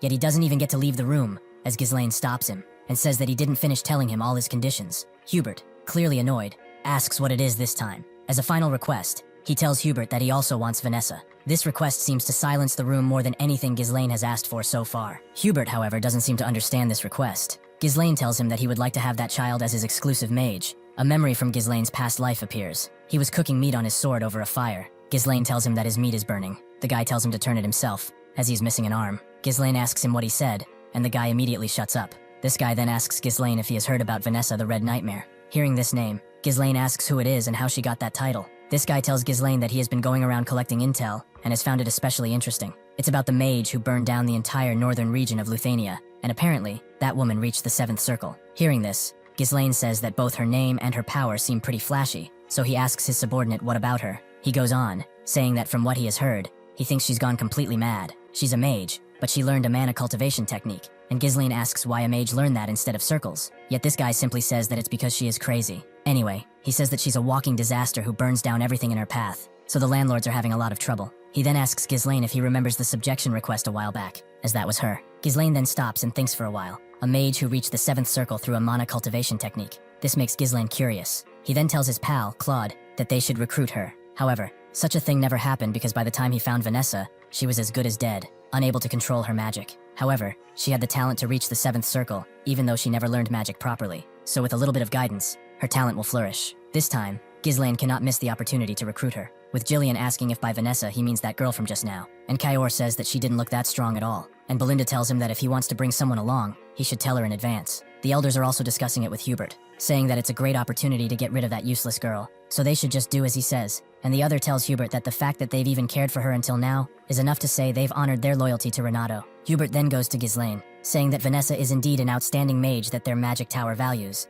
but he is sure she'd be delighted to accept the request for the magic tower. And Ghislain goes one step further, saying that in addition, he'd like him to dispatch battle mages who have reached the 3rd circle or higher to Perdium. Hearing this, Hubert becomes annoyed again. He then tells Hubert that he needs mages for the upcoming territorial war. Hearing this, the elders ask what war he is talking about. Ghislain once again reiterates his demands, paying triple the market price, dispatching 3rd circle or higher mages to Perdium for 1 year, and handing Vanessa as his exclusive mage. Hearing this, there is only silence from everyone in the room. Hubert himself remains silent. Then it appears that this might have been the last drop, as he truly gets mad and starts riling up his power. The glass of the windows breaks, and pieces of rock start falling from the walls. Hubert tells Ghislain that he must have really taken him for a fool. He tells him that mages affiliated with the magic tower cannot intervene in territorial wars. Not only is he aware of the basic rules set by the kingdom, but he's also pushing mages of the 3rd circle or higher, the very foundation of the magic tower, into the front lines. He tells Ghislain that this is an insult to the flame magic tower, and that, as of this moment, not even his ashes will be left behind. Seeing this, Gillian and Kyor cannot believe their power, and prepare to jump in and help Ghislain, with Belinda at the front. Ghislain, however, doesn't even move from his chair. While staring each other in the eyes, Ghislain tells Hubert that they will regret it. He tells him that they've discovered a massive runestone vein in their territory, and at a rough estimate, that it contains several dozen times as much as they've brought today. Hearing this, the elders cannot believe it. He tells Hubert that this information is already spreading widely across the north, asks what he thinks it means, and Hubert says it means many will come after the runestone. He explains to Hubert that he is not trying to start a war, but that Perdium only needs the magic tower's help to gain strength. and that if Hubert goes on to help them, he promises he will exclusively supply the flame magic tower with runestones. Hearing this, Hubert asks if they will have a monopoly on the runestones. Ghislain extends his hand and tells Hubert that if that happens, it's only a matter of time before Flame overtakes Crimson and stands as the top magic tower. Seeing this, Hubert remains silent. It really looks like this is a good deal for him in the long term. He ultimately joins hands with Ghislain. Later, it looks like Hubert told Alfoy the whole story. He told him this story because Alfoy will be the one to go to Perdium, and he doesn't like it, but Hubert tells him not to misunderstand his intentions, sending him. His greatest talent, as the chief in charge, is for their own future. Hearing Hubert praise him, Alfoy blushes. He needs to keep his eyes, so that he can country bumpkin don't smuggle the runestone elsewhere. If an actual territorial war breaks out, Alfoy is not to fight, but retreat immediately. Hubert tells Alfoy that he only needs to endure it for 1 year, as in 1 year, they will take the #1 spot as the best magic tower. Alfoy remains silent for a second, then agrees with his master. Later, however, he might seem to regret this decision. After he arrived in Perdium, that is, Alfoy says that this castle is built in quite an old-fashioned style. It's not flashy, but he supposes it's practical enough, using proportional harmony as the basis to compose the space. Alfoy says that it's just a rural dump, and he only came because his master asked him to, but he still cannot believe that he, the successor of the magic tower, got dispatched to this miserable excuse of a territory. Alfoy presents himself to Ghislain, stating his name, and that he is a third circle master, and the heir to the magic tower, having been entrusted with the important duty of leading the magic troops. Ghislain, however, cuts him off, saying that there's much that the territory requires from them, so he shouldn't let his guard down and do his best. Seeing the way Ghislain ignored him, Alfoy gets mad, asking himself if Ghislain thinks he is some kind of servant, saying that once he becomes Tower Master, Ghislain will be the first one he will deal with. However, Ghislain's most pressing problem is that he cannot see Vanessa, so his first question to Alfoy is about that. Alfoy then looks back and says she should bring her bags from somewhere there. Vanessa then comes, with her staff on her back, and 4 suitcases, and it looks like it's quite hard for her to carry them alone. Vanessa greets Ghislain, bowing while holding the luggage, and Alfoy mocks her, saying that he took her long enough, to the point where Ghislain thought she wasn't even there. Ghislain, however, seems to be annoyed by the way Alfoy treats her. Ghislain then extends his arm, telling Vanessa to unload her bags and come with him, but she says she hasn't even finished moving the bags yet. Alfoy tells Ghislain to leave her be, as this is what she's been doing ever since she was at the tower, since she can't even use magic anyway, so he should at least do chores like this. Ghislain, annoyed, takes one of the suitcases and throws it towards Alfoy's face. Seeing this, all the mages remain speechless. Alfoy, on the ground, asks Ghislain what this means. Ghislain tells Alfoy that Vanessa is no longer affiliated with the magic tower, but his personnel, so Alfoy won't order her around anymore. He tells Alfoy that he will let this one slide this time, but if he sees this kind of behavior ever again, he will have to risk his life for it. Seeing this, Vanessa is at a loss for words. Alfoy, annoyed, calls Ghislain a brat. He starts screaming, asking how he dares treat him like that, the heir of the flame magic tower, and a third circle mage. He tells Ghislain that even if he is a noble, he has crossed the line, and if they wanted, they could burn this entire territory down in a second. He then orders his mages to stand up and show Ghislain the pride of mages. Ghislain then simply snaps his fingers. In less than a second, Alfoy and his subordinates are all surrounded by mercenaries prepared to kill them. Seeing this, Alfoy calls it barbaric, asking what kind of barbarians would draw their weapons against mages, and says that since there are mages, they demand the treatment they deserve. Ghislain, unimpressed, simply tells Alfoy to shut up. Regardless of the treatment he receives, he is here under a contract. Through a legitimate deal with the Tower Master, he's been granted full authority to command the Tower Master at will for 1 year, and in return, Ghislain has agreed to supply runestones exclusively to the Flame Tower. If this contract gets voided because of one reckless action of his, whose side will the Tower Master take? Hearing this, Alfoy cannot counter it. Ghislain then tells him that in Perdium, his role is nothing more than that of a reserve bundle of living mana, and if he wants to be treated well, then he should obediently fulfill that role. Hearing the way Ghislain addressed him, Alfoy gets even angrier, asking Ghislain how he even dares do something like that. Ghislain, however, simply leaves, telling Kayor and Jillian to take good care of Alfoy and his peers. Hearing this, Kayor cracks his neck, saying that those boys must have liked it a lot better when they were at the magic tower, and then tells them that he will guide them to adapt to their land. Seeing this, Alfoy calls them miserable human beings. Vanessa, simply witnessing the scene, stays quiet. Ghislain then goes to her. He tells Vanessa not to take orders from anyone else but him, as she is his exclusive mage. Hearing this, Vanessa blushes, then turns her gaze away. She then lets Ghislain know that just as Alfoy said, she cannot use any magic, so she wants to tell Ghislain that being an exclusive mage might not be a good idea. But Ghislain cuts her off and tells her to come with him, as he will teach her to use magic. Next, it looks like Ghislain brought Vanessa to the training grounds, and she doesn't really seem to be so sure about herself, or maybe about Ghislain. Ghislain then calls her by name, which gets her attention. He asks her how far she got with her magic studies, and Vanessa tells him that she learned up to the 5th circle, but just the magic formulas. Hearing this, Ghislain is impressed. To these praises, Vanessa remains silent. She then tells Ghislain that it's all useless, as she is unable to use magic. Ghislain asks her if there is a reason for this, and she replies that she has never felt mana since she was a child. Still, she says she believes she would be able to use magic someday, so he worked hard, but the more she did it, the more she felt it was pointless. Now even her former teacher is dead. She then asks Ghislain whether this is why she has been cast out like this. Ghislain then looks at her, a 5th circle mage, who in terms of power, is on par with most elders of the magic tower. Magic isn't something you can learn just by memorizing it. You need an understanding of the principle of activation and insight to add your own interpretation and will. Vanessa understands it in her head, but her body can't keep up. So Ghislain thinks that she must have gone through grueling effort and all sorts of trials and errors to overcome this. Ghislain then remembers his conversation with Claude from his past life, a 7th circle woman mage who leaned on mana cultivation techniques. Ghislain then tells Vanessa that from now on, she will teach her mana cultivation. Hearing this, Vanessa is skeptical. She wonders why a mage needs mana cultivation, and Ghislain tells her that both mage circles and mana cultivation are based on mana. She then asks her if she has ever tried it before. Vanessa doesn't respond to Ghislain. She then tells him that this is madness, as using magic through mana cultivation is wrong, and if it goes badly, she will become a pariah and disabled for life. Even so, Ghislain tells her to do it, extending his hand to her. The kind smile on his face and his gaze melt her fear. She then looks down at her hand. She cannot believe she can finally be able to use magic. She then makes a fist and joins Ghislain in his meditative position on the ground, saying that if she could finally use mana, this would be worth it. She then unbuttons her shirt in front and on the back. Looking at her, Ghislain says that in her past life, she had the same eyes as him: regret, rage, and hatred. Vanessa longed endlessly for magic and fell into an abyss without end. She learned a mana cultivation technique of unknown origin, became a disaster driven by instinct, and burned everything down. But now, Ghislain is here to take care of her. Now he will make sure he doesn't fall into that abyss, and then extends his hand forward, imbued with mana. He reaches out and touches her back. The mana from his hand seems to reach every bit of her body. Vanessa starts screaming because of the heat. Ghislain screams at her to shut up,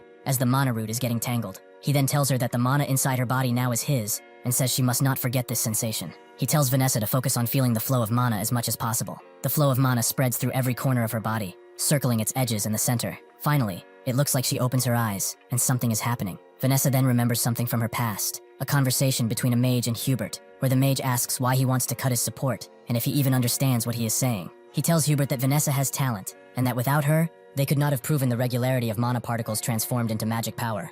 Hubert tells Renato he is right, but she still feels kinda off, and asks him if he can't see it clearly. No matter how smart she is, if she can't use magic at all, could he really call her a mage? Renato asked Hubert what he was saying, and finally, Hubert burst, saying that no matter how much he poured into her, nothing would come out. It seems like she is watching this memory from behind, seeing her younger self watching the scene. Another memory comes to mind. Vanessa apologizes to her master, Renato. She tells him that only if she had a bit more power, he wouldn't have had to leave the magic tower. Renato then places his hand on her head and tells Vanessa that he is not leaving the magic tower, but setting out on a journey to find a way for Vanessa to use magic. He tells Vanessa to lift her head and look towards the sky, and that there is no place in this world where darkness lasts forever. He promises him that one day, light will surely come to her, and that light seems to be Ghislain, the only one who has extended his hand towards her in the darkest of times. Vanessa yearns for that light, and she can finally have it. As she reaches for his hand, she says that Renato was right. Even to her, light has finally come. Late in the night, in a cottage, loud noises can be heard. One guy is beating up knights like carpets, knocking 4 of them at once. He even mocks them, calling them weaklings, and asks if they think they can cut him with those pathetic metal toys. One knight tries to attack him head on, but the man dodges and picks him up by his arms. He then throws him to the ground like he was a leaf in the wind. As he does this, another knight tries to attack him from behind. Unfortunately for him, the man sees it, and in one swift motion, he uses the guy on the ground as a bat or something, and smacks the other one. He then threw them out through the wall. The man cleans his hands, saying that he didn't even warm up, and they are already down. 2 other knights then tell him that, as expected, he is the greatest warrior of the time, and these maggots shouldn't even dare interrupt their banquet. All of this, while one guy stands alone in the back, drinking from a pot. As they say that no one around can defeat them, he smacks the cup on the counter. He then leaves the cottage and lies down under the sky, next to his fishing rod. From the top of the hill, someone asks the man if his training is going well. The man replies, asking what they have to tell him. This man seems to be an envoy from Count Desmond, here to deliver a dispatch to the man. This man is Lord Victor, and when hearing the Count's name, he remains silent. He then picks up his helmet. He places it on his head and heads back towards the cottage, where everyone is lying dead on the ground, telling the envoy it's time they leave. This seems to work perfectly for him, as he was dying of boredom. Inside Lord Perdium's office, Walter is reading a letter, with Randolph at his side. He grips the paper tight, with a grim look on his face. The letter comes from House Daigle, and states that the Lord's son, Gilmore, was killed by Ghislain Perdium, and that the Lord will take revenge. Reading this, Walter tells Randolph to summon the soldiers. It looks like this was a declaration of war from the Daigle family. Reading the message, Randolph says that those Daigle bastards must be out of their minds, saying that the Archduchess Ghislain killed Gilmore. The whole council is gathered, and they say that starting a war with a false pretext is outrageous, and that they need to be put in their place. They didn't even take into consideration how long House Perdium has been part of the Northern Alliance, while Walter remains silent, deep in thought. Someone says that it's because of the rune stones, which gets Walter's attention. This was Ghislain, asking whether the elders hadn't said that 2 of their retainers had gone to Daigel as envoys while he was at the magic tower, and that they must have leaked internal information about their territory. The elders, however, don't want to believe that, and ask Ghislain if he has any evidence to support such a dangerous claim. Ghislain looks at his father and thinks that actions taken for the good of the territory sometimes lead to its downfall. Randolph gets angry, saying they shouldn't overthink this, since their forces outnumber Daigel's, and they have far more real battle experience. He says they should make them pay for picking a fight with them when a soldier bursts into the room. He screams that he has bad news, drawing the entire council's attention. He tells them the Daigel army is already there. At the front of the army stands a man in full silver armor, with a white fur collar. He brought with him what appeared to be more than 300 soldiers and knights. On the walls, Randolph says that they've just declared war, and they are already here, and Alfred asks when they even had time to prepare all of this. Also, my count seems to have been way off, as one soldier confirmed about 6,000 armed troops plus 1,000 more coming as a supply unit, along with numerous siege weapons that they've already begun deploying. Alfred asks Randolph how the power gap can be this huge. Since Daigel is just as poor as Perdium, how did they raise such a huge army? Randolph says that this is why he warned them not to reduce their forces. Lord Perdium gets annoyed by all of this pointless chattering and tells everyone to get a grip. Talking among themselves will only delay their response, so he orders all the soldiers to gather at the wall. All citizens are to be brought into the castle, and every gate shut. He then tells his soldiers to hold their positions. He then tells everyone that the war has begun.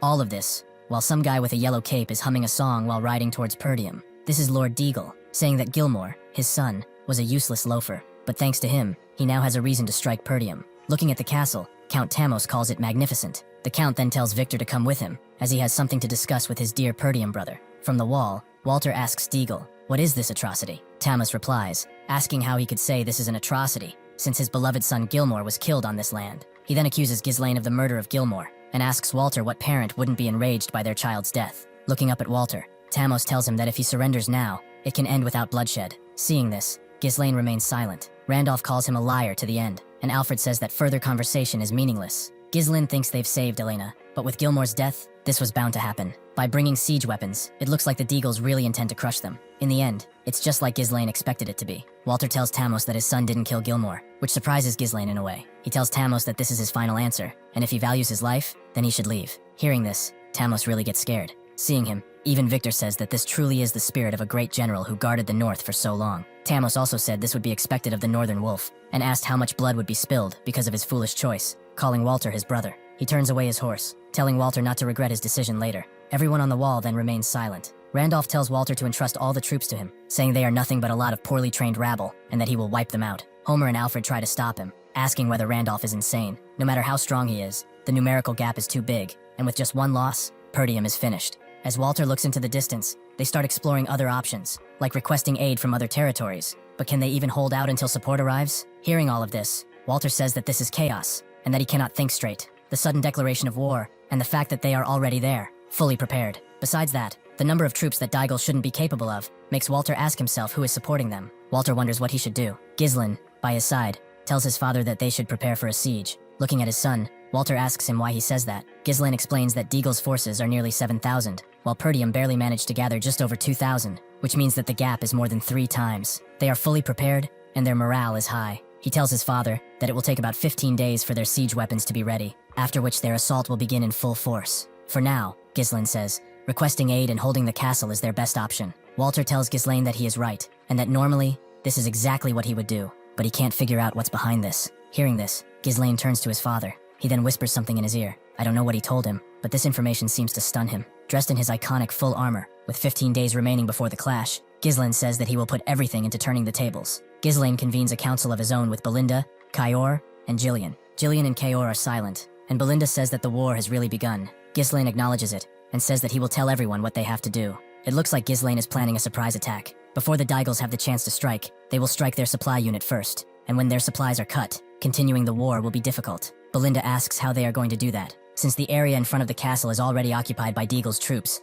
so there are too many eyes. Anything they try will be noticed immediately. Ghislain then addresses Kayor and Jillian. Kayor tells Ghislain that, as he ordered, they've already stationed troops in the Beast Forest outpost, so if needed, they can hide in the forest without worrying about being discovered. Jillian then says that the ponchos made from Dirus Ent bark, as requested by the Archduchess, have also been distributed to the soldiers, and the dark material makes them suitable for night operations as well. Ghislain says that if a large force moves, it will be easily spotted, but if a small elite unit wears camouflage, the ambush won't be easy to detect. The one problem is that they don't know where their supply unit is. so he turns to Belinda. That's when he tells her she needs to find the location of the supply unit. Seeing this, Belinda remains silent for a second. She then tells Ghislain she will do it. Ghislain thinks that sneaking into enemy lines while risking death is a dangerous mission, but if it's Belinda, she'll handle it with ease. The last thing they need is the ultimate trump card to end this war. That is Vanessa. A few days later, it looks like the operation is about to take place at Daigel's supply unit's camp. The former Perdium retainer, and now the supply unit's commander, Pabro, is toasting with a full glass of wine, saying that the war has finally begun, and that soon, even a lifelong retainer like him will finally receive land. He and the other retainer who have left Perdium are cheering, with Pabro saying that joining Desmond's side was definitely the right move, and that thanks to their troop support, he's gotten a cushy rear position, while the other says that it's all thanks to Pabro's excellent decision. Pabro then sips from the glass, wishing farewell to Perdium, and saying that soon, part of that land will be his. In the woods, 2 horses are hiding behind some bushes, examining the camp. This is Ghislain with his elite unit, saying that they have arrived right on time. Jillian says that the weather is really gloomy too, and Kaor agrees, saying that you can't see a thing in this darkness. Ghislain lifts up his helmet's visor, saying that this is the perfect weather for a surprise attack. He then lowers his visor, saying they won't be taking any prisoners. As he rushes for the camp on his horse, he tells his people to kill everyone in the camp. In front stand 2 guards who look almost asleep. The noise from the unit's attack surely makes them stand up in an instant. With ease, Kaor, Ghislain, and Jillian kill everyone standing in their path. The soldiers in the camp realize that this is an ambush, and wonder what the hell the sentries are doing. This is the only words they manage to speak though, as next Jillian and Ghislain kill them, even before they manage to reach for their weapons. Ghislain tells his fellow soldiers that from now on, they will move according to plan, and that no one among them will be left alive. Some knight then informs Pabro that they have been ambushed, and he says he can see that, once again, asking what the guards are doing. Even so, he tries to stay calm, saying that they have 1,000 troops on their side, and orders his knights just to stop them. That is when the former retainer breaks the news to him. Over 70% of their forces are already down. Pabro remains silent for a second. He then tells the other retainer to run for it, as if this keeps up, he will lose his head. He doesn't get to finish his sentence as 2 needles are driven into the neck of his pal. He falls to the ground, scared by his friend's downfall, and it looks like Belinda is the one who threw the needles. She mocks him, saying that it's fancy to see him there, a vassal of Perdium. Seeing Belinda, Pabro seems to be scared shitless. Later, the whole base is covered in flames. Dead bodies are covering the ground like leaves in the autumn. Finally, Pabro is standing before Ghislain, Kaor, and Jillian. Belinda brought him there, saying he was one of the vassals sent as an envoy to Daigel, and not only had he sold information, but he had also been acting as the supply base commander. Seeing himself defeated, with his head pressed against the ground, he begs for mercy from Ghislain. Ghislain then asks him who bribed him. He tells Ghislain that it was Count Desmond who bribed him, and that this was his only choice, as they had threatened his life. Ghislain then realizes that he must have been the one giving troops to Daigel. Pabro continues, saying that even if he has fallen like this, he has been serving Perdium for a long time, and that he is sure Count Daigel would pay a hefty ransom for him, a profitable deal for Ghislain. Ghislain then gets down from his horse, telling Pabro to raise his head. Pabro thanks Ghislain for giving him a chance, saying that with this life he has spared, he will serve Perdium with everything he has. However, that might be a little hard to do without a head, the one that Ghislain just decapitated. He then says that for those who betray Perdium, there's only death, and so, after destroying the supply base, he marches back. Belinda and Kaor look toward Ghislain, with Kaor asking him what their next move is. Ghislain tells them that they will head right back to the castle. That is because the enemy should have begun their attack by now, so all attention will be on the castle. In the meantime, Ghislain says that they will strike their rear and throw them into chaos. While riding towards the battle, Ghislain tells Kaor and Belinda to support the left wall as soon as they arrive, and that he will take the right wall. Ghislain then calls for Jillian. He tells him he will be in charge of Daigel's base and will lead a surprise attack, fighting thousands with a small force,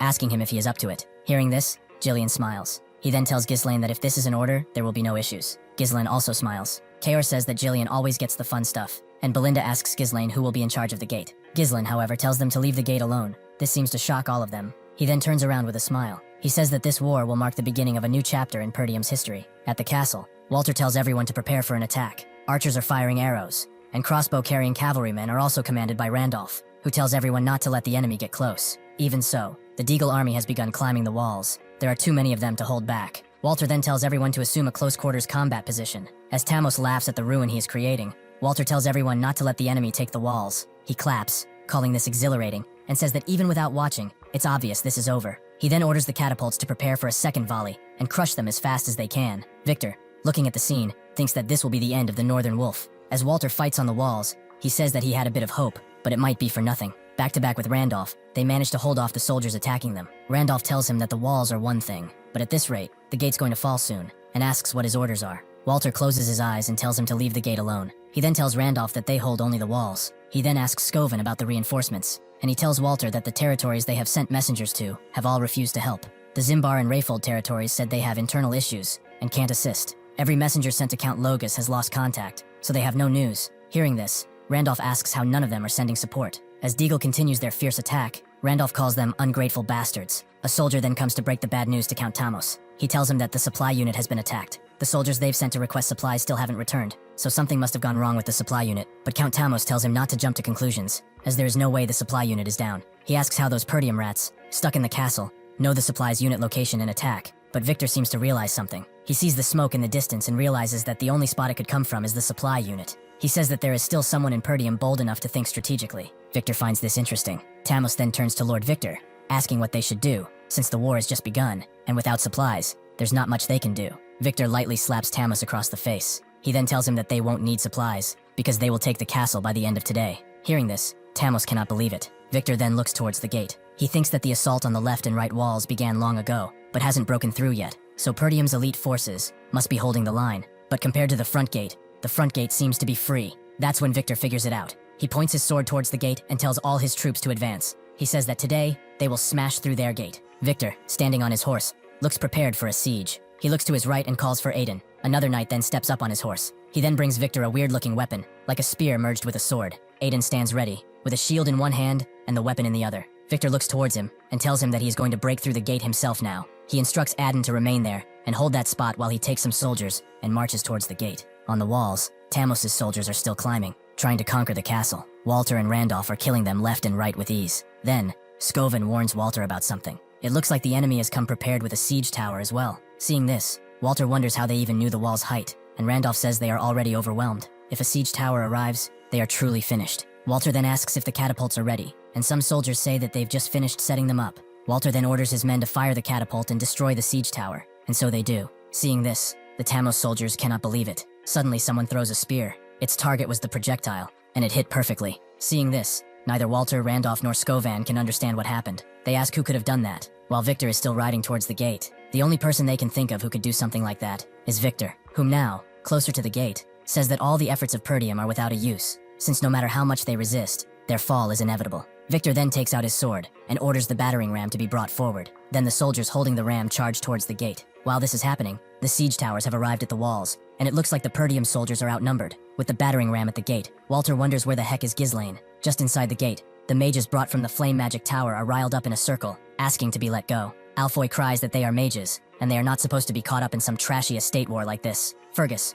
guarding the mages, says that this is the young lord's order, so they should remain calm. But it seems Alfoy is not that trusting of Ghislain, asking Fergus if he is blind, saying he cannot be calm in this situation. He tells Fergus to take a look at the gate, as letting a battering ram get close was a bad mistake, and that this war is already lost. Alfoy screams that this castle is done for, but Vanessa doesn't seem to agree. She tells Alfoy not to worry, as Ghislain will surely fix everything, but he is annoyed to hear her speak. Alfoy screams at Vanessa, telling her that Ghislain is a joke of an archduke, and that thanks to that bastard, he's never been dragged through hell like this, and now he is even about to die because of him. Yet Vanessa still has faith in him, and tries to convince Alfoy that everything will be fine. Alfoy screams at them to shut up, and asks if she is really going to follow the orders of a lunatic. She then says that the young lord is not a lunatic, but something more. A few days ago, it seemed like Vanessa had used magic. Weak magic, but at least she managed to do it. She apologizes to Ghislain, saying she has finally learned to do it, but that's all she can manage. Ghislain, however, seems happy, saying that it's fine for now, and just being able to use magic is enough, as the lacking mana will build over time. He then tells Vanessa to come along with him because he has to show her something. It looks like some soldiers are digging up a trench and filling it with runestones. Looking at it, Vanessa does not understand why Ghislain buries runestones. Alfoy then screams at Ghislain. He asks why, if he's making the mages dig, and if he doesn't have soldiers for this. He wouldn't move the runestones outside the castle. Hearing him speak, Gordon picks him up by the neck and tells him there should be no chatting during work. Vanessa wants to say that this is not okay, but Ghislain says it's preparation. No matter how hard they struggle, they cannot withstand their endless assault. The gate will break, but that doesn't mean there's no way to win. Vanessa then realizes what Ghislain means. Standing in the circle, she hits the center of the rune circle with her staff. Suddenly, Alfoy realizes that this is a mana transfer circle, and so, Vanessa remembers what Ghislain told her, that she can do it. Ghislain is also riding towards the gate. With the gate almost down, soldiers with crossbows are standing at the gate, waiting for the signal to fire. From the wall, Randolph prompts Walter to look in a direction. Some soldiers are coming from the back. Seeing them, Walter realizes what that means. That is Ghislain's unit. A soldier then comes to Victor to report. He says that unknown cavalry units are launching ambushes from the front and the rear on both sides. Ghislain and all the other mercenaries are killing Daigel soldiers left and right. Seeing this, the soldiers are asking what is happening, as they've heard Perdium won't be getting any reinforcements. Then, a soldier shouts for them to shoot, and not just stand there, and so, a rain of arrows is flying towards Ghislain. Only it seems Ghislain and his horse jumped over it and are now just above the soldiers who attacked him. With just a couple of swings, he gets rid of all of them. Ghislain has left behind a massacre. Seeing this, the other soldiers cannot believe it and ask if he's a monster. Ghislain then lifts his helmet visor, saying that from now on, it's counterattack time. With this, all of Ghislain's soldiers attack the units at the wall. It looks like Ghislain has taken the right wall, and Belinda and Kaor the left one, with the gate still undefended. Meanwhile, it looks like the Daigel main camp destruction is also following. Gillian and a couple of other mercenaries are running a surprise attack. Gillian tells Gordon and Toran that he will draw their attention, and that they should spread out wide and disable their key facilities. They do as told, killing everyone left and right. A mercenary laughs at the enemy's panicked faces, and tells one of the victims that by the time he returns to his base, it will already be reduced to ashes. Seeing this, Count Tamos asks what the heck is going on, and how they're the ones being ambushed, while one knight tries to take him away and evacuate the place. Just as this happens, Gillian is approaching, holding a giant double-sided axe, prepared to take Tamos's head. In reality, Gillian tells him that he wants him as a hostage. Seeing him approach, Tamos shits his pants. All of a sudden, a spear appears, heading towards Gillian. Just in the last second, Gillian notices it. He manages to use his own weapon and block the attack. This man stands now between Gillian and Tamos. Looking at him, Gillian acknowledges that he is a strong fella. Preparing his weapon again, the man states that Gillian needs guts in order to pull off a surprise attack on the main base with a small force like that. He then presents himself as Aiden Praso. He then asks for Gillian's name. Annoyed, Gillian looks him directly in his eyes. He simply says that he has no name, and that he is merely a weapon wielded by the Grand Duke of Perdium. Back at the left fortress wall, chaos stands. Belinda and Kaor are fighting together, killing enemy soldiers with ease. Kaor even seems to have a lot of fun doing that. Belinda tells him to stop splattering blood her way, but Kaor tells her to handle that herself, calling her an old lady. At the right fortress wall, Ghislain is swinging his sword with as much force as possible, fighting in the middle of the war. Seeing him, the soldiers start screaming, saying that everyone is going to die, screaming for everyone to run away. It seems like this is Ghislain's strategy, to fight and kill everyone with a full charge while the enemy is confused, overwhelming them. Ghislain then says that he will bring down the siege tower himself. Hearing this, the mercenaries raise their swords, screaming that they will follow Captain Ghislain and crush these bastards completely. One general from the enemy army calls the soldiers a disorganized bunch, and says that running back on the battlefield is foolish. He then commands the spearmen to block the front, where Ghislain is coming from. Ghislain then tells his horse to dodge the attacks on its own. As he approaches the spearmen, they drive their spears towards Ghislain's horse. However, it looks like they didn't even manage to scratch the horse, and Ghislain is gone. Sadly for them, they didn't look above them. While falling, Ghislain pins one of the spearmen to the ground with his crotch. Then he starts spinning, killing everyone near him. Within seconds, it looks like Ghislain killed all the spearmen. Then he looks towards the siege tower, where at least 100 men must be waiting for him. Seeing the wall condition, Ghislain says that it's in worse condition than he would have thought, wondering if it's because of the siege tower, and says that at this rate, the fortress wall will fall before they get through the fortress gate. The allied cavalry is somehow keeping them at bay, but the difference in their numbers is way too big,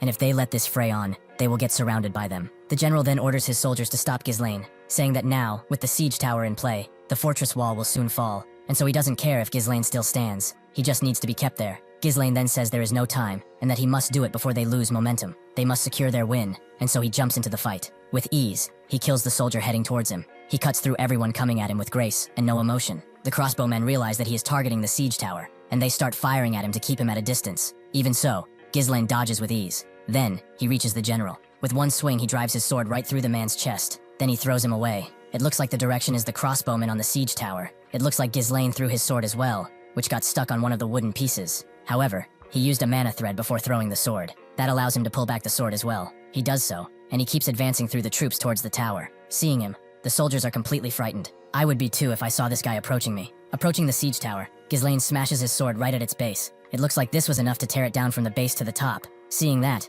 the soldiers don't know what to do. Victor is also surprised to see Ghislain's power, saying that he wouldn't even have thought someone was capable of something like this here. He wonders if Ghislain is the commander. He then turns to one of his soldiers, asking if the front gate hasn't been breached yet, and the soldier has no favorable reply. He tells Victor that the gate's defenses are stronger than they've expected, and they've been slightly delayed by internal resistance, but they should be able to break through in about 10 minutes. Hearing this, Victor remains silent for a second. He then turns his horse away and tells the soldier to make it 5, while in the meantime, he will go and take out their commander, so they should have that gate open when he returns. He tells the man that if he fails, he will die by his hand. Seeing this, the man almost cries and says that he understands. As Victor is leaving, someone calls him a flying tin can, taking his attention. This person tells him that he will not be going anywhere. Victor looks his way and asks who he is. The man presents himself as Kaor, the commander of the Cerberus mercenaries. He then points his sword towards Victor and tells him to come and play. After making his declaration, Kaor rushes toward Victor on horseback, prepared to launch a devastating attack. Victor, however, remains completely unthreatened. As the distance closes, Victor simply prompts his horse to buck, striking Kaor's horse in the neck with its hind legs. The blow sends the animal crashing to the ground. Kaur leaps into the air just as Victor tries to cut him down in a single motion. For a moment, it seems Kaur has seized the upper hand. He prepares to strike back, lunging with his blade, but Victor parries the blow effortlessly. Kaur is not one to go down easily and tries to slash him again, but once more, Victor stops the attack with ease. Watching him, Kaur cannot believe the sheer strength he is up against. Victor remarks that he has met countless people like Kaur before, dismissively knocking the mercenary's sword aside. He calls Kaur a mediocre fighter who relies on nothing but brute force. Victor then shifts to the offensive, slashing at Kaur without even looking. Kaur manages to block the strike, but the overwhelming power behind it is too much. With just one strike, Victor shatters Kaur's sword and leaves him injured. Victor looks down at Kaur and remarks that there is nothing easier to deal with than beasts who simply swing their paws on instinct. Kaur is pinned to the ground while Victor hasn't even bothered to dismount from his horse. In this moment, Kaur finally realizes the vast gulf in their abilities. He recalls Ghislain's warning that Victor is the hidden joker of the Desmond family. Kaur remembers asking if Victor was stronger than Ghislain, and Ghislain admitted he was stronger than anyone Kaur had ever faced, except for Ghislain himself. Ghislain's plan was to use an overwhelming advantage in numbers to force the enemy to focus on defense. At that moment, Victor would likely break through the weakened gate to launch an all-out attack. This, Ghislain noted, was exactly what he wanted. However, Kaur knows that if Victor makes it through that gate, the plan will end in a worst-case scenario. Kaur realizes he has only one job. He must hold Victor down for as long as possible. Realizing how desperate his situation is, Kaur lets out a nervous laugh. He picks up the broken remains of his sword, clutching it like a dagger while trying to stanch his bleeding with his other hand. He thinks to himself that Ghislain might be asking a bit too much of him. Meanwhile, on another part of the battlefield, Ghislain is engaged in combat with another knight on horseback. This is Lord Adon's finest knight. As they clash, Adon's soldiers shout for their lord to step back and stay safe. The other mercenaries are busy thinning the enemy ranks, trying to prevent any interference in Ghislain's duel. Ghislain finds the entire situation annoying, muttering that there is no time to waste. The enemy's shield is incredibly sturdy, blocking attacks from all angles, and Ghislain finds himself unable to pierce through. He wonders when he last met someone so resilient. Even so, he knows a strong shield will not be enough to stop him. Declaring that he has no more time to play, Ghislain swings his axe with every ounce of power he possesses. While blocking with his shield, Adon remarks that Ghislain's efforts are totally pointless. Though it was a heavy blow, he insists that Ghislain cannot break through his defense. Adon then maneuvers away, causing Ghislain's axe to lash harmlessly against the ground. Adon immediately counters with an attack, but Ghislain manages to parry it using the handle of his axe. The two exchange strikes again until Adon manages to kill Ghislain's horse, sending him crashing to the ground. At this moment, Adon clearly holds the upper hand. Looking down on his opponent, Adon tells Ghislain to fall and smacks him into the dirt with his shield. Neither Kaur nor Ghislain seem to be doing well, and to make matters worse, the gates to the estate have finally fallen. Seeing the breach, Ghislain's father and the other knights are overcome by a sense of danger.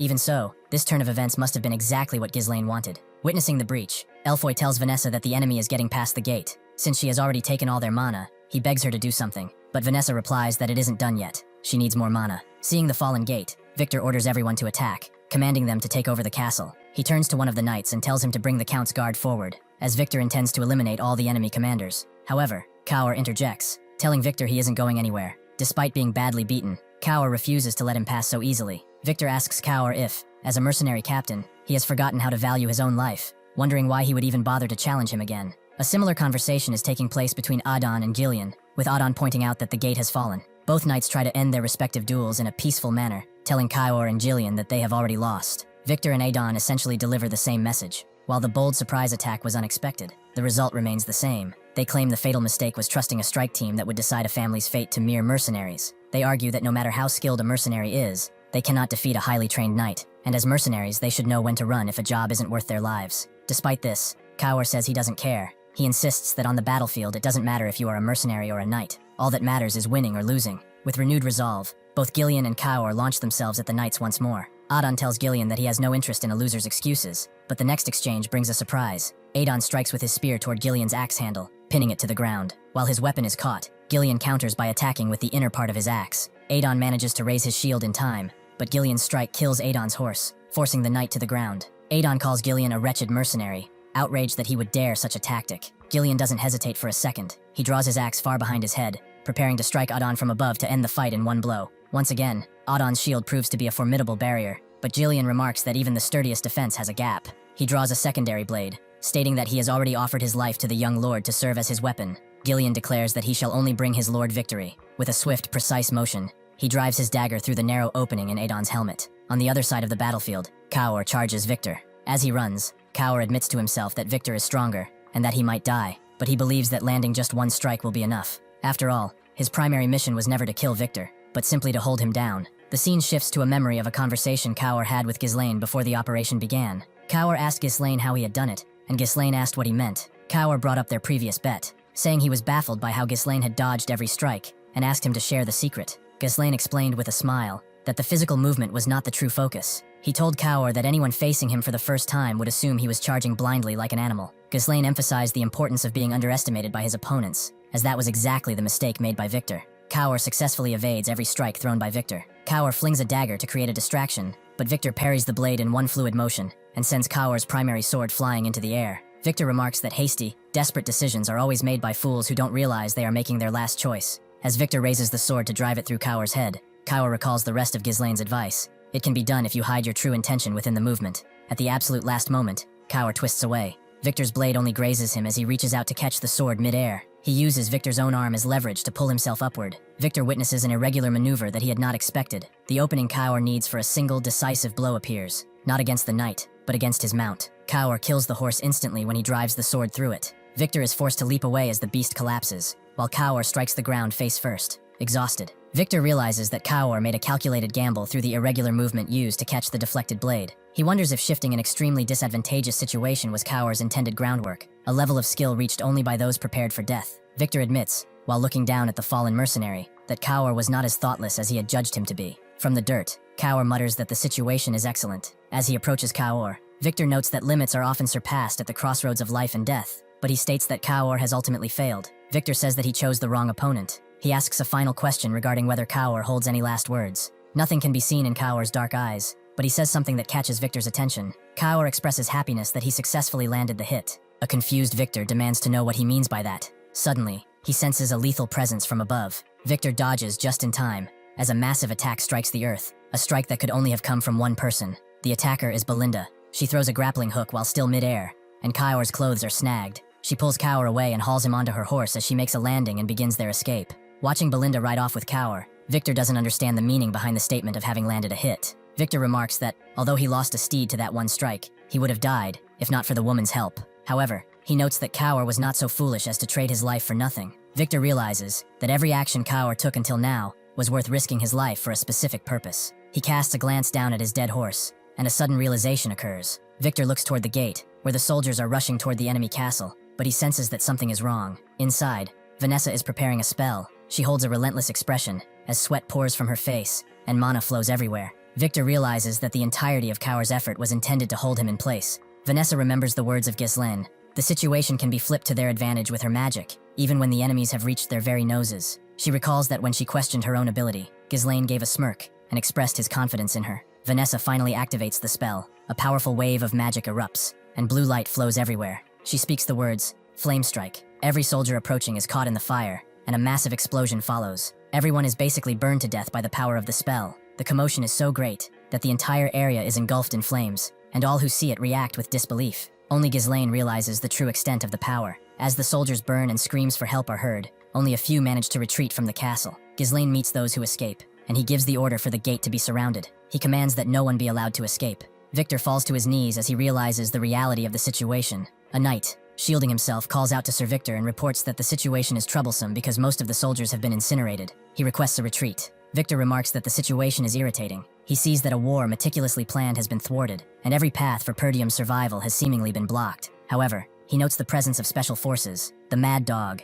and an elder-class mage. He realizes that these factors are far too perfectly aligned to be a mere coincidence. He concludes that he has fallen directly into Ghislain's trap. Victor gives an order for the soldiers to assemble so a temporary retreat can be made. He remarks that the lack of trees will allow them to regroup at the main camp once they are clear of the fire. He states that capturing the place will take longer than planned, but says it cannot be helped. He orders a call for Adon immediately, but Victor is silenced by a disturbing sight. Gillian is seen appearing, holding Aiden's helmet, and he projects a readiness to kill. Gillian asks whether Victor is the commander of the guard. Victor stares at the helmet and realizes that Adon's head is inside. Gillian drops the helmet and states that the main forces are finished. He points an axe at Victor and demands his surrender. While the enemy is still being defeated by Ghislain's soldiers, a smirk is seen on Victor's face. Victor shouts at Gillian that such a suggestion is laughable. He prepares a sword and asks whether Gillian truly believes the war would end this way. Victor declares that every one of their heads will be cut off by his own hand. He launches an attack toward Gillian and shouts that the war has only just begun. As all of this unfolds, Ghislain's troops successfully catch the enemy in the trap.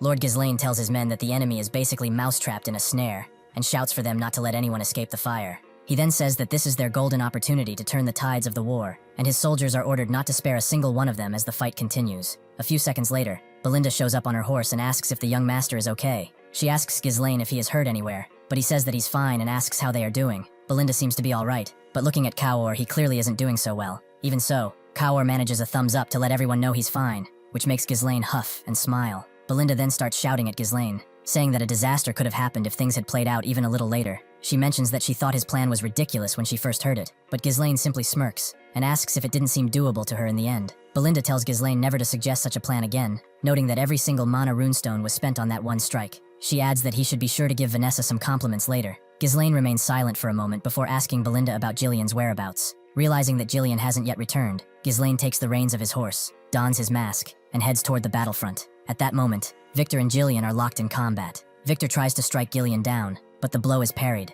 A wave of attacks follows, yet Jillian manages to block them all by staying behind the head of his axe. Jillian notes the incredible weight and momentum behind Victor's strikes. Victor's movements are a testament to his power. He leaps over lethal strikes and launches counterattacks without a second thought. With his latest strike, Victor manages to wound Jillian. Jillian realizes that Victor's strength and speed are ridiculous, leaving him no time to rest. He acknowledges that at this rate, he might die in this fight. Victor lunges with another attack, calling Jillian a disgusting mercenary, and remarking that such men always try to take a mile when given an inch. Jillian tries to parry, but Victor pins the axe to the ground and with a swift motion disarms him. Victor declares that Jillian has finally crossed a line and drives his sword through Jillian's stomach. Blood spills from Jillian's mouth, yet Victor remains relentless. It appears that Jillian managed to twist the blade at the last moment to evade a vital point. Victor tells Jillian that it clearly wasn't just luck that allowed him to defeat Adon, as no one else has ever received an attack like that. He mentions that while it was a foolish decision to challenge him while exhausted, he wouldn't be angry about being killed by a man of Jillian's caliber. Victor then shouts for him to die. An instant later, a sword flies from behind,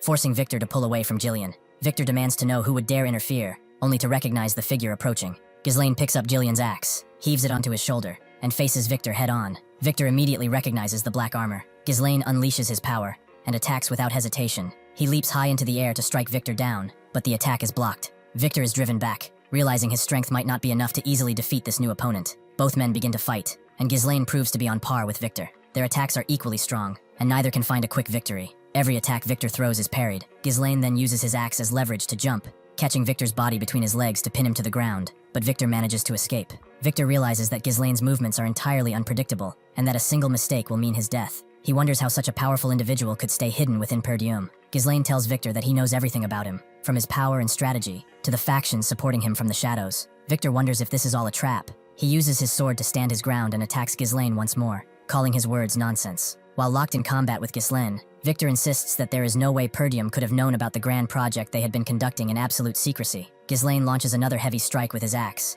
but Victor blocks the blow with his sword, identifying his opponent as the hidden joker of Count Desmond. Victor manages to pin the axe to the ground and prepares to decapitate Ghislain, warning him not to think he would fall for such cheap trickery a second time. However, the maneuver is not enough to defeat Ghislain. He uses the pinned axe as a pivot, leaping above it to deflect the incoming attack and dodge. Channeling his force, Ghislain rips the axe from the earth and prepares a lethal strike from above. Victor attempts to parry, but Ghislain strikes him with his feet instead, pinning him to the ground and preparing to end his life. With the last of his strength, Victor grips his sword with both hands to halt the descent of the blade, but the weapon fails to hold. Ghislain's attack breaks through, and Victor's helmet is sent flying. The strike is not fatal, though it clearly leaves Victor shaken. His face is revealed, characterized by blonde hair, a blonde beard, and treacherous eyes. Leaving the axe behind, Ghislain approaches the sword he threw earlier and retrieves it from the ground. He remarks that while he enjoys using axes, this sword simply fits his style better. Seeing that he is on the verge of defeat, Victor demands to know the true identity of the man before him. Ghislain initially hesitates to answer, but eventually prepares to remove his mask. He declares that he is the young lord of Perdium, Ghislain Perdium, as he casts his mask aside. Upon hearing the name of his opponent, Victor is struck with disbelief. He turns his gaze to the dirt, processing the revelation, before bursting into a sudden fit of laughter. He finds it impossible to grasp that he, the strongest knight in the north, has been defeated by a man he considers a mere scoundrel. Ghislain remains unmoved, stating that this is exactly what has happened, and that today, the world will see who truly holds the title of the strongest in the north. Victor rises to his feet, calling Ghislain's confidence arrogant. He notes that he will not even ask how such a trap was orchestrated, as he considers it fundamental in war, to use every means necessary for a decisive victory, regardless of the process. In his eyes, whoever remains standing at the conclusion is the true winner. Victor then begins to focus his core, unleashing his true power, and asks if Ghislain agrees with that philosophy. Ghislain readies his sword, agreeing that Victor is absolutely right, and begins to manifest his own core power in response. The fight commences as Ghislain challenges Victor to come at him. The war remains far from over as the two titans clash across the battlefield. Victor and Ghislain attack simultaneously, each attempting to demonstrate their superior power, yet they remain perfectly balanced. Neither manages to land a decisive blow. The air is filled with a rapid succession of blocks, strikes, and dodges. The exchange happens so quickly it is a blur, but Ghislain eventually gains a momentary advantage. He leaps onto Victor's sword and delivers a sharp kick to the knight's face. Victor's head snaps back, and Ghislain immediately swings to decapitate him, but Victor manages to recover in time to block the strike. Regaining his composure, Victor applies immense pressure to Ghislain's blade and successfully shoves him back. During the struggle, a grazing blow from Victor's sword catches Ghislain, prompting a triumphant laugh from the knight. Victor immediately presses his advantage, launching a fresh barrage of attacks. Ghislain blocks each one with ease, until Victor manages to surprise him with a low strike. Ghislain leaps into the air to dodge the maneuver. Victor attempts to catch him while he is airborne, but Ghislain proves to be faster. Upon landing, Ghislain lunges for an attack of his own, which Victor manages to halt by holding his sword high. The combat reaches a pace that no ordinary soldier or knight could hope to follow. Their strength is nearly equal, each blow carrying enough force to overwhelm a lesser opponent. Eventually, Victor manages to pin Ghislain's sword against the ground. He attempts to slide his blade up for a finishing move, but Ghislain anticipates the intent. At the last possible second, Ghislain dodges to the side and thrusts his sword between them to reset the distance. Ghislain manages to seize Victor by the neck and slams him violently into the ground. He recovers his sword and immediately launches a downward strike, but Victor rolls away at the last possible second to evade the blade. Attempting a desperate counter, Victor uses his sword to spray dirt toward Ghislain's face to blind him. Ghislain, anticipating the move, raises his hand to shield his eyes while Victor lunges forward, aiming his sword directly at Ghislain's head. Ghislain acknowledges that Victor is indeed formidable, noting that even with his power amplified by the third core, the gap between them is narrow. He reflects on the beginning of the war, when he attacked Count Desmond, and found these same forces standing in his way. He remembers clashing swords dozens of times, until he finally achieved victory, though it wasted far too much precious time. He realizes that if men of this caliber were truly determined to destroy Perdium, its downfall would be inevitable. In that moment, Ghislain knows he must make a final decision. As Victor launches another assault, Ghislain declares that he shall deliver nothing but death to those who pose a threat to his people. The two clash one last time, and it appears as though both have been impaled. However, the reality of the exchange quickly becomes clear. At the critical moment, Ghislain had shoved Victor's blade aside, trapping it securely between his arm and chest, while his own sword found its mark. In his final moments, Victor's thoughts turn to Lord Desmond before his body finally collapses to the earth. The duel is over, and Ghislain stands as the victor. He looks down at Victor, whose body lies motionless on the ground, and begins to turn away. However, Victor manages to voice one last question, asking again who Ghislain truly is. He gasps that the Ghislain he once knew was nothing more than a loser in Perdium, the trash of the north. Victor admits that it no longer matters, but he tells Ghislain that the fight was truly enjoyable, a final testament to Ghislain's unexpected power. Ghislain continues to walk away, never once looking back. The following morning, the battlefield is revealed, blanketed by the remains of the fallen. Returning toward the estate, Ghislain carries the wounded Gillian toward the gates, where the entire army sits in wait. Ghislain is struck by the sight of them, while his father and the soldiers look upon him with utter amazement. To the side, Belinda, Kaor, and the other mercenaries wait expectantly for him to speak. Ghislain finally smiles and asks if everyone is still alive.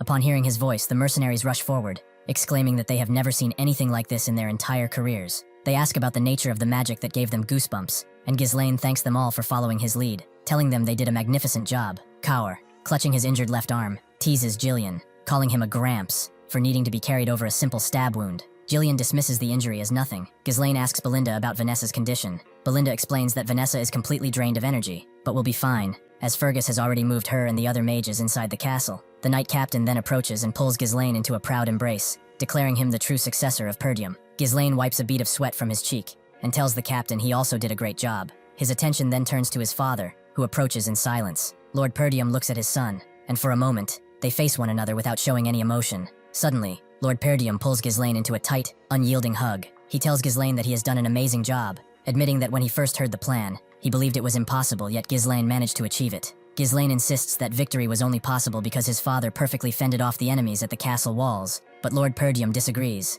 stating that it was all thanks to his son. Lord Perdium raises Ghislain's arm toward the sky, announcing to everyone that Ghislain is the reason for their victory. He declares that this is the moment Perdium won, and the credit belongs to Ghislain. The air is filled with laughter and cheers. Kaor, Belinda, and Gillian look on with immense happiness as the mercenaries scream Ghislain's name. Ghislain smiles, realizing that this moment of unity is exactly what he came back for. However, he reminds himself that the war is not yet over. Randolph asks Lord Perdium what he plans to do now, stating that he will go to check on the state of the soldiers right away. Walter Perdium tells Ghislain that he should recall his soldiers as well, noting that there will be much to do from now on, and advising him to take a rest. However, Ghislain informs his father that he cannot do that, which takes Walter by surprise. Ghislain explains that no time can be wasted, and that a formal surrender must be secured from Count de Garde as quickly as possible. Walter tells Ghislain not to worry, as he intends to head out for the surrender tomorrow. Ghislain insists that tomorrow will be too late. He declares his intention to head to Count de Garde's territory with the mercenaries immediately, and requests to be granted the authority of a lord's deputy. Randolph wonders if such measures are truly necessary,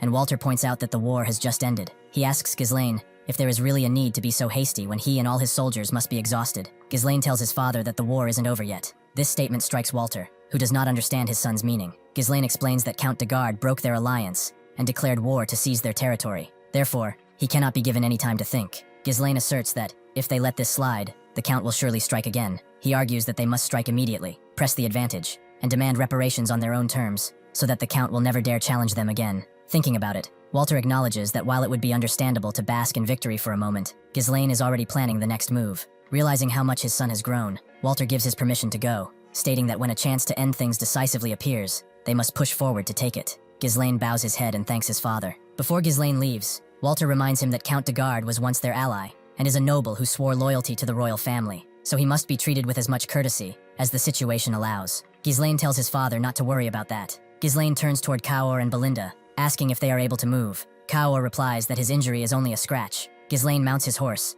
and tells his friends they need to move. They ride at full speed toward de Garde territory and arrive at the castle shortly after. Inside, Lord de Garde is in a state of disbelief. He reflects on how he only accepted the secret treaty because of the Desmond family's reputation for strength, yet they were defeated by the scrubby Perdiums. De Garde's administrator Lowell attempts to tell his lord to calm down, but Lord de Garde simply shouts at him to shut up, asking if he looks like a man who can find peace. Pointing a finger at Lowell, de Garde orders him to stop standing around and begin preparing for surrender negotiations. He instructs the bureaucrats to prepare for reparations, prompting Lowell to ask exactly what his lord means. Count de Garde explains that Count Perdium is an idiot known for respecting customs and honor, so he will surely accept the negotiations. He reasons that since the Perdiums are desperate for money, he can overcome this crisis by offering reparations, and then shifting the responsibility for the entire mess onto Count Desmond. Lowell points out that they have poured their entire treasury into this war, and asks where the money for reparations would even come from. Annoyed, Count de Garde begins choking Lowell with his right hand. He screams at him, calling him an idiot, and questioning how he has worked there so long with such a mind. He tells Lowell to simply squeeze the money out of the citizens.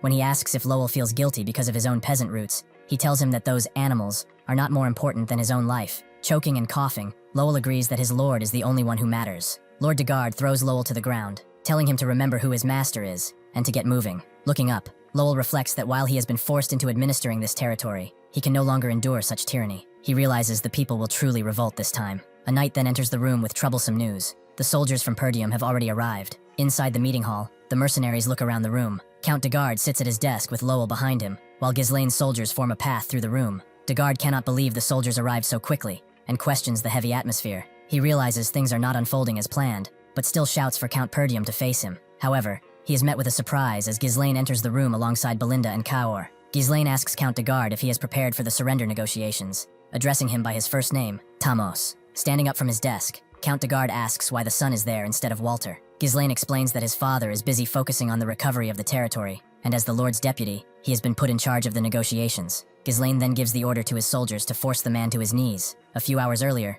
Ghislain, Belinda, and Kaor, along with the other mercenaries, had departed from Perdium toward the de Garde territory. Seeing the immense distance they needed to cover, Kaor remarked that the de Garde lord was certainly fast when it came to running away. He questioned Ghislain about what kind of lord abandons his soldiers to flee back to his territory so quickly. Gordon apologized, noting that Tamos had escaped because they let him slip away, but Kaor pointed out that Ghislain was the one who let him slip. Kaor added that Gordon and the others had still done a good job. Watching them, Ghislain thought to himself that perhaps he should give Kaor his own chance to face Ghislain one day. Kaor then asked Ghislain why he was even offering the man a surrender negotiation, wondering if that meant he intended to spare him. Ghislain explained that Count de Garde was a shameless bastard who tried to take over Perdium under the pretext of seeking vengeance for his successor. He noted that if Perdium demanded excessive reparations, it would put them in an uncomfortable political spot, and Tamos would likely just end the negotiations. Hearing this, Kaor complained that Ghislain and the others were making things more complicated than necessary, asking why they didn't just march in and wipe everything out. Belinda asked Kaor if he truly believed disputes between nobles could be resolved like a fight between mercenaries.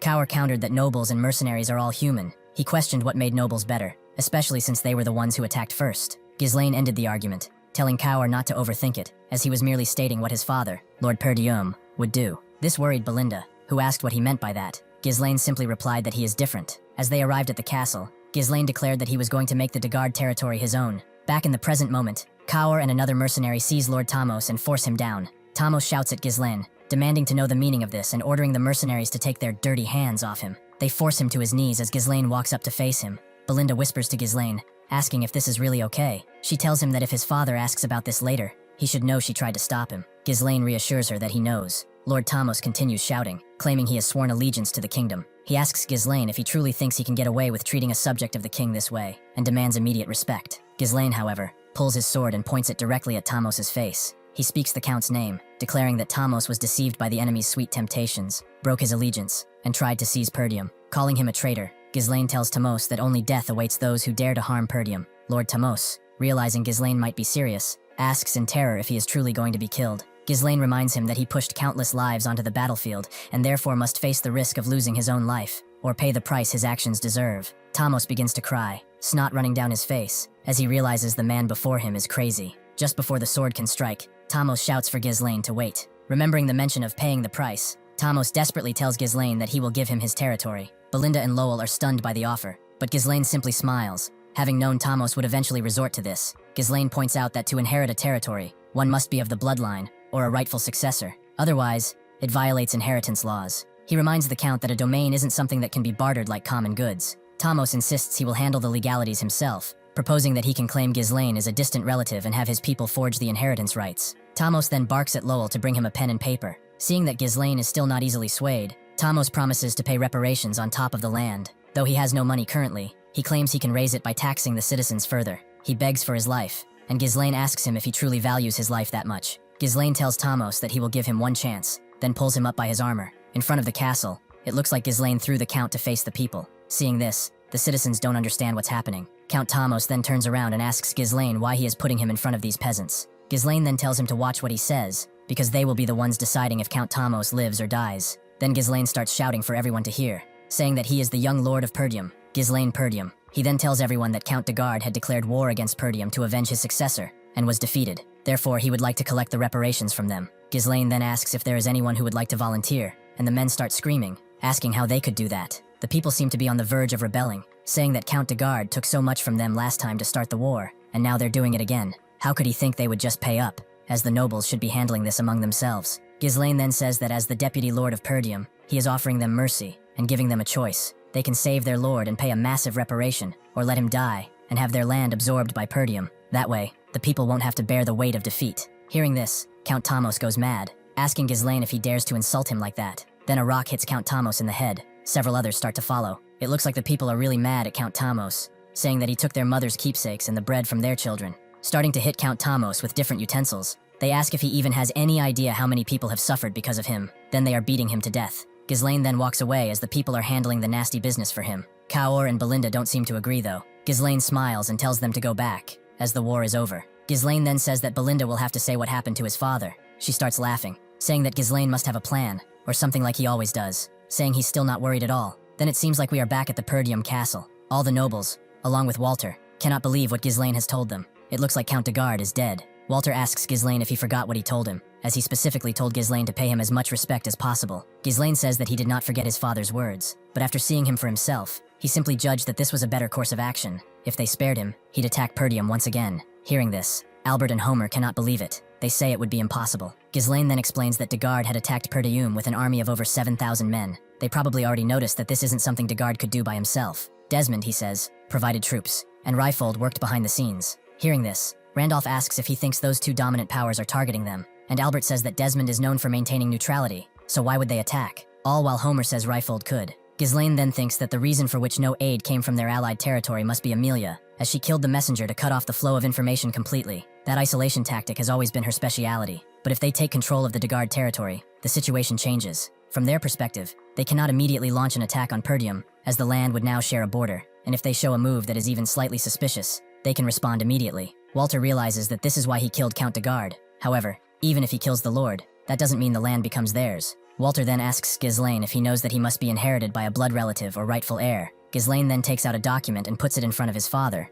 asking him to take a look at it. It looks like the piece of paper says that Ghislain is a distant relative of Count de Garde, and that he is the first successor of the de Garde territory. Reading it, Walter cannot believe it. Ghislain says that he got it from Count de Garde himself, and that with that document, they can probably dodge all the issues that come with inheritance. Seeing this, the other nobles are not sure what to say. Walter tells Ghislain that ruling over a territory is no easy task, and asks him if he is sure he can handle that with the manpower he has. Ghislain then tells him not to worry, there is someone fit for the role. Then it looks like we are in the Saran Kingdom in the Austin territory. Inside the tavern, people are partying, eating, and having fun. In a corner, it looks like some guy is playing some kind of game with a big muscular guy. The man prepares to put the dice from the table in a cup. He sweeps them away and starts shaking the cup. Then he places it back in front of the muscular man. The man then asks the guy with the dice if he knows what will happen if he tries to trick him. Then he calls him by his first name, which is Claude. Claude then tells him that they do not have to get so nasty there, as it is all just for fun. The man then takes away the cup and reveals that the dice have all been placed perfectly, one on top of each other, with all their faces matching. He tells the man to hurry and make his bet.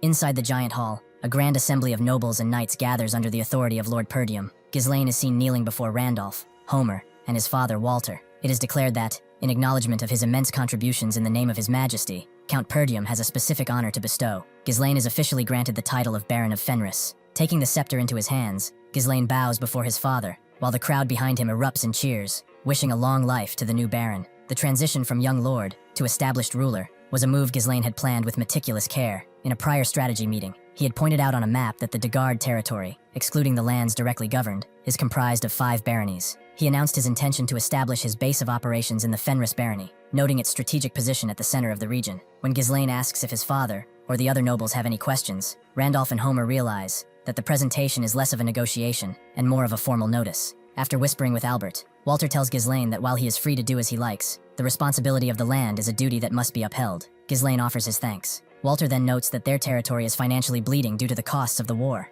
Ghislain reflects on the word bleeding and suggests that he could sell runestones to help, but he admits that he currently possesses none. When Walter asks why, Ghislain smiles and reminds everyone that he blew every single one of them up at the castle gates. He reassures them, however, that he will mine more and provide them soon. In the present, Belinda is visibly overjoyed to see her master in such a high position. She urges him to hurry and eat his meal, while Gillian lowers his head in respectful congratulation. Cower corrects himself, shifting from young lord to lord. Belinda reflects that she once worried about what Ghislain might become, but she claims her hard work in raising him has finally paid off. When Cower mutters that her hard work is likely why she is so rude and ruthless, Belinda laughs and delivers a sharp strike to his solar plexus. The conversation is interrupted by the arrival of Elena and Rachel. Elena asks if this is truly the same person she once knew, and wonders if she must address him as Lord, though Ghislain tells her to call him whatever she likes. Rachel offers a formal salute, prompting Elena to wonder how the two became so close. Ghislain turns to Gillian, who observes that Rachel appears completely healed. Gillian credits the recovery to the master's care. Clapping his hands for attention, Ghislain thanks everyone for following his orders during the war. He announces that since his base is moving to Fenris, he intends to hire every mercenary as his private army rather than as temporary contractors. Gordon asks for clarification, and Ghislain confirms that they are being offered permanent positions with the intent of training them all as knights. He asserts that their bravery in the recent war proves they are more than qualified for the title. Belinda points out that an army of such a scale will be incredibly expensive to maintain. Ghislain simply replies that this is exactly why they are going to make a lot of money. He checks on Gillian's condition, and after being assured that everything is fine, he instructs Gillian to lead the people to Fenris and wait for his arrival. Gillian asks if Ghislain is coming with them, but Ghislain reveals that he has somewhere else to visit beforehand. Ghislain tells Gillian that Fenris will likely suffer from poor public order since the war has just ended, so he instructs him to go there immediately to handle the situation. Gillian agrees and prepares to leave in his usual silent manner, but Ghislain stops him with a heartfelt admission. He tells Gillian that he is one of the people he trusts the most, placing a hand on the warrior's shoulder, and explaining that this is why such a critical job has been left to him. Gillian's eyes widen at the weight of the praise. Even as Ghislain turns away, Gillian bows deeply toward his back and wishes his lord a safe trip.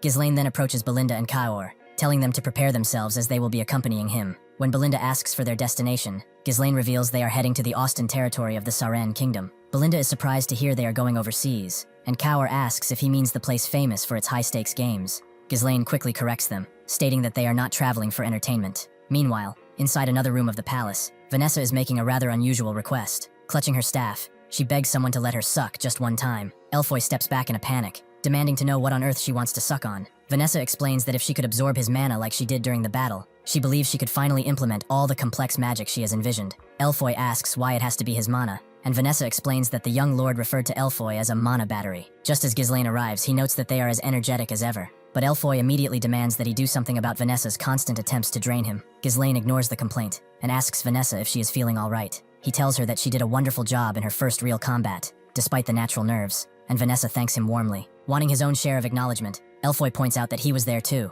Ghislain tells him he also played a very important role, but the casual praise only makes Elfoy angrier. He warns Ghislain that things will be different once he returns to the Magic Tower, but Ghislain informs him that he will be coming along to the Austin territory in a couple of days. The group eventually arrives at the Kraken gambling house in Austin. Kaor is ecstatic, breathing in the atmosphere he has missed so dearly. Elfoy, still confused, mentions that he thought they were headed for the Magic Tower. Ghislain tosses a bag of gold to Kaor, telling him and Elfoy to have fun, and that they will be summoned when needed. While Elfoy doesn't understand how one has fun with money, Kaor smirks and takes the mage by the neck. He remarks that their little friend knows magic, but nothing about how the world works, promising to show him how to make money with money. Belinda follows Ghislain, asking him to be honest about his intentions. She promises not to say anything if he wants to gamble a little, but Ghislain insists he is not there for that. He explains that he is looking for a man to appoint as the steward of his new territory. This man currently lives in the gambling house due to his circumstances, and Ghislain wants to recruit him before the man loses a hand. Belinda is skeptical about hiring a gambler for such a vital role, but Ghislain assures her the man is a genius at handling resources. Just as he is about to reveal the name, a scream erupts from the back of the room as someone yells that they have caught Claude. Claude is pinned to a table by a group of thugs. A man accuses him of using trickery to win so much money, and mocks Claude for boasting about his education while playing cheap tricks. The leader of the group, the muscular man from before, accuses Claude of swapping in a weighted die. He crushes a die in his hand to show its fake interior, and tells Claude his skill has run out. Claude denies the accusation, stating he never prepared a fake die, and points out that the man is the one playing tricks on him. Crank, the leader, dismisses the complaint, saying they can never truly understand each other, and gives the order to a man to cut off Claude's hand. Claude closes his eyes and prepares for the pain, but several seconds pass without a strike. To his surprise, a newcomer intervenes, suggesting that since they are playing such a fun game, he should be allowed to join. It is Ghislain, who has stepped between them, and used his sword to stop the blade intended for Claude. The muscular leader, peering through his glasses, asks who the intruder is. Ghislain presents himself as being from the Luthania kingdom, and proudly announces his full title, Baron Ghislain Fenris. The leader of the gambling house is stunned to find himself face to face with a foreign noble.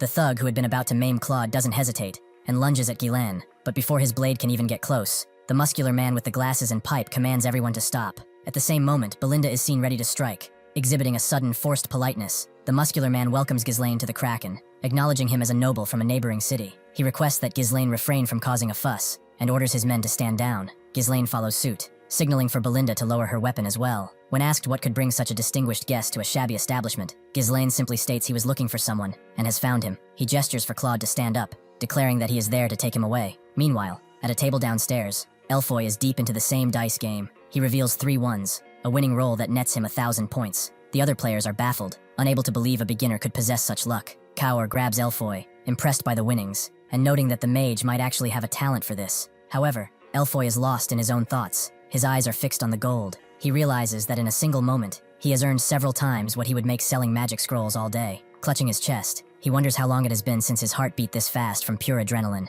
Upstairs, the tension remains high. Belinda looks at the disheveled Claude, and asks if this is truly the gambler Ghislain was seeking. The muscular leader interjects, informing Ghislain that Claude cannot leave. He argues that Claude failed to honor the sacred game, and resorted to trickery, and therefore must pay the price. Ghislain remains skeptical, asking if the man is truly serious about those accusations. In a sudden shift of character, Claude drops to his knees before Ghislain, addressing him as Baron Fenris. With a performance of deep regret, he apologizes for losing the precious support money Ghislain supposedly provided. He cleverly points out the suspicious nature of the situation. The house strictly screens for cheating tools, yet rigged dice appeared the very moment he placed a massive bet. Belinda is speechless, whispering to Ghislain that they have never met this man in their lives. Ghislain, however, silences her with a hand, playing along with the ruse. The leader realizes he might be being played, but admits he had wondered where a man like Claude got such a large sum of money. Lighting his pipe, he remarks that Claude's words are untrustworthy, and hints that Ghislain himself might be a swindler. He reminds Ghislain that the Kraken is the private property of Baron of Austin, and that any trouble could spark a diplomatic dispute. He suggests Ghislain simply leave and pretend none of this happened. Ghislain refuses,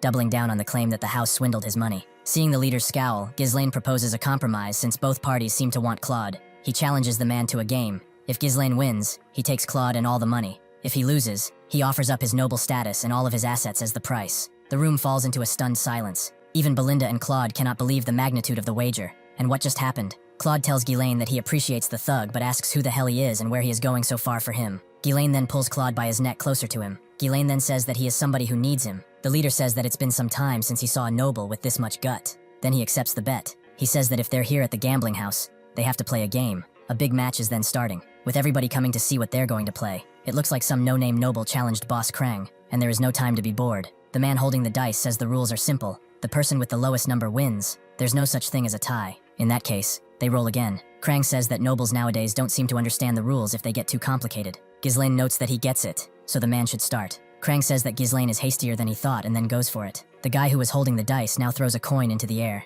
Ghislain chooses heads while the thug chooses tails. With the coin falling down, it shows tails, which means that Krang goes first. Krang places the dice inside the cup. Then he proceeds to scramble it. With all his might, he appears to be like a professional dice scrambler. Looking from away, Belinda says that this guy is really taking all the time in the world with a single die. Then it looks like something interesting is happening. The man is cheating, doing something to the cup.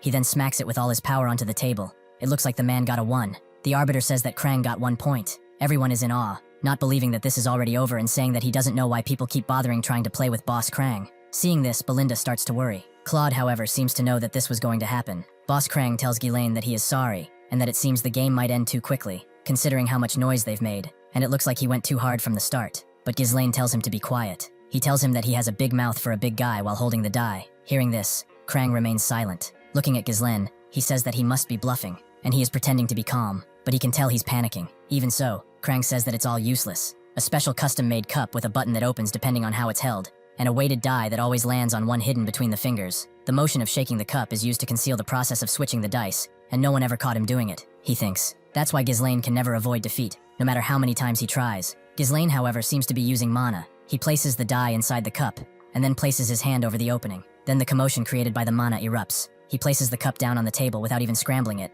and tells Krang that the person with the lowest number wins. Then he reveals that he's got 0 points as the die has been destroyed. Seeing this, Krang cannot believe it. The men looking at the scene cannot believe how the die turned into dust, and ask if 0 points is even possible, wondering if that counts, and if the boss even really lost that. Seeing this, Claude smiles, and Belinda is not sure what to say. Krang stands up from his seat, saying that this is nonsense, and it doesn't count as it's trickery. He cannot just do that, even if he's a noble. Ghislain then takes Krang by his wrist. He asks Krang what this is, then, letting the dice fall from his hand. As it falls, it looks like everybody can see the dice are weighted. No one can believe that another dice came from the boss's hand, and they are asking each other if all this time he's been bullshitting them. Ghislain then reuses the words that Krang told him. Honorably in the sacred game, he says. Krang wonders how this guy could know everything from the start. Then he prepares to take out his blade from his belt. He tries to stab Ghislain, but with ease he manages to dodge that. Belinda and Claude cannot believe what is happening. Ghislain tells him that he should have taken that stance from the start, and he tells him not to pretend to be polite when he is just a thug. Krang then says that he's not sure what Ghislain is talking about, and now it has come to this. They cannot let him go so easily. Krang then points his sword at Ghislain, and tells his companions to get him, and so they jump over the table and towards Ghislain. Thank you for watching. See you next time.